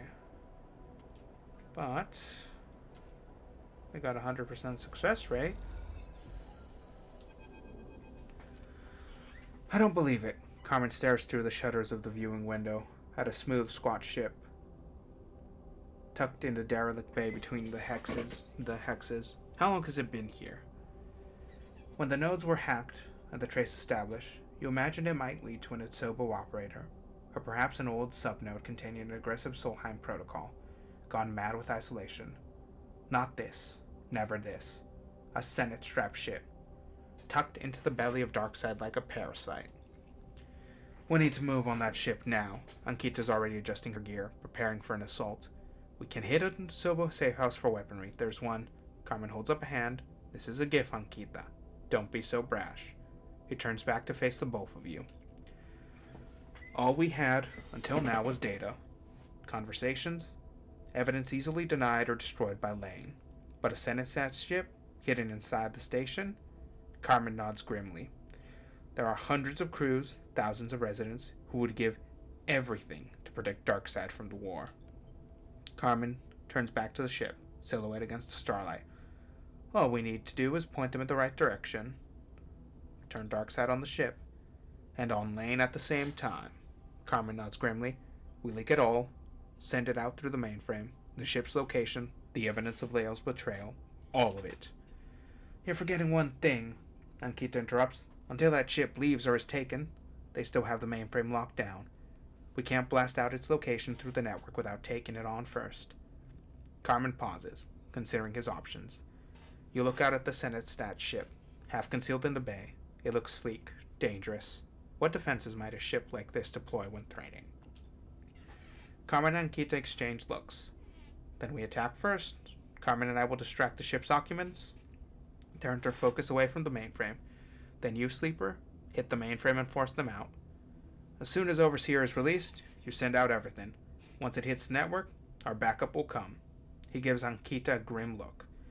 We only have to hold them off for as long as it takes the other crews to realize what is happening. The plan feels desperate, and you know that Carmen and Ankita think so too. Will Darkseid really mobilize against the ship so quickly? Two old mercs against an unknown Senate stats force feels like an unwinnable battle. We know the stakes, Sleeper. Ankita takes a deep breath. We can handle them. Ankita frowns, an unpleasant thought passing through her mind. I'd given up everything to get Utsobo out. Let's finish the job. But why? She signs. If we make it to the other side of this thing, I promise to tell you. Ankita folds her arms across the chest. Go to the mainframe and get set up. When you're ready to connect, let us know. Kane puts a hand on your shoulder. Once you start, don't stop for anything. Get the data out. He meets your eyes. We will handle ourselves. You turn and glide away, looking over your shoulder at the two ex-mercenaries as they discuss their plan of attack. Seeing them slip back into those old roles, you can't help but wonder, does anyone ever outrun their past, or is always waiting there, in the dark, to claim you in the end? Okay. So we need to interface,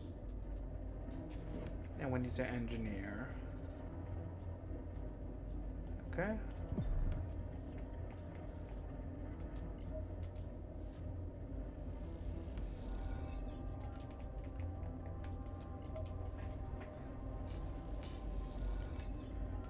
Alright, Nia.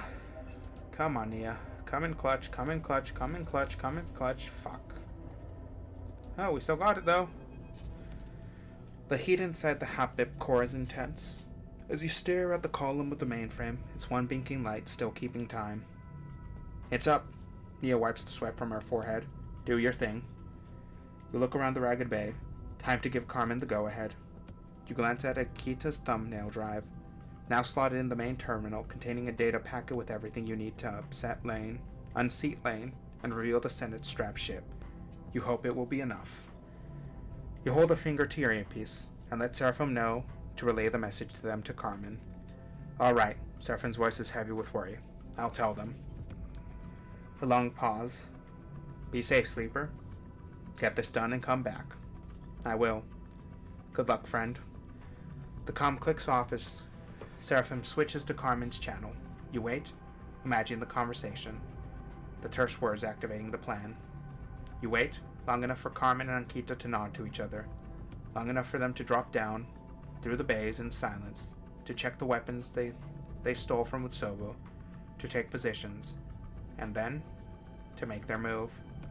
You grab the connector, hold it behind your head, close to your access port.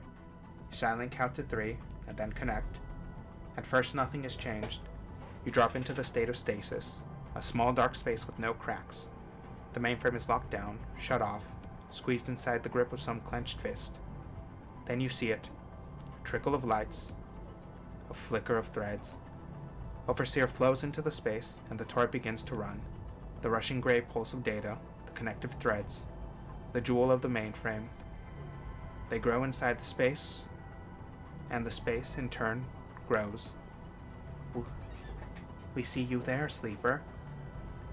Overseer separated and reforms within the extending landscape. Who is this other? An enemy. Overseer's 3 heads nod. Then we will do what is necessary. Overseer explodes. The points and lines of light that describe its human form separate and multiplying. Constellations burst outwards like a tree of stars. Overseer becomes plural. As they do, the darkness is pushed back, and the extent of the mainframe is revealed. It is a stack of jeweled surfaces, each revealing more faces as the angles change. From these faucets, threads projecting, cutting out across Darkside, paths that stretch the length of the entire station. Their arrangement is an invitation. You accept their invitation, sending yourself skimming through lines of light.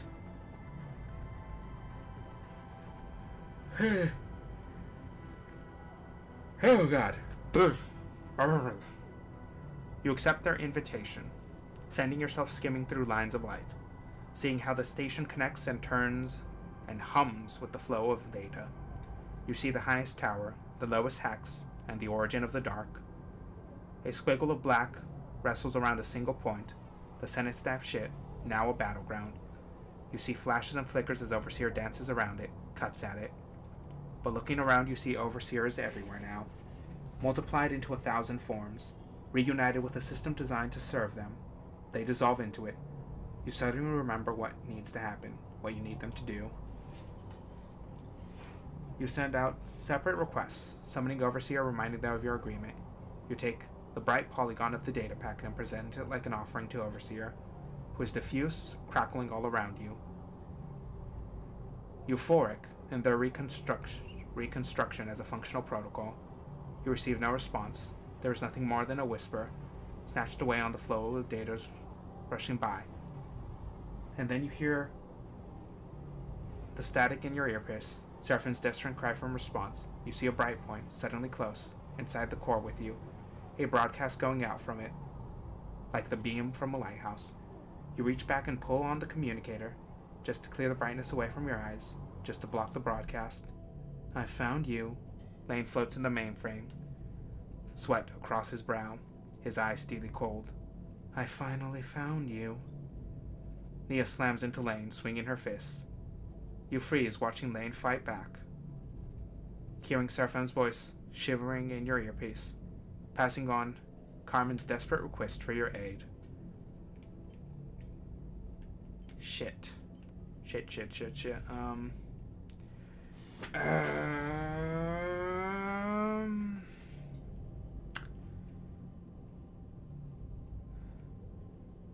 Okay, we need to finish this.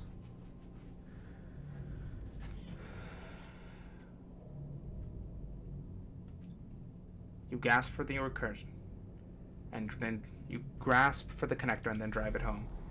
You're in the constellation of the dark side network. The exploded body of the Overseer stretched across it, as it has been anatomized. Lane is still a beacon, one that flashes close, but you do your best to ignore it and reach out to Overseer once more. Remember me protocol, you say. Remember your promise. Something begins to form, to flicker. As it does, you hear something outside the network. The bright crack of electrical discharge, the grunt of pain and impact, the silence again. The brightness grows, it draws closer, and the blinding white blacks out everything else. You open your eyes to a smile like knives. Behind Lane's pale hand, the body of a friend floats, stunned in the dark. The fingers of Lane's carrier signal reach inside your mind. You are boxed in the viewing window behind your eyes, a passenger in your own body. Lane is in control. Oh, it's so much easier now. Now that I am prepared. It's almost a seamless switch. Lane's face is in your vision, but his mouth does not move. And the duality of it, like a mirror turned to face itself. In perfect unison, you and Lane lift your hands in front of your face, and then turn them, inspecting them. You feel sickened, a flare of panic setting off in your mind. Look at this. Lane opens and closes your fists with a motion like a wave that runs finger to finger. There are improvements to be made, but this is remarkable. Lane's eyes look into your eyes, a perfect loop. I always knew your body was a gift, sleeper, from the moment I first saw you. A gift you cannot recognize because you only saw a burden, something to be escaped from, but I saw what it was. Lane's eyes flash, an opportunity.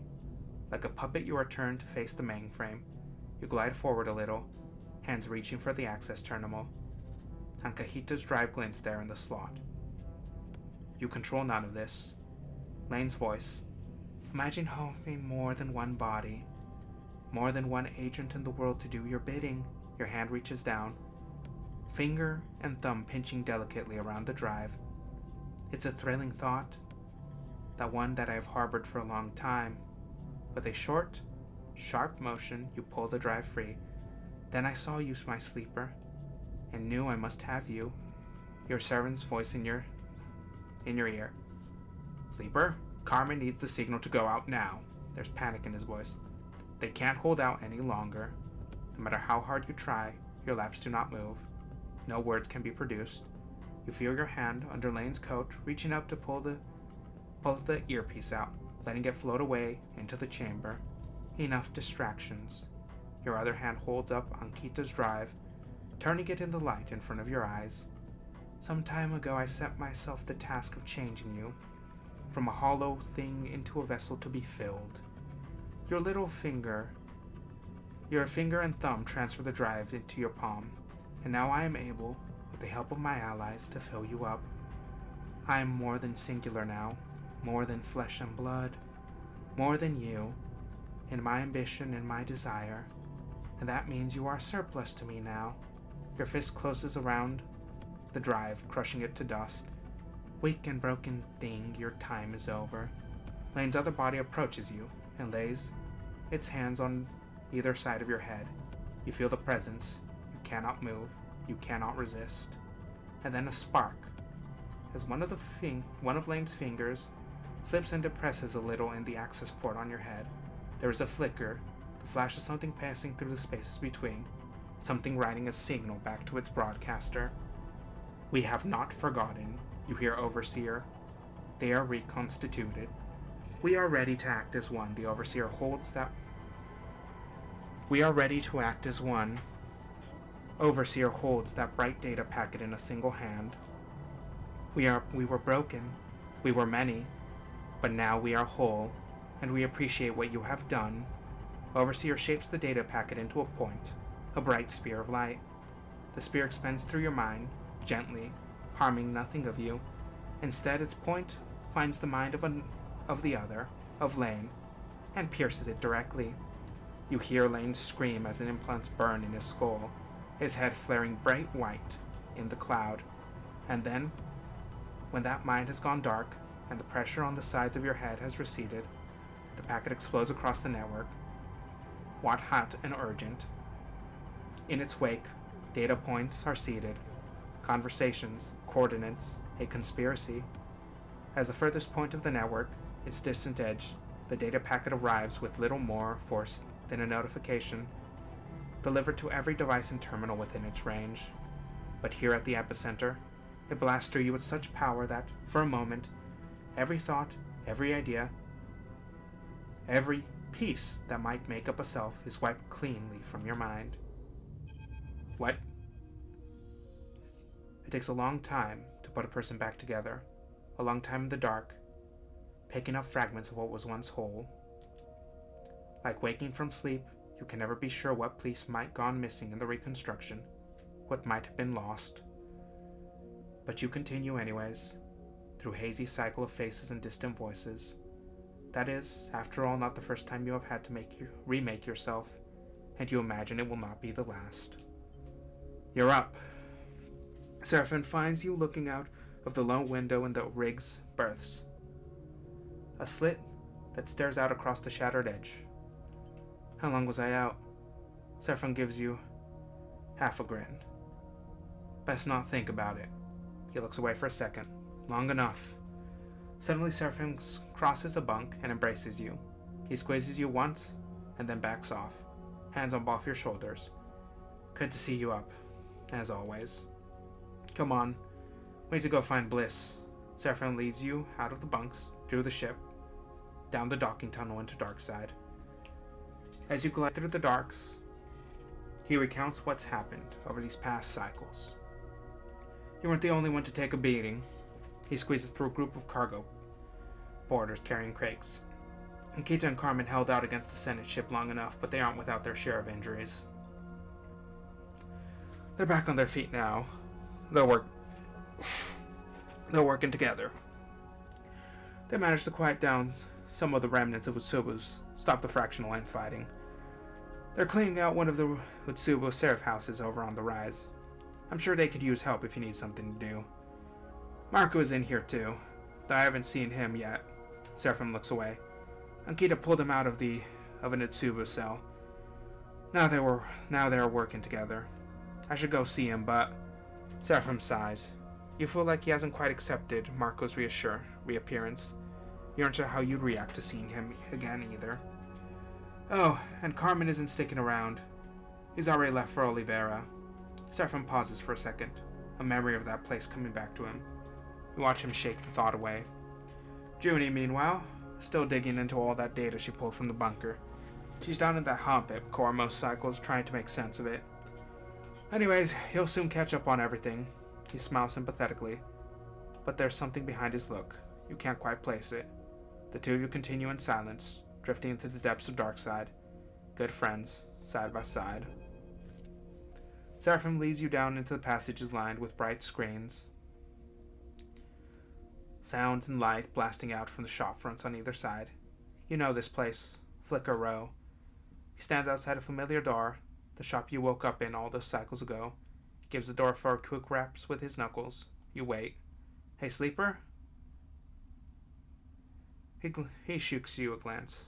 When you're ready, we should talk about the future. What comes next, all that. Whenever you like. Thanks. I'll let you know. Seraphim looks away. Sleeper. Bliss opens the door and immediately jumps to hug you. They let go sheepishly and look between you and Seraphim. First day up? Thought you'd be celebrating your freedom. Don't want to overdo it. Seraphim shakes his head. Plus there's more important stuff to talk about. His eyes shoot into the shop beyond. Bliss's voice drops. You sure, Seraphim? They just got up. Can't it wait a cycle? Seraphim looks at you. They should know, Bliss. It's important. They nod hesitantly, and they back into the shop, letting you come inside. Little has changed since you were last here. Stacks of servers, the refurbished hardware secured in the roof, and wall netting, the connectors, including the one that facilitated your reboot. Bliss and Seraphim follow behind quietly, and the atmosphere is immediately ominous. I've been keeping an eye on you these past cycles. Bliss hooks their legs onto a stool by a counter, making sure you are stable. Your frame, I'm sure you know, has been through a lot, and when the Overseer pushed Lane out, well, things got more complicated. All those changes Lane made to your system, he did it through your stabilizer. He laced it with proteins meant to alter your frame's basic function, to accept other emulations, other minds, to open you up to remote access. What Overseer did was corrected some of that, or at least wiped it from your system. But the stresses involved, and the damage to your last partial reboot, Bliss falls silent, unable to answer his own question. We need to finish the reboot, Sleeper. The one Lane interrupted. Seraphim can always be relied on to tell you things straight.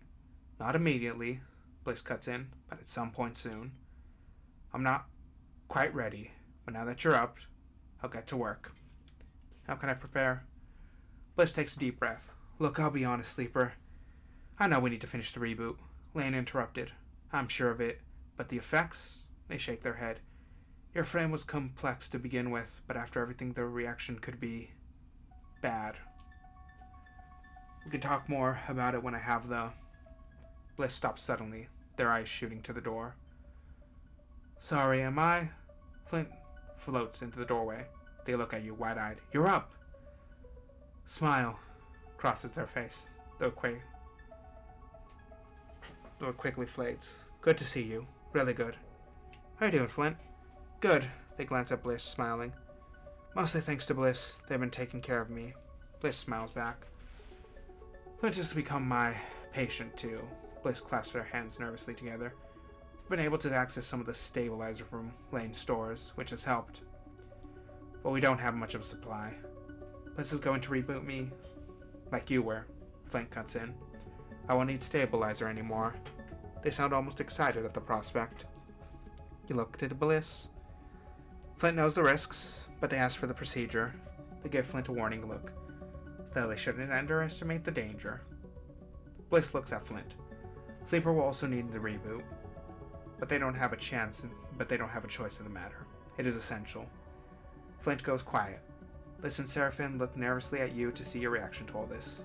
You feel like a spotlight is being shown in your face. All you want is some time alone to think. We should do it together, Flint speaks quietly. Whatever we risk it together. Let meet your eyes. I owe you that and more. Let's pick this up again in the future. Bliss tries to calm the tension. I still need many cycles to prepare, especially if I am to reboot you both simultaneously. It will be your choice, Sleeper. You decide when. They reach out and lay a hand on yours, but without this, you will soon begin a decline. I'm sorry for that. Your head spins. Seraphim slaps a button to open the door. Come on, sleeper. Let's get some air. You follow him outside, but when you get there, all you can think of is that you can't breathe. You don't need to breathe. A wave of claustrophobia passes over you. You're in control of this, sleeper. Seraphim stares at the lights and signs of the flicker row, looping endlessly. You put what you need in order, and I'll be right there with you.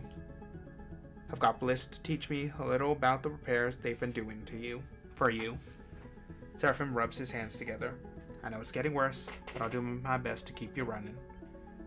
You let me know when you want to leave, and I will fly you out of this place faster than you can believe. He turns to face you, and you can go wherever you need. He frowns. There's time for us yet. Thank you. You never need to thank me, sleeper. He pats your shoulder. Just look after yourself. I was thinking. Seraphim looks away. I got a message from Oliveira. They're still getting the place together, but with Carmen heading back, the colony started a new chapter.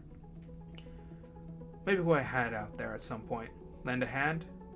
He pauses, unwilling to push it further. Just a thought. Anyways, just give the word. Seraphim smiles. We're all glad you're back. He turns and drifts away, leaving you among the cycling colors and cacophonous sounds of Flicker Row. You close your eyes and let them wash over you like a wave. There, in the dark of your mind, you search for Overseer, but the protocol does not reappear. You wonder if, in the final moments, Overseer might have destroyed themselves to end Lane. But then you feel it, a flicker nearby, a signal in the dark. You open your eyes and see something pass through the screens of Flicker Row, a shadow in all the brightness. Could Overseer still be here, in the ancient networks of Hapep? You turn away and glide out of the row. You have other things to worry about. How are you doing? Cadet finds you in the dark side thoroughfare.